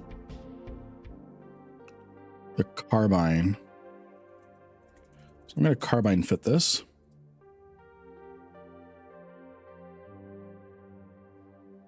Might be a good thing to add after partners. Yeah, we're gonna get Twitch partner after just a few more streams.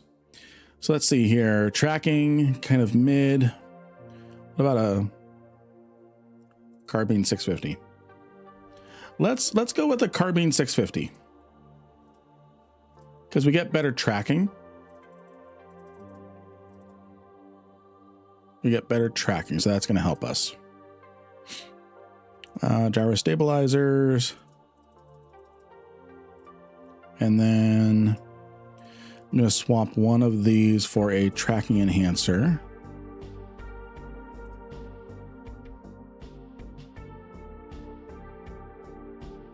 Oh, let's see. This is almost a little too tanky.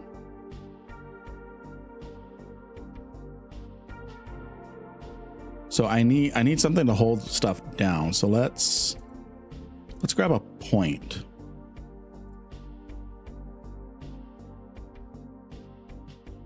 I think I actually have enough room that I can T2 fit some of this stuff. Let me T2 fit. Come on. There we go. So I can T2 fit the guns. That's good. Workbench fit. Where's that? Where's that?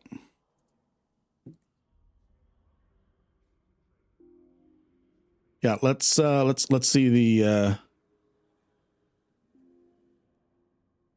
see. I'm going to do another tracking enhancer. And then I think because of what we're doing, we can actually T2 some of these things again. It's going to be close. Yeah, boy. Tech 2 fit. Does not like the fit. Okay, so Helix is the keyword. Okay, let me look for. No.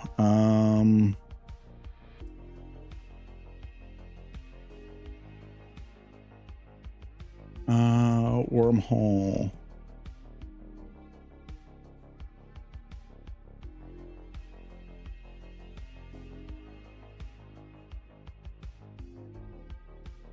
How long ago was it posted? Is it front page a year ago or something? Your fit is good was trying to help. Okay, we'll do this. We'll do this. Okay, so charges. We're gonna fit. So that is, so Quake is our short range ammo. So we're gonna carry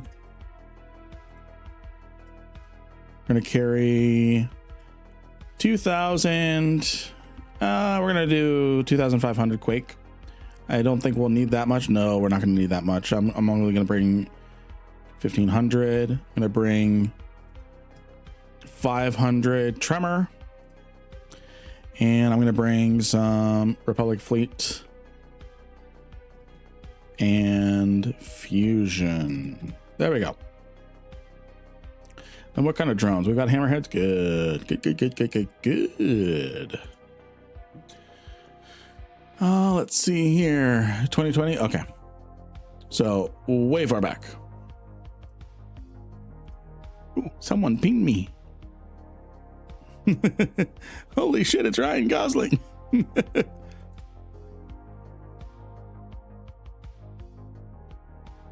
All right. 74 mil. Let's go ahead and fit this up. And then we need some signals.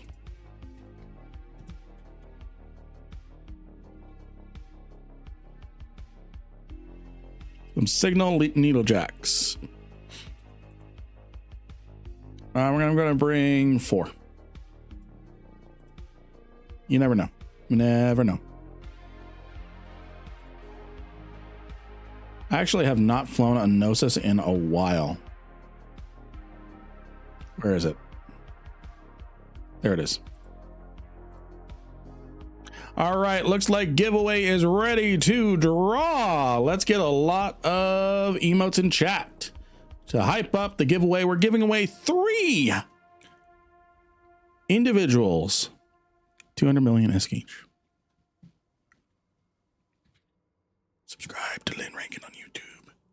At 10,000 subscribers, we will be having my wife play some EVE Online.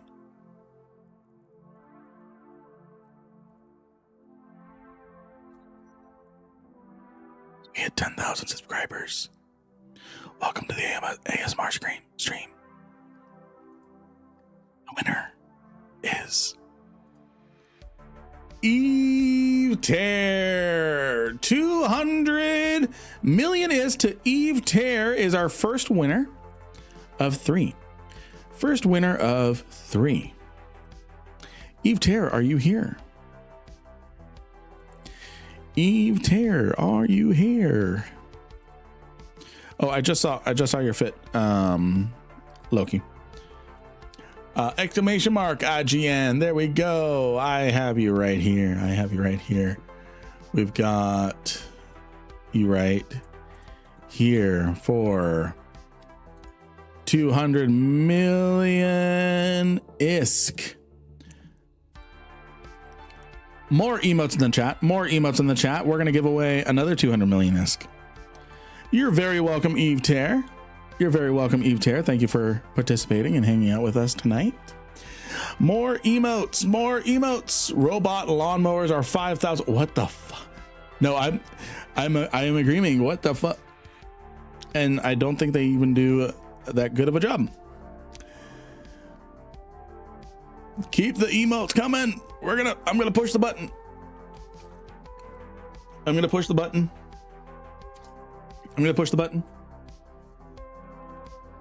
now. Solution 07 over on Twitch. 200 million ISK to you, my friend.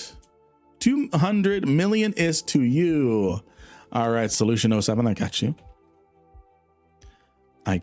200 million is to you. Congratulations. The last winner of this hour. And then we're going to have one more 200 million ISK giveaway. Didn't he win last time? Well, I already sent the ISK.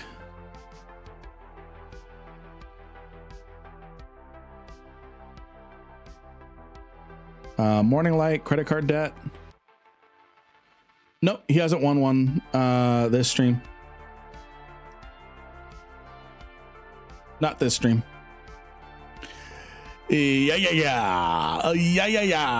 And if it's random, it's random. The next winner is Tarasi Boba. Tarasi Soba. Boba, are you here? Exclamation mark IGN if you are here and want to claim your prize. 200 million ISK is on the line for you to claim. I'm going to give you 20 seconds. 15 seconds. 10 seconds. 5, 4, 3, 2, 1. And we're going to draw a different winner, and it is Gorby over on YouTube. Gorby, are you here? Are you here, Gorby?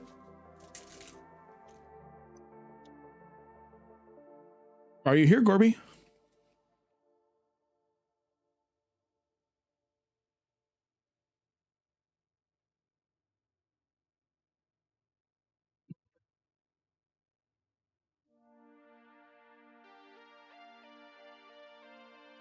Are you here, Gorby? Gorby. Gorby.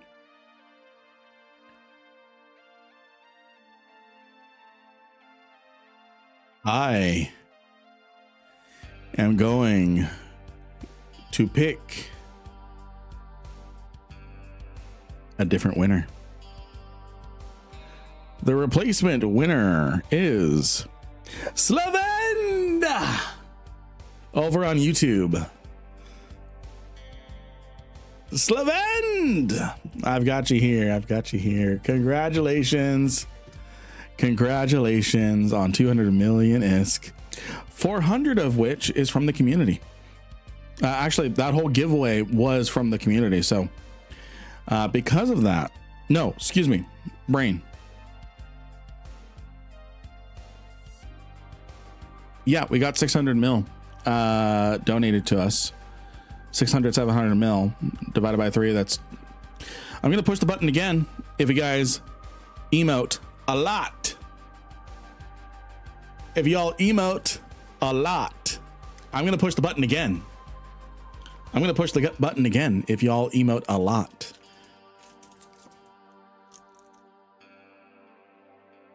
Oh, I love the blue flames one. Again, you let us work hard.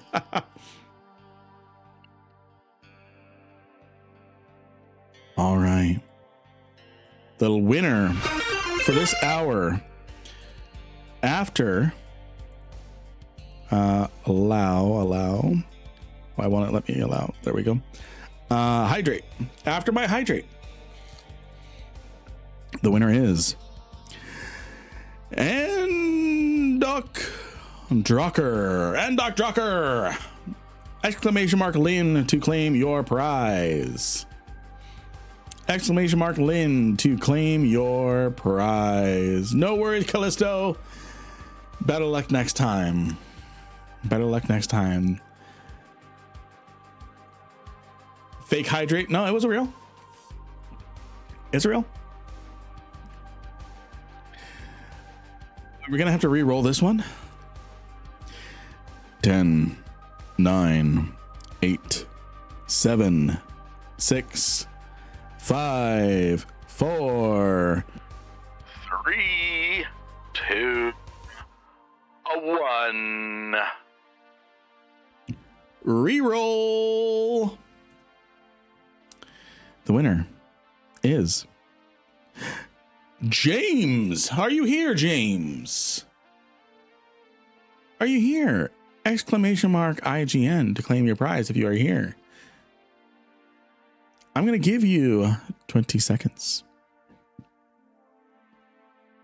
I'm going to give you, there we go. James of old.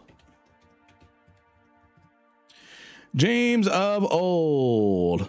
Oh, and a member of Eve University. Congratulations, James of old, for 200 million ISK.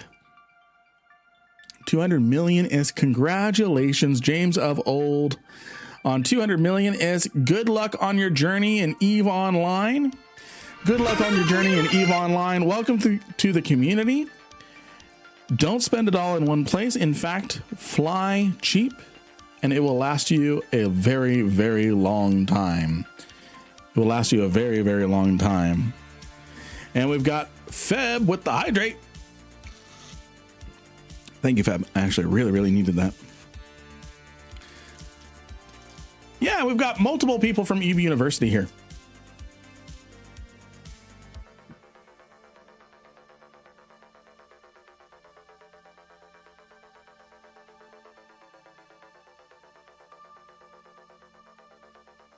Multiple people from Eve University here.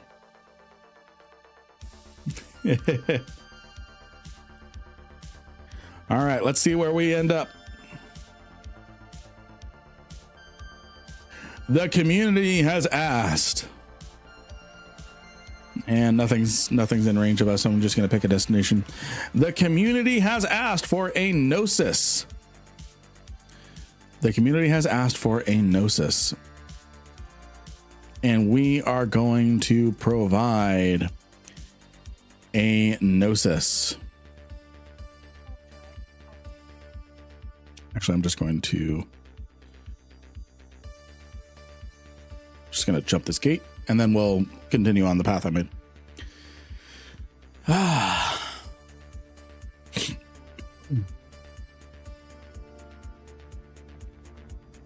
Uni, what are you doing out of your hole? You got to get back in your hole. I thought the wormhole campus was evicted.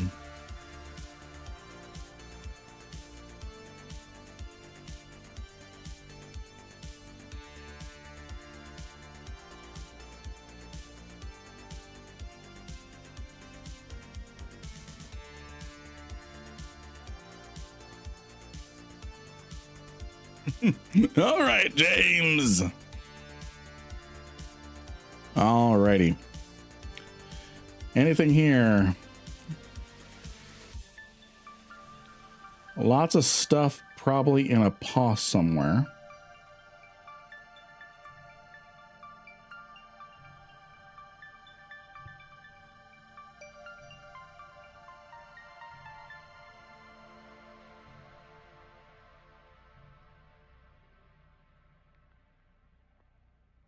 All in a pause.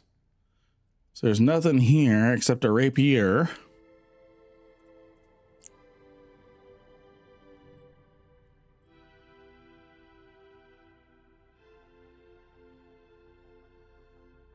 I'm just gonna jump.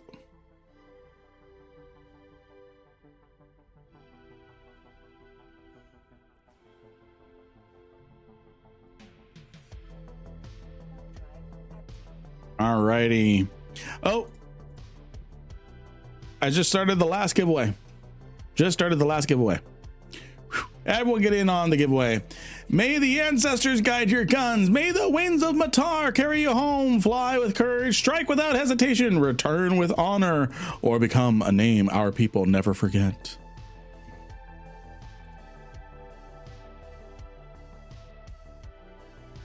I do say random quotes that are not cancelable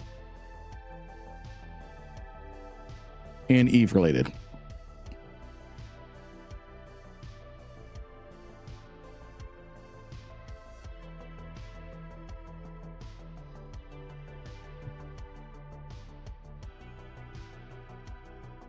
Anything good in this system? Oh, we've got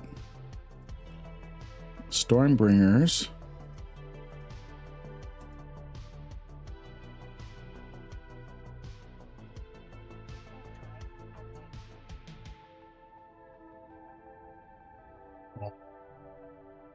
Please let me catch a Stormbringer. Ah, they're all warping off. Wait, they're all warping back to that station. They're all gonna have aggro time. I gotta get back. Take me back.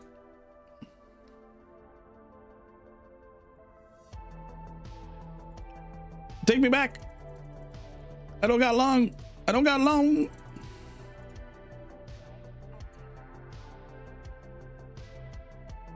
Yeah, they were right here. Take me back. They're all right there.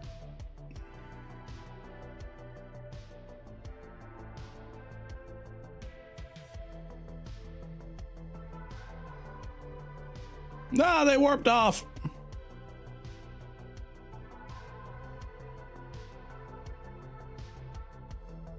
Damn it.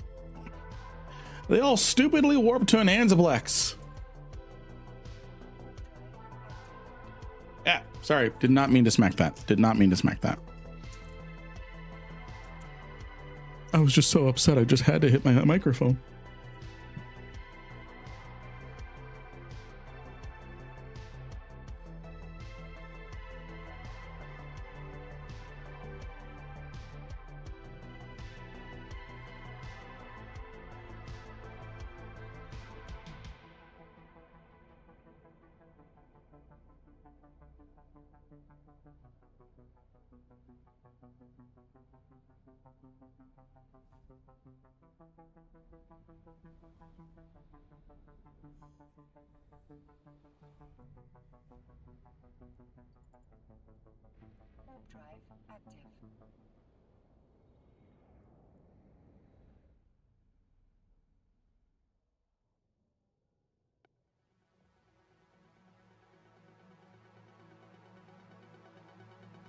Wait, how far away is Fortec H? 10 jumps? Let's go pay Fraternity Headquarters a visit if we don't find anything here.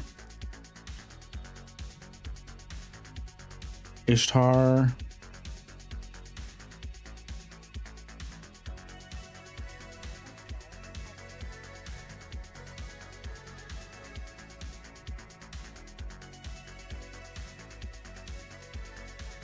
Please let me catch an Ishtar. This warp acceleration.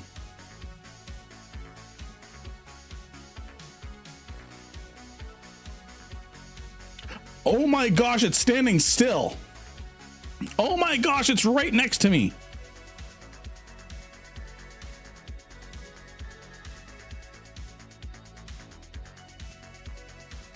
Oh my gosh, I got point.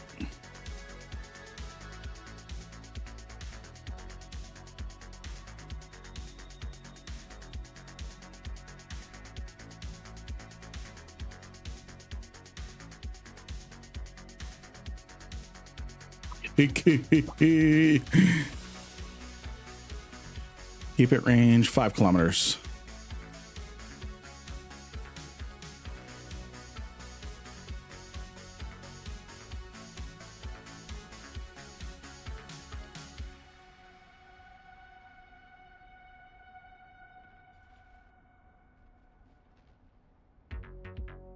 Oh no.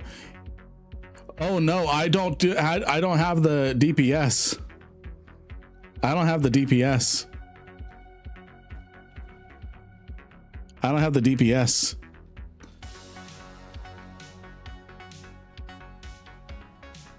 I can't kill an Ishtar, guys.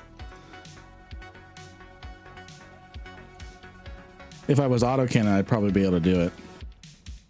Oh, and he brought another Ishtar with him just to rub in the salt.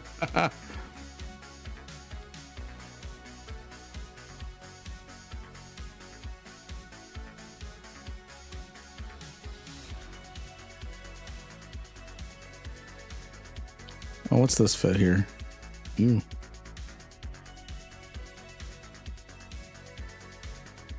I didn't have the DPS. Seema! It appears we've been raided. It's Hot Tropic Clock! Thank you for the raid, Seema. How are you? How are you? Everyone, go give... Oh, Loki, you beat me to it. You just got double shouted out, Seema. That's how much we love you. You just got double shouted out. Just got done yelling at nullsec folks for 2 hours. Good stuff. Good stuff. Did you have fun though? That's something that matters. It matters. As long as you had fun. Good. Good. A lot of good conversation. Good. Yeah, we've been talking about the Ansible changes coming. We've been talking about just different things, answering questions as people have them. Just lots of good conversations. Seema played a video of a comedian. It was like Inception, very confusing.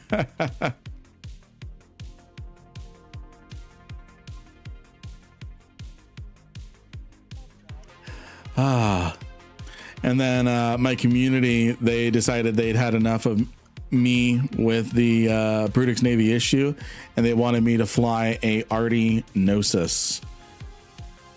And we've already been beaten by an Ishtar. It out-repped us. I'm gonna load EMP. Maybe that'll help us. That'll help us.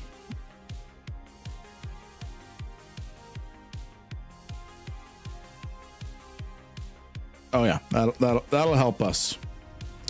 That'll help us in the future.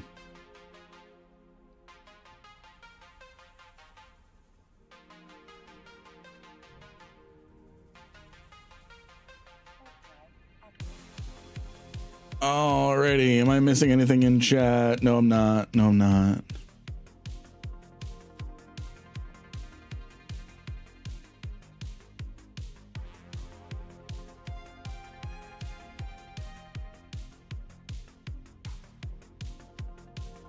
Can you summarize the dis/advantages of every weapon system for me?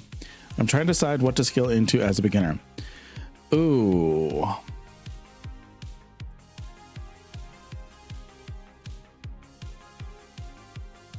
Yeah, those guys are all on a pause, so I'm not gonna be able to get anything there. Ooh. Very generally, missiles and projectiles don't need capacitor. Yeah, that's hard. Okay, so missiles don't need capacitor, and you can pick exactly what damage type you want. You can pick EM, thermal. You can pick. Are you tethered? You're just out there randomly. Are you tethered? No. Yes, you are. Yes, you are. It wasn't loading. Yes, missiles are easiest to learn. Okay, I'm going to start with missiles. Missiles, you can choose your damage type: EM, thermal, explosive, kinetic. You have to wait for your damage to apply because the missile actually has to fly to the target. Your target can outrun your missile. Application can be difficult because, friends, I just thought of something evil. Hold on. I'm going to see if I can bump that Astero.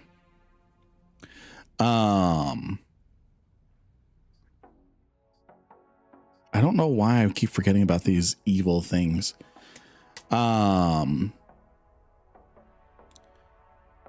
So that's missile systems. Let me see. It was the Tatara he was under, not this.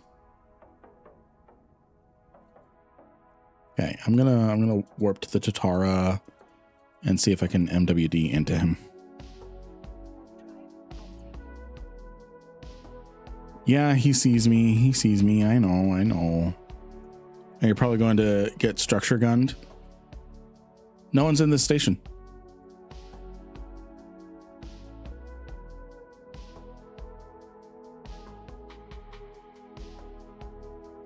Let's see. He's got sister scan probes out, so he might be. Oh, he's talking in local.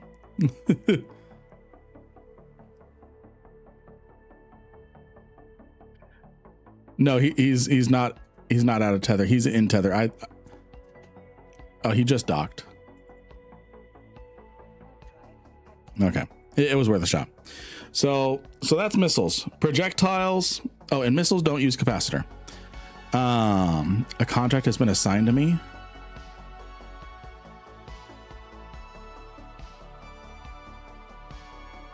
Thank you. Thank you, friend. Thank you. Is this a PvP ratting? Oh, that's one thing I don't have on here. I don't have a damage control on this. Thank you, friend. Thank you. Oh, for a giveaway. It helps if I read. Helps if I read. So, projectiles also don't use capacitor. And they, to an extent, can do 3 different damage types. They can do explosive, kinetic. They can also do multiple damage types. So if I look at projectile ammo, they do explosive, kinetic mostly, but they can also, depending on the ammo you load, they can do a mixture of 3 different damage types. So thermal, kinetic, explosive. And so projectiles can also do all damage types depending on the ammo you load, which has different pros and cons. Some of them make you track better. Some of them have shorter range, and such. Then you have blasters, you have hybrids. Those are locked to EM and thermal and kinetic. No, it's just thermal and kinetic. Void. Just thermal and kinetic. Yeah, so they are locked to thermal and kinetic. Used with this. Used with... They always do thermal and kinetic. And I'm just clarifying myself. Making sure I'm not crazy. Yeah. So they are damage locked to thermal and kinetic. They can't do any other damage than thermal and kinetic. You have a new follower. Thank you for the follow, Captain Riker. And then you have... So those are the highest damage, but they also use capacitor. You can turn off the guns pretty easily if you newt, like you have seen tonight. And then you have lasers, which are locked to EM and thermal damage. They cannot do explosive or kinetic. And then you have drones, which those you can do every different damage type, but depending on the race drones you use affects the different attributes. For example, Galente drones are the slowest, but they do the most damage. Mimitar drones are the fastest, but they don't do the best damage. Keldari is somewhere in between on slow and damage, and then Amar is in between on the Amar and Keldari ones are between damage and speed, just depends on which one.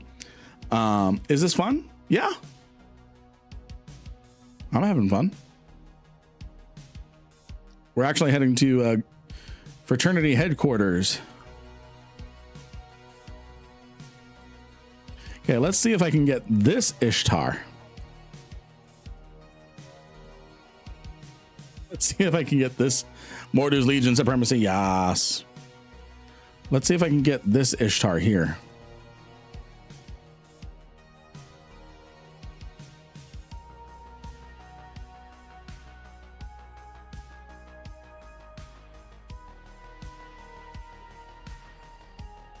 Now that I'm loading EMP.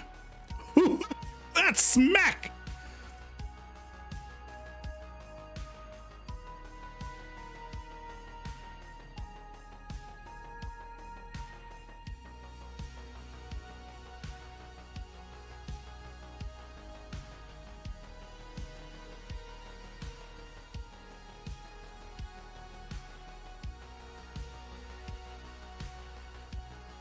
Ooh, and he kicked on the AB. So I'm going to keep you at 15.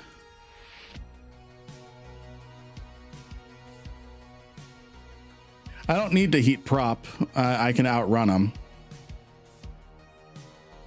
Ooh, I better watch my heat on my guns. All right, we just got through his shields.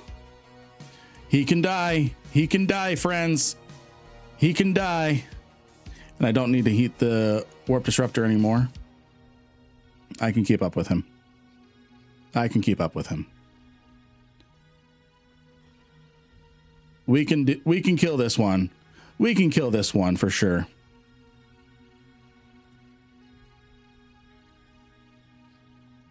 I'm going to keep you within 10. This one can die. Oh no, he's throwing ECs on me. 95% damaged. That was a little close.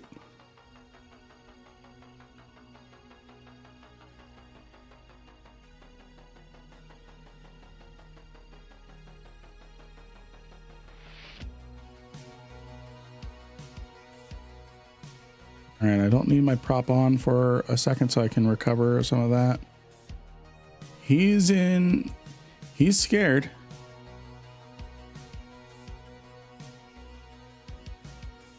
I nearly burned out my guns. Actually, have some of them burned out? No, they're all still good.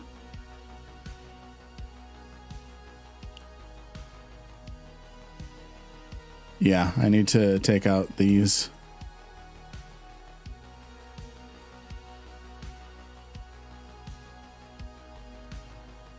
I don't need the shield hardeners, so I'm not going to worry about that.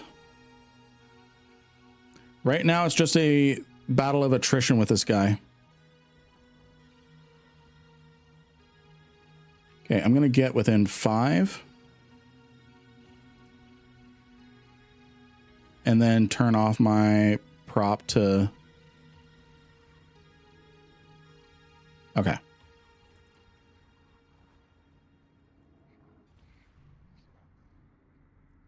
Turn off my prop because I am nearly out of cap.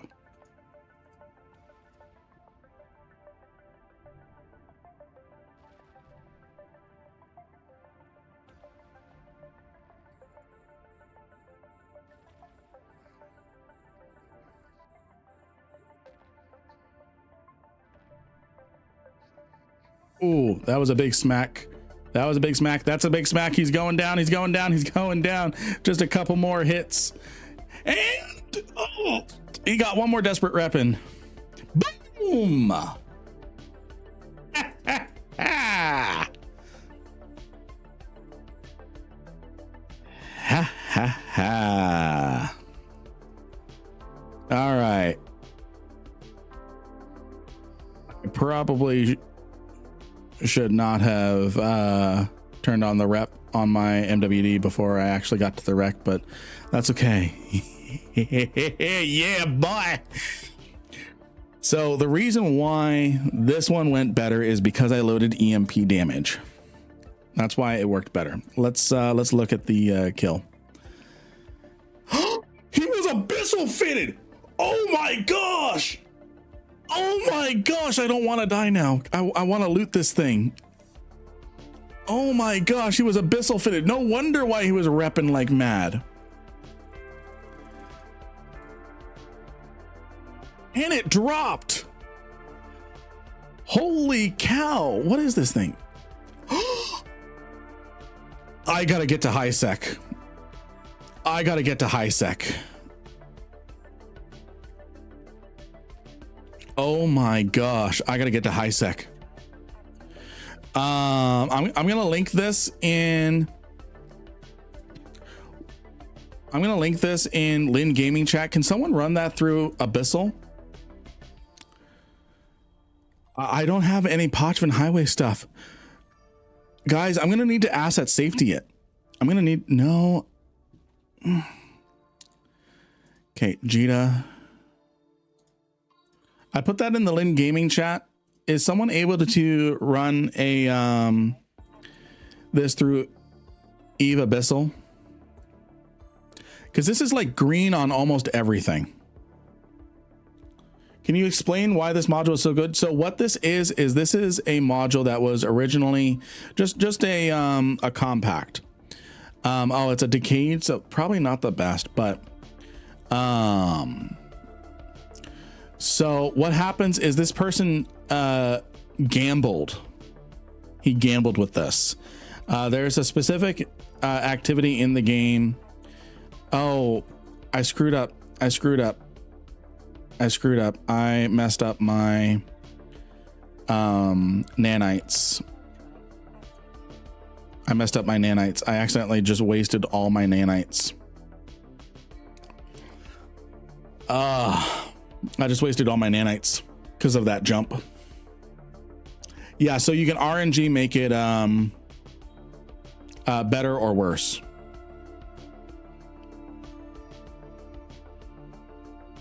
Eve Janes, I have a feeling this person is hunting me.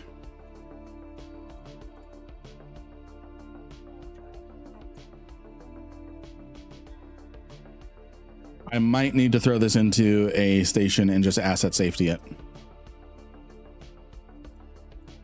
I feel like I'm getting hunted.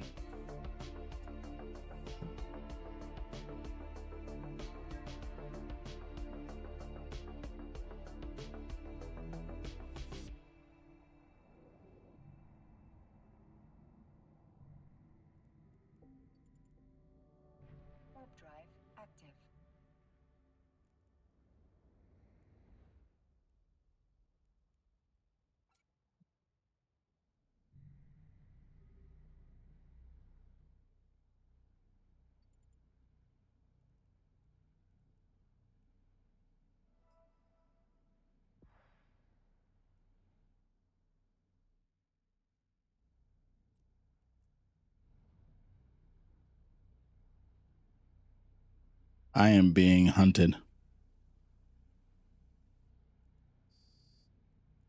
Okay, he aggressed, so I can go through. Probably right into a trap. Right into this Ishtar, probably.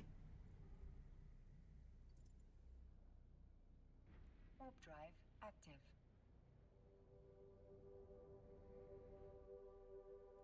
Ooh.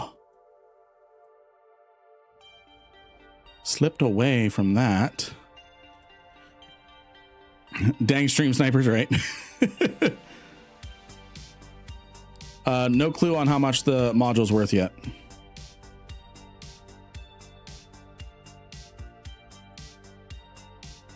I'm digging this music for this stretch here.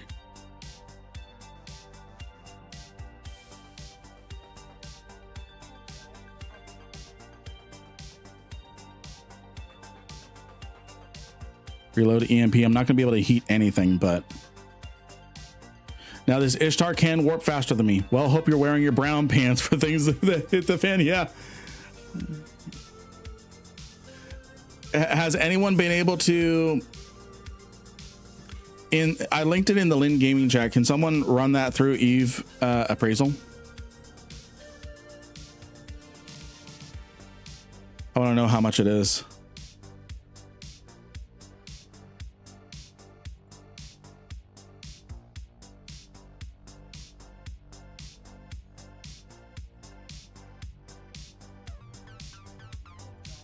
I'll go try and scan out and pray I get a frat space connection.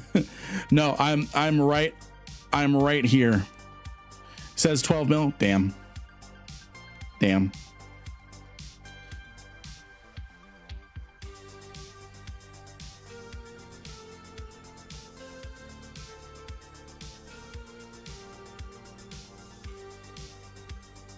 Yeah, it's not that big of an improvement.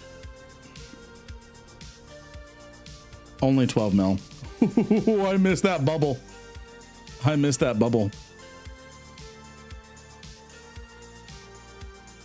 All right, I made it through into low sec.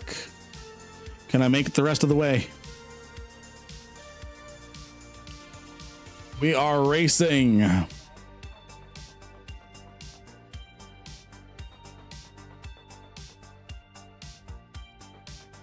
That Ishtar is still following me.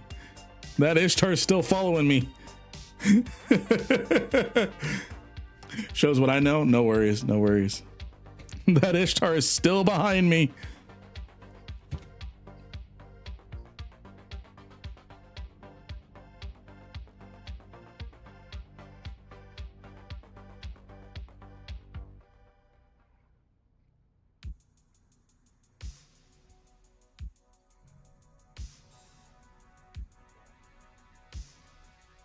And there's a wolf on my tail now too.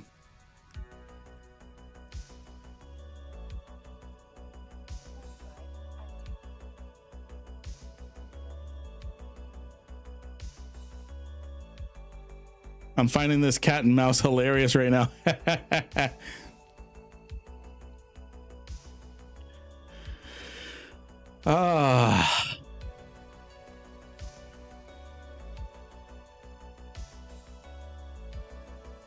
Yeah, that's what I'm doing right now. I picked a station where there's a good docking radius.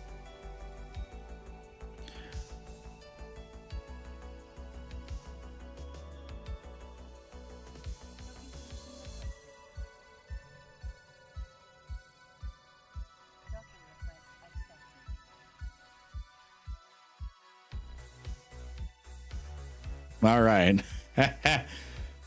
We made it back to Empire space at least, and I can wrap up my damage.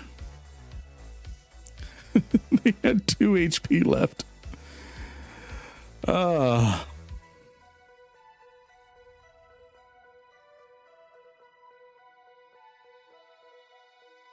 Let's see.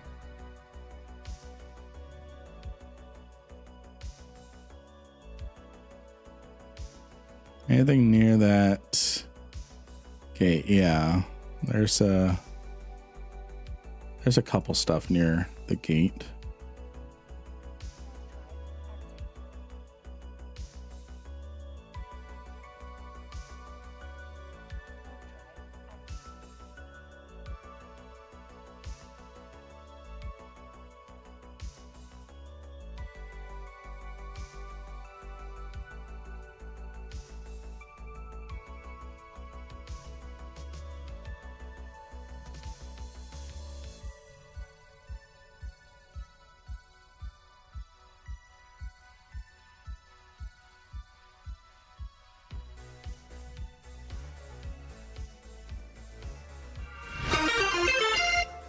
Thank you for the hydrate, Feb.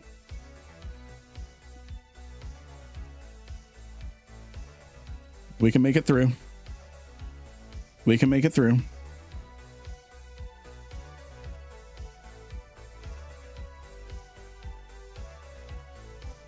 Friends, we just made it back to high sec. We just made it back to high sec.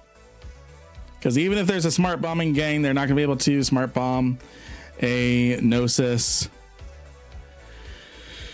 We gave that Ishtar pilot the slip. We gave.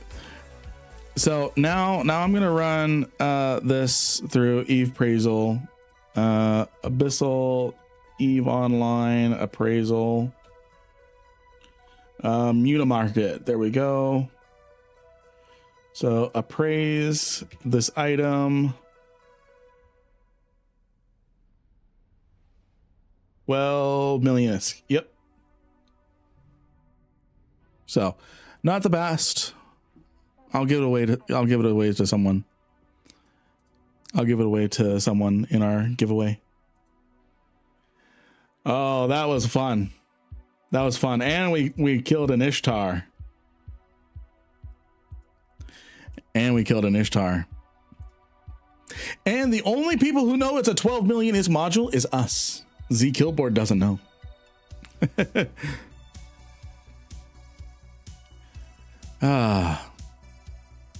Good stuff. Z Killboard won't know the value of that abyssal. You should give it to me instead. Exclamation mark IGN. Or no, that doesn't work on that. What's your in-game character? What's your in-game character? Ask and you shall receive. Within reason.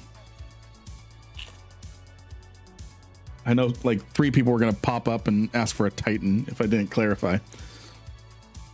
They're probably still going to ask for a Titan. Give me some red modules. It's the way to go. All right. Vingars, I've got you. So once I'm back in Jita, I'm gonna give this to you. So I've got you right here, and I'm gonna tuck you away right here until I get back over.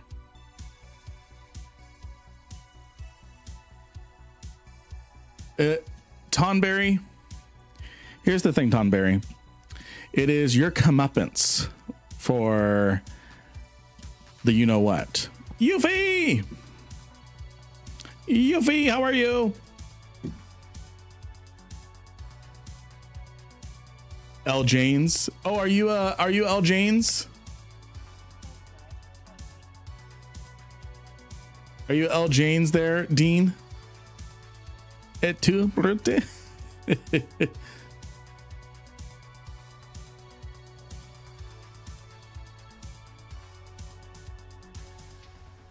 I'm good. Just got back from dinner. Going to get ready to go to the gym in about 30 minutes. Nice. Nice. Very nice.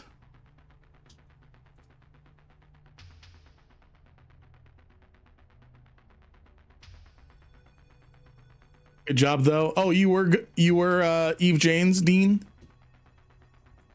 Good fight. Good fight. Good fight. Let me see. That was whatever, and then how was the guest stream? It was good. It was good yesterday.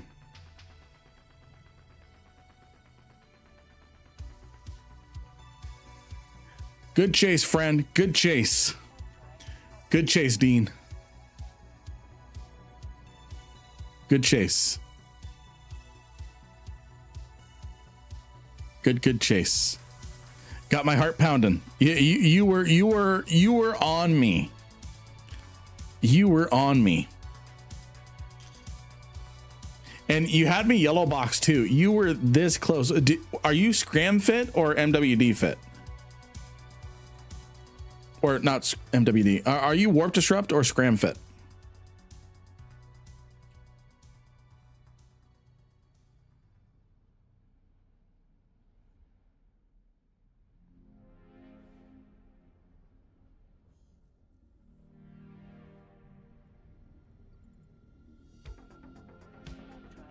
I tried to 1v1 AB. Oh, I'm sorry. I didn't know you were trying to do a one-on-one. When the Nurgle aggressed me, I thought you two were. I thought he was pushing me into you. So I thought the Nurgle was on my tail as well. If you wanted to do a 1v1, I can come back. You were scram fit? Okay. If you wanted to do a honor one-on-one, 1v1, I can come back.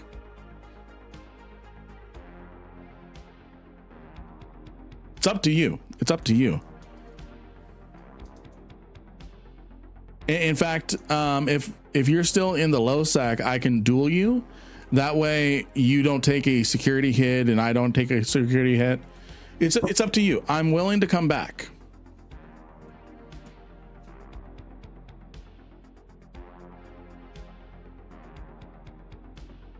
See, this is how you be nice with stream sniping. Flying Mimitar is so much of a handicap, but well, this isn't even Mimitar. This is just Gnosis. But thank you again, Eve Janes. Yeah, if it's a duel, there's no standings hit. That if he was in the low sec still.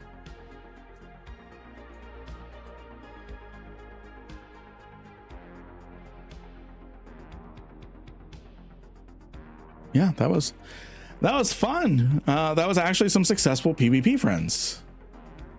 Give away the Gnosis. Ooh, I don't want to do that. It's actually got kill marks now. That's okay. You're good. I'm back in 4H now. I don't want you to come back and get jumped with a gang. I appreciate that. Hit me up on Discord. I'm gonna go ahead and type in Discord. Hit up on Discord. We can do some honor brawls, some one-on-one PvP teachings, things like that. Make it educational for stream. So we can do a lot. We can do a lot. So you were scram fit. So I was just right outside. I was just right outside of your scram range. That was so close. Hey, JDRs, good to see you. I see you there. I see you. So, and then I got to give this Abyssal. It's only worth 12 mil, but still, I'm going to give this Abyssal to Vingargs. JDRs, have you made a successful exploration run? Have you made the dank ISK yet? I still believe in you.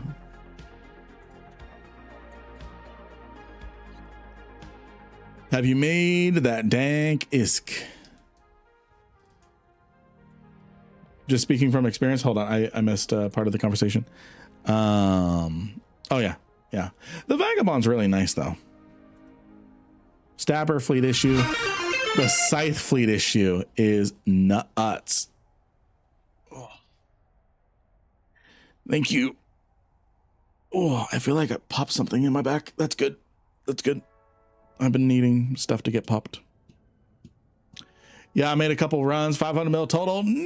Nice. It was so nerve-wracking as well. You got back with ISK. You were leaning hard there. Yeah. Oh.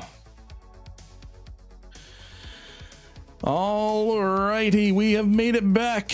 Friends, this is the first time we've done PvP and made it back.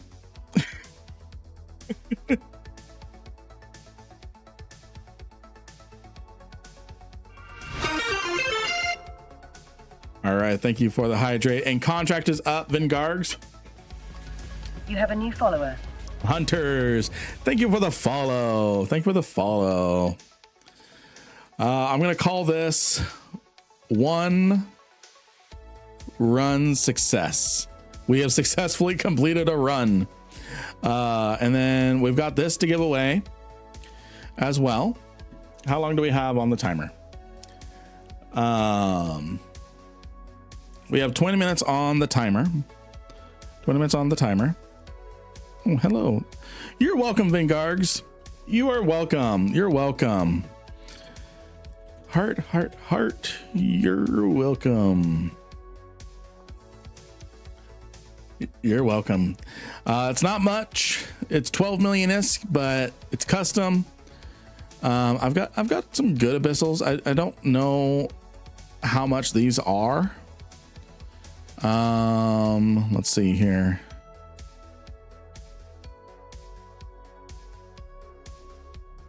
I don't know how good these are.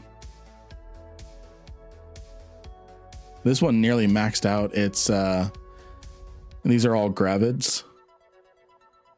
This one's decayed.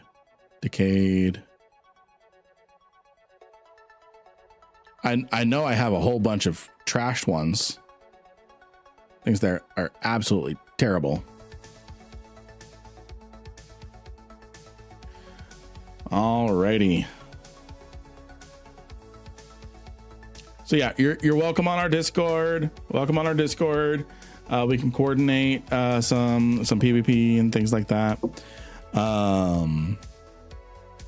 Join us for our NPSI stuff. We are going to be doing an NPSI fleet on Thursday. So not tomorrow's stream, but next stream. The stream after that. That's what I meant to say. So yeah, get yourselves in on the giveaway. And then I am going to close the chat Vingards just to keep things keep things organized. Ooh, what's this? What is this? Does anyone want to buy this on the subject of abyssals? So it's a Tech 2. So it's not so good on the thermal or the kinetic. It's decent on, the explosive. It's decent on kinetic, decent on. How much does, let me see. How much does this appraise for? 87 mil. Not bad.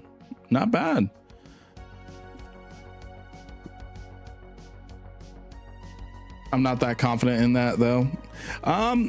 Maybe subtract 20% and then you'd get what the value would be.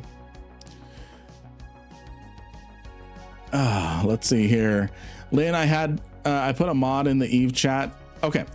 And we chatted about that. Okay. So hi YouTube.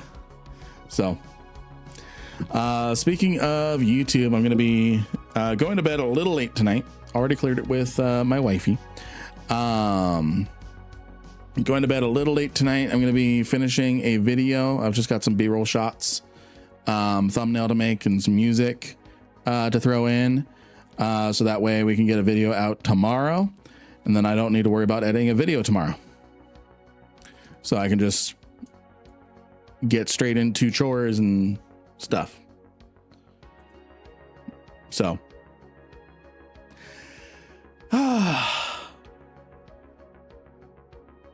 how is everybody? That was fun. That was a fun stream.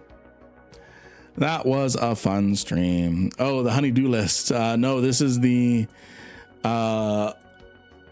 Lynn has been a lazy person and is come up with excuse to not do chores that he needs to do. I've lost 23 billion this month in ships and I've only killed 4. Funny stuff. Work late tonight to have free time tomorrow. Exactly. So what I've been putting off, by the way, anyone in the northwestern, the North American continent, hemisphere, whatever, how bad is the smoke in your area? It's actually pretty bad over here. We're in the tail end of it. If I put up my app,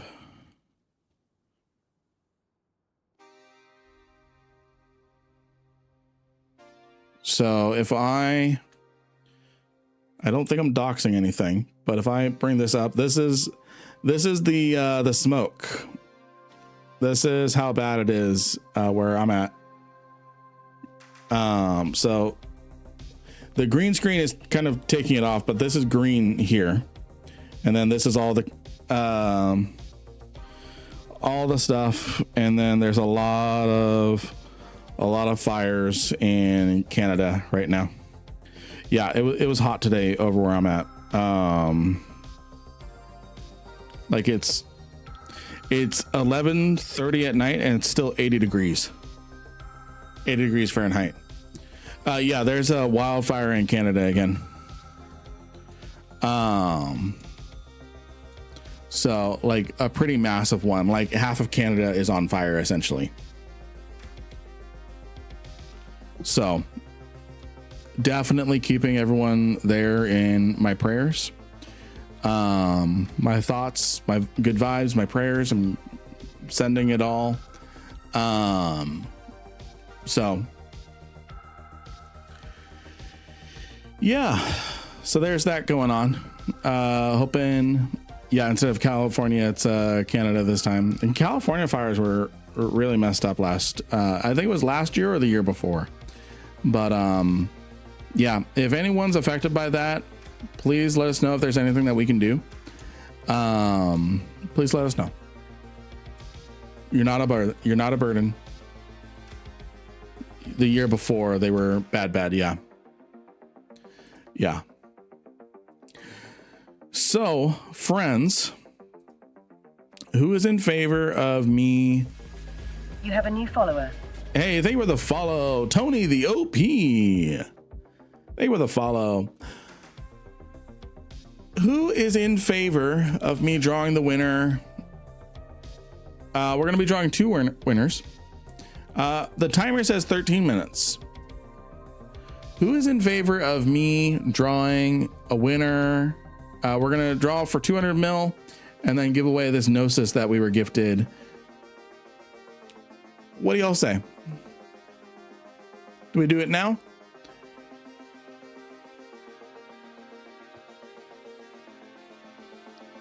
Yuffie says full send. This is your stream. It's your show. Marshall giveaway. Feb, I love you, but no. All right, here we go. Here we go. The winner of 200 million ISK. 200 million ISK. And yes, I will sit in a Marshall. I will sit in a Marshall while we do this giveaway.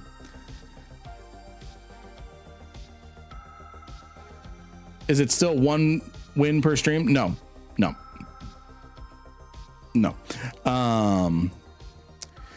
The winner of 200 million ISK, and then the winner after this gets a Gnosis gifted to us. The winner of 200 million ISK is Little Cheesy 05. Cheesy, are you here? Are you here, Little Cheesy? Congratulations. Are you here? Can you imagine how much it would cost if there was a Marauder built on the Marshall Hall? Oh my gosh. Considering the Barbaroga, how much is a Barbaroga going for? All right. I've got you here for 200 million ISK. After I do this, there we go.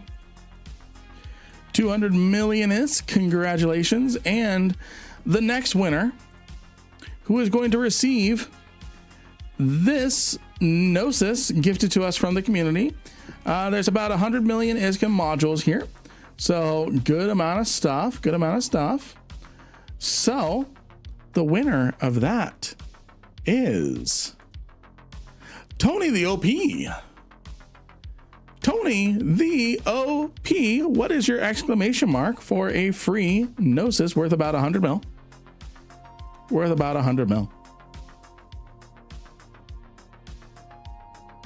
Rigged. I know. New guy luck. All right, Tony. Congratulations. Congratulations. Create contract. Congratulations. The follow came in clutch. Yes, it did. And no, there is no extra luck for following or anything. That is, there's no extra waiting on that. There's no extra waiting on that.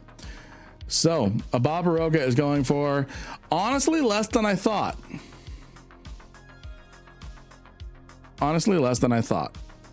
Looks like they kind of dip. Man, that would have been great to buy here at 4 bill. Turn it around, 2 bill profit. That would have been great. And I can't even fly this. I'm a month and 2 days away from this. And I'm not really upset about that. It costs more than the Trig Dread? Really? Really? Yeah, Marshall still costs more than the Baba. Yeah. Yeah. The Marshall, due to rarity, because there's only 2 ways to get this Barbaroga, this Marshall. The first method is to grind 500 levels of Project Discovery.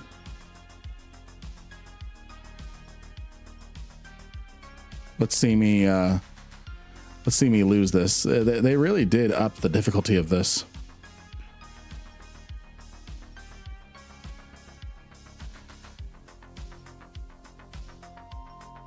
And I'm not even really paying too much attention. Okay, and that one doesn't, that's not even a graded one. Let's see here. Let's see if we can find one that tells me how good or bad I did.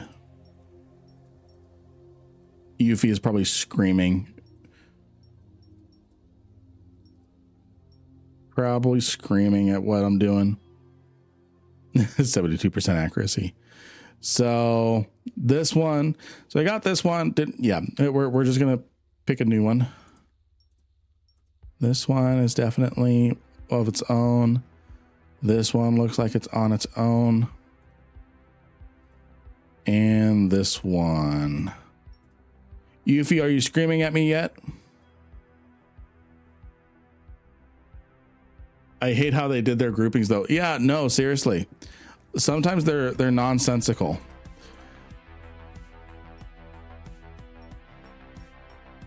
I really wish that they bring back the exoplanet hunting one. This one looks like 4 distinct clusters. The exoplanet hunter one was peak Project Discovery, in my opinion. Okay, this one should just be 2 clusters. There we go. 99% accuracy. I'm doing it so perfectly. Dear Lord, no, I'm not. So this is one way to get a Marshall, is to grind all 500 levels of Project Discovery. The other way to do it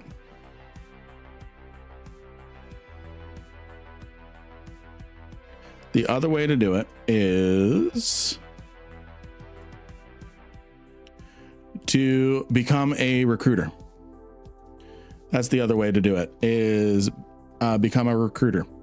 So anytime someone uses my recruitment link and they purchase and they upgrade to Omega, I get a point on this track.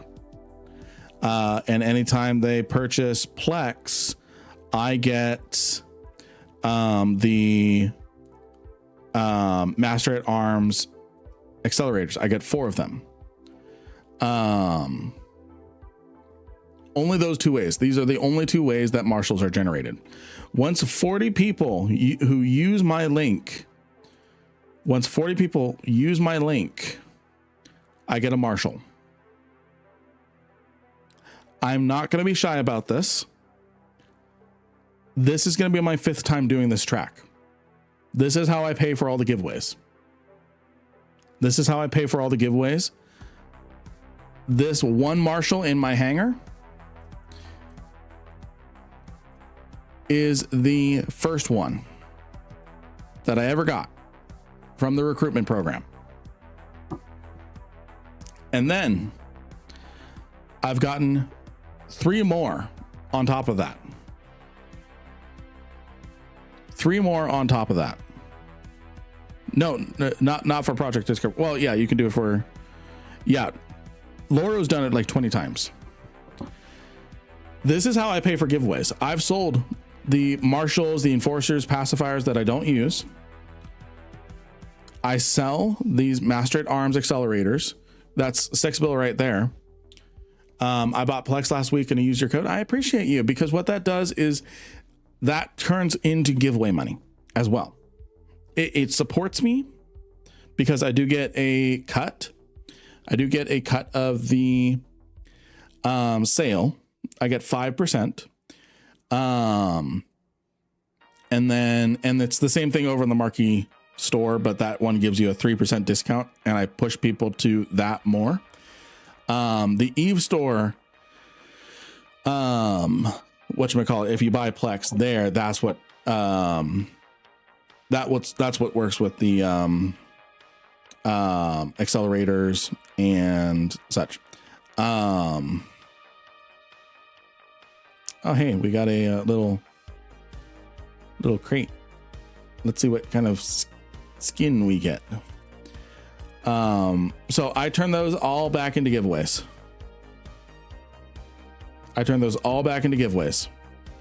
Or for doing stuff that we do, like funding that Phoenix Navy issue.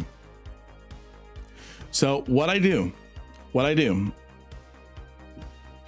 and again, I'm not a gatekeeper of information.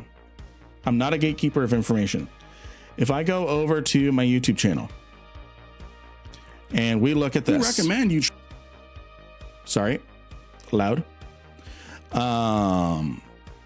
So if I look over here, get 1 million skill points in Eve. I click on this. This takes me to this link here. Once I get all 40, I switch this to another link. I roll another account and I do this again. I get 2,000 Plex and a Marshall. I sell all that and I do more giveaways. Or I do more fun stuff that you all enjoy. That's what I do. And that's what Lauro does.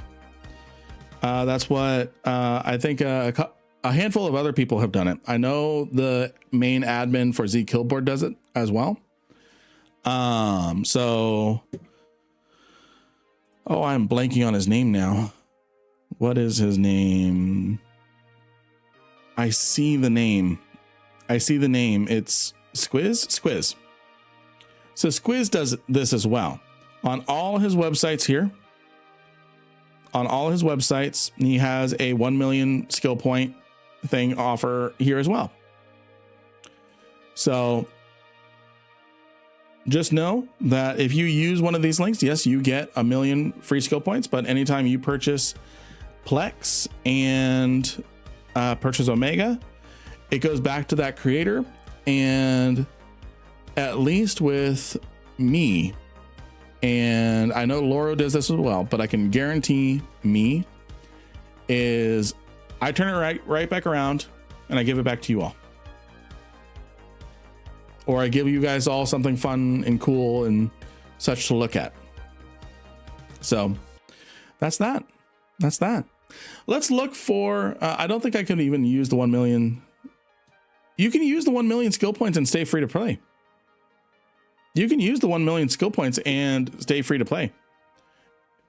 It's just, if you upgrade to Omega, then I get the incentive, but you still get 1 million skill points no matter what. No, if you have never used 1 million skill point link, you can use it. You do not need to be a new account. You can be someone from 2003 who has never used a recruitment link and use it. So if you've not used it, there's a free 1,000,000 skill points right there. If you've not used one. And it doesn't hurt to check. Doesn't hurt to check. Doesn't hurt to check. I mean, it's a free 1,000,000 skill points. If you have not used one, even if you are an established player, if you have never used one, you can use it. It's free real estate. You use mine with, you used yours with your Corp CEO. Yes. Yeah. Yeah. It's, if you are rolling tunes, if you are a multi-boxer and you're creating new tunes, use your own recruitment link. Use your own recruitment link. So when I start an alt, I can get 1 mil again from yours. Yes. An alt account, not an alt character. So if I go to my screen here. Oh, I'm gonna turn the text off since that's done. We completed our giveaway. So it's per account. Per account, not per character. So I redeemed 1,000,000 skill points on Lynn. I cannot then redeem another 1,000,000 skill points for Slow Community and Mainless Mike. So it would have to be a separate account. Have you done the Cradle of War track? I did like one mission for the Caldari state. Let's look at Cradle of War.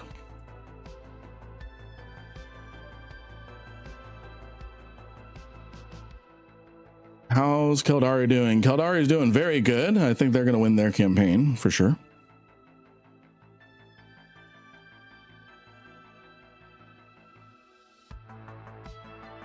I know I participated in combat. Oh no, it was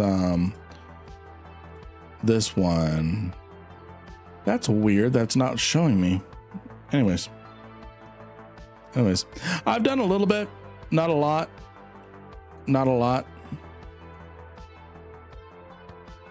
Do I have this skin yet? No, I don't. That's okay.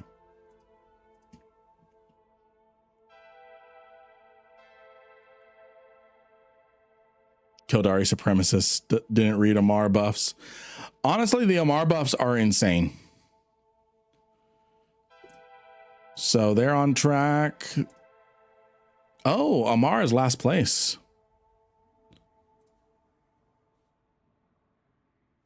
Amar is last place right now. That is sad. But yeah, no, I am rooting for Amar because 6 months, 50% reduction in taxes and brokers fees inside the trade station. That is going to really shape things up for the Amar. Their campaign being in last place is disappointing.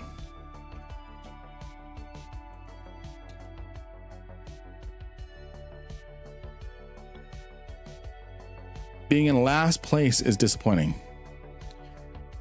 A lot of people are joining the Galente one. Wow. Amar buys blue loot. A lot of places buy blue loot. If we look at sleeper stuff.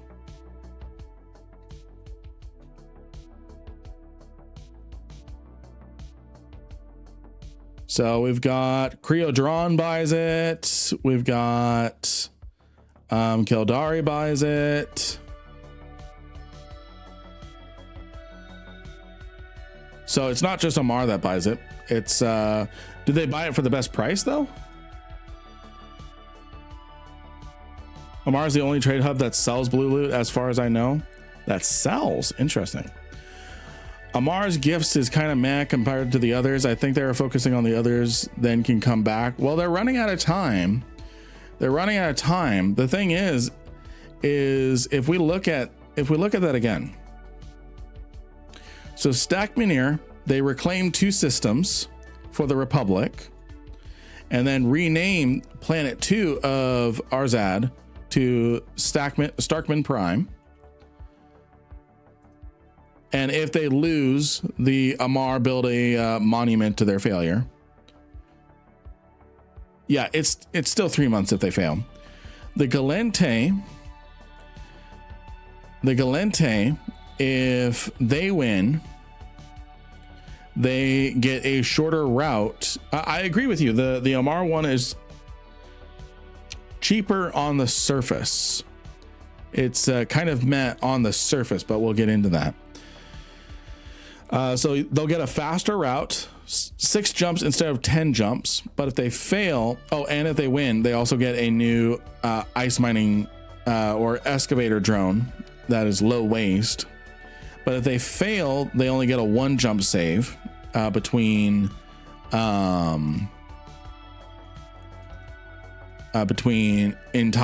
and Dodixie for faction warfare travel.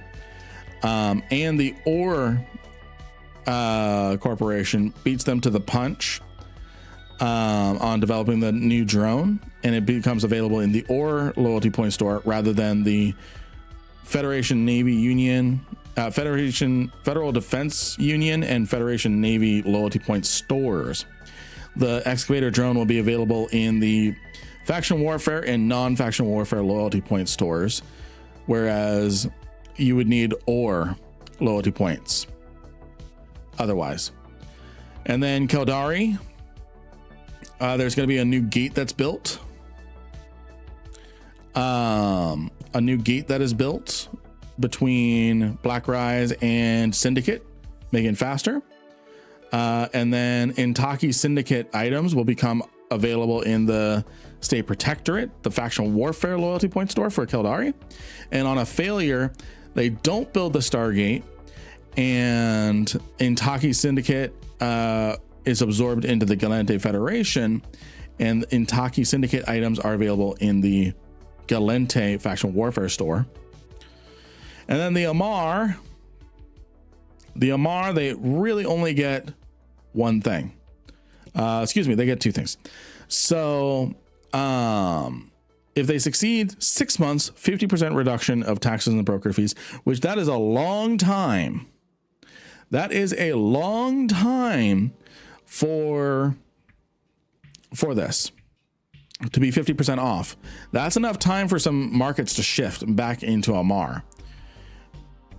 And then a new Imperial issue tracking modules will become available in Amar Navy and 24th Imperial Crusade loyalty point stores. But if they fail, they only get the 3-month reduction. You don't get the new tracking modules.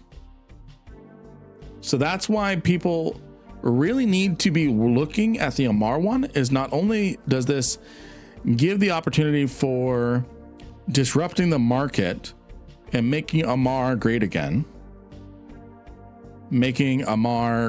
with the taxes and trade hubs, but you also get new Imperial issue tracking modules. This is something everyone is looking over.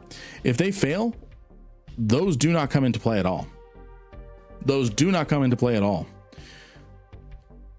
Yeah, it's only 3 months with failure, but you don't get the tracking modules. You don't get the tracking modules at all. So yes, you still get the 50% reduction. 3 months is not as long of a time to make the 50% reduction worth it. 6 months leads to major changes and shifts in the market. But the biggest loss with the Amar campaign failing is this item right here.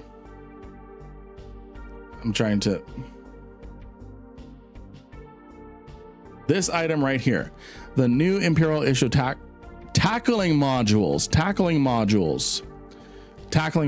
not tracking, tackling modules. So new webs, points, scrams of the Imperial issue nature will never come into play. Not with this campaign. What were the Mimitar ones again? I was saying goodbye to my girlfriend. No, don't apologize. One, I know you didn't apologize, but don't apologize. So the Mimitar one, if they succeed, 2 systems, this is a really big one. 2 systems flip from Amar ownership to Mimitar, and these are low sec systems.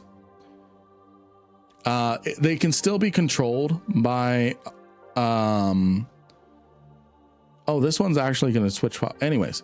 And then a planet in Arzad is going to be flipped.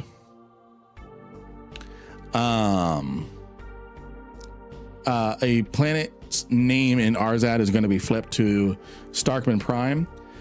A new station will get constructed in Arzad, and the Stackmanier will uncover new phased fields in Mimitar Hisec. So, and then if they fail, they get none of that, and the Amar build a landmark in Arzad to the failure of the Mimitar. So that's what that is. So yeah, even if the Amar lose their campaign, they still get the tax benefit for 3 months, but we all lose the Imperial Navy issue tackling modules. I think Amar got the hardest task at the beginning, like ones that need 15k people to do level 3 missions. Yeah. Alrighty, friends. Again, YouTube, I am sorry that you could not participate in our Fenris stream last because we were doing a whole bunch of other stuff. So I am sorry that you couldn't participate yesterday in the Sisters of Eve Epic Arc speed run. But don't worry, I am going to make it up to you, and I'm going to put together a video of our speed run. Going to put together a edited video of our speed run. But yeah, YouTube, it is time for us to say goodnight, and it's time for us on Twitch to find a raid target. So we're going to find someone to raid. So YouTube, have a great night. Have a great night, YouTube. See you tomorrow, YouTube. See you tomorrow.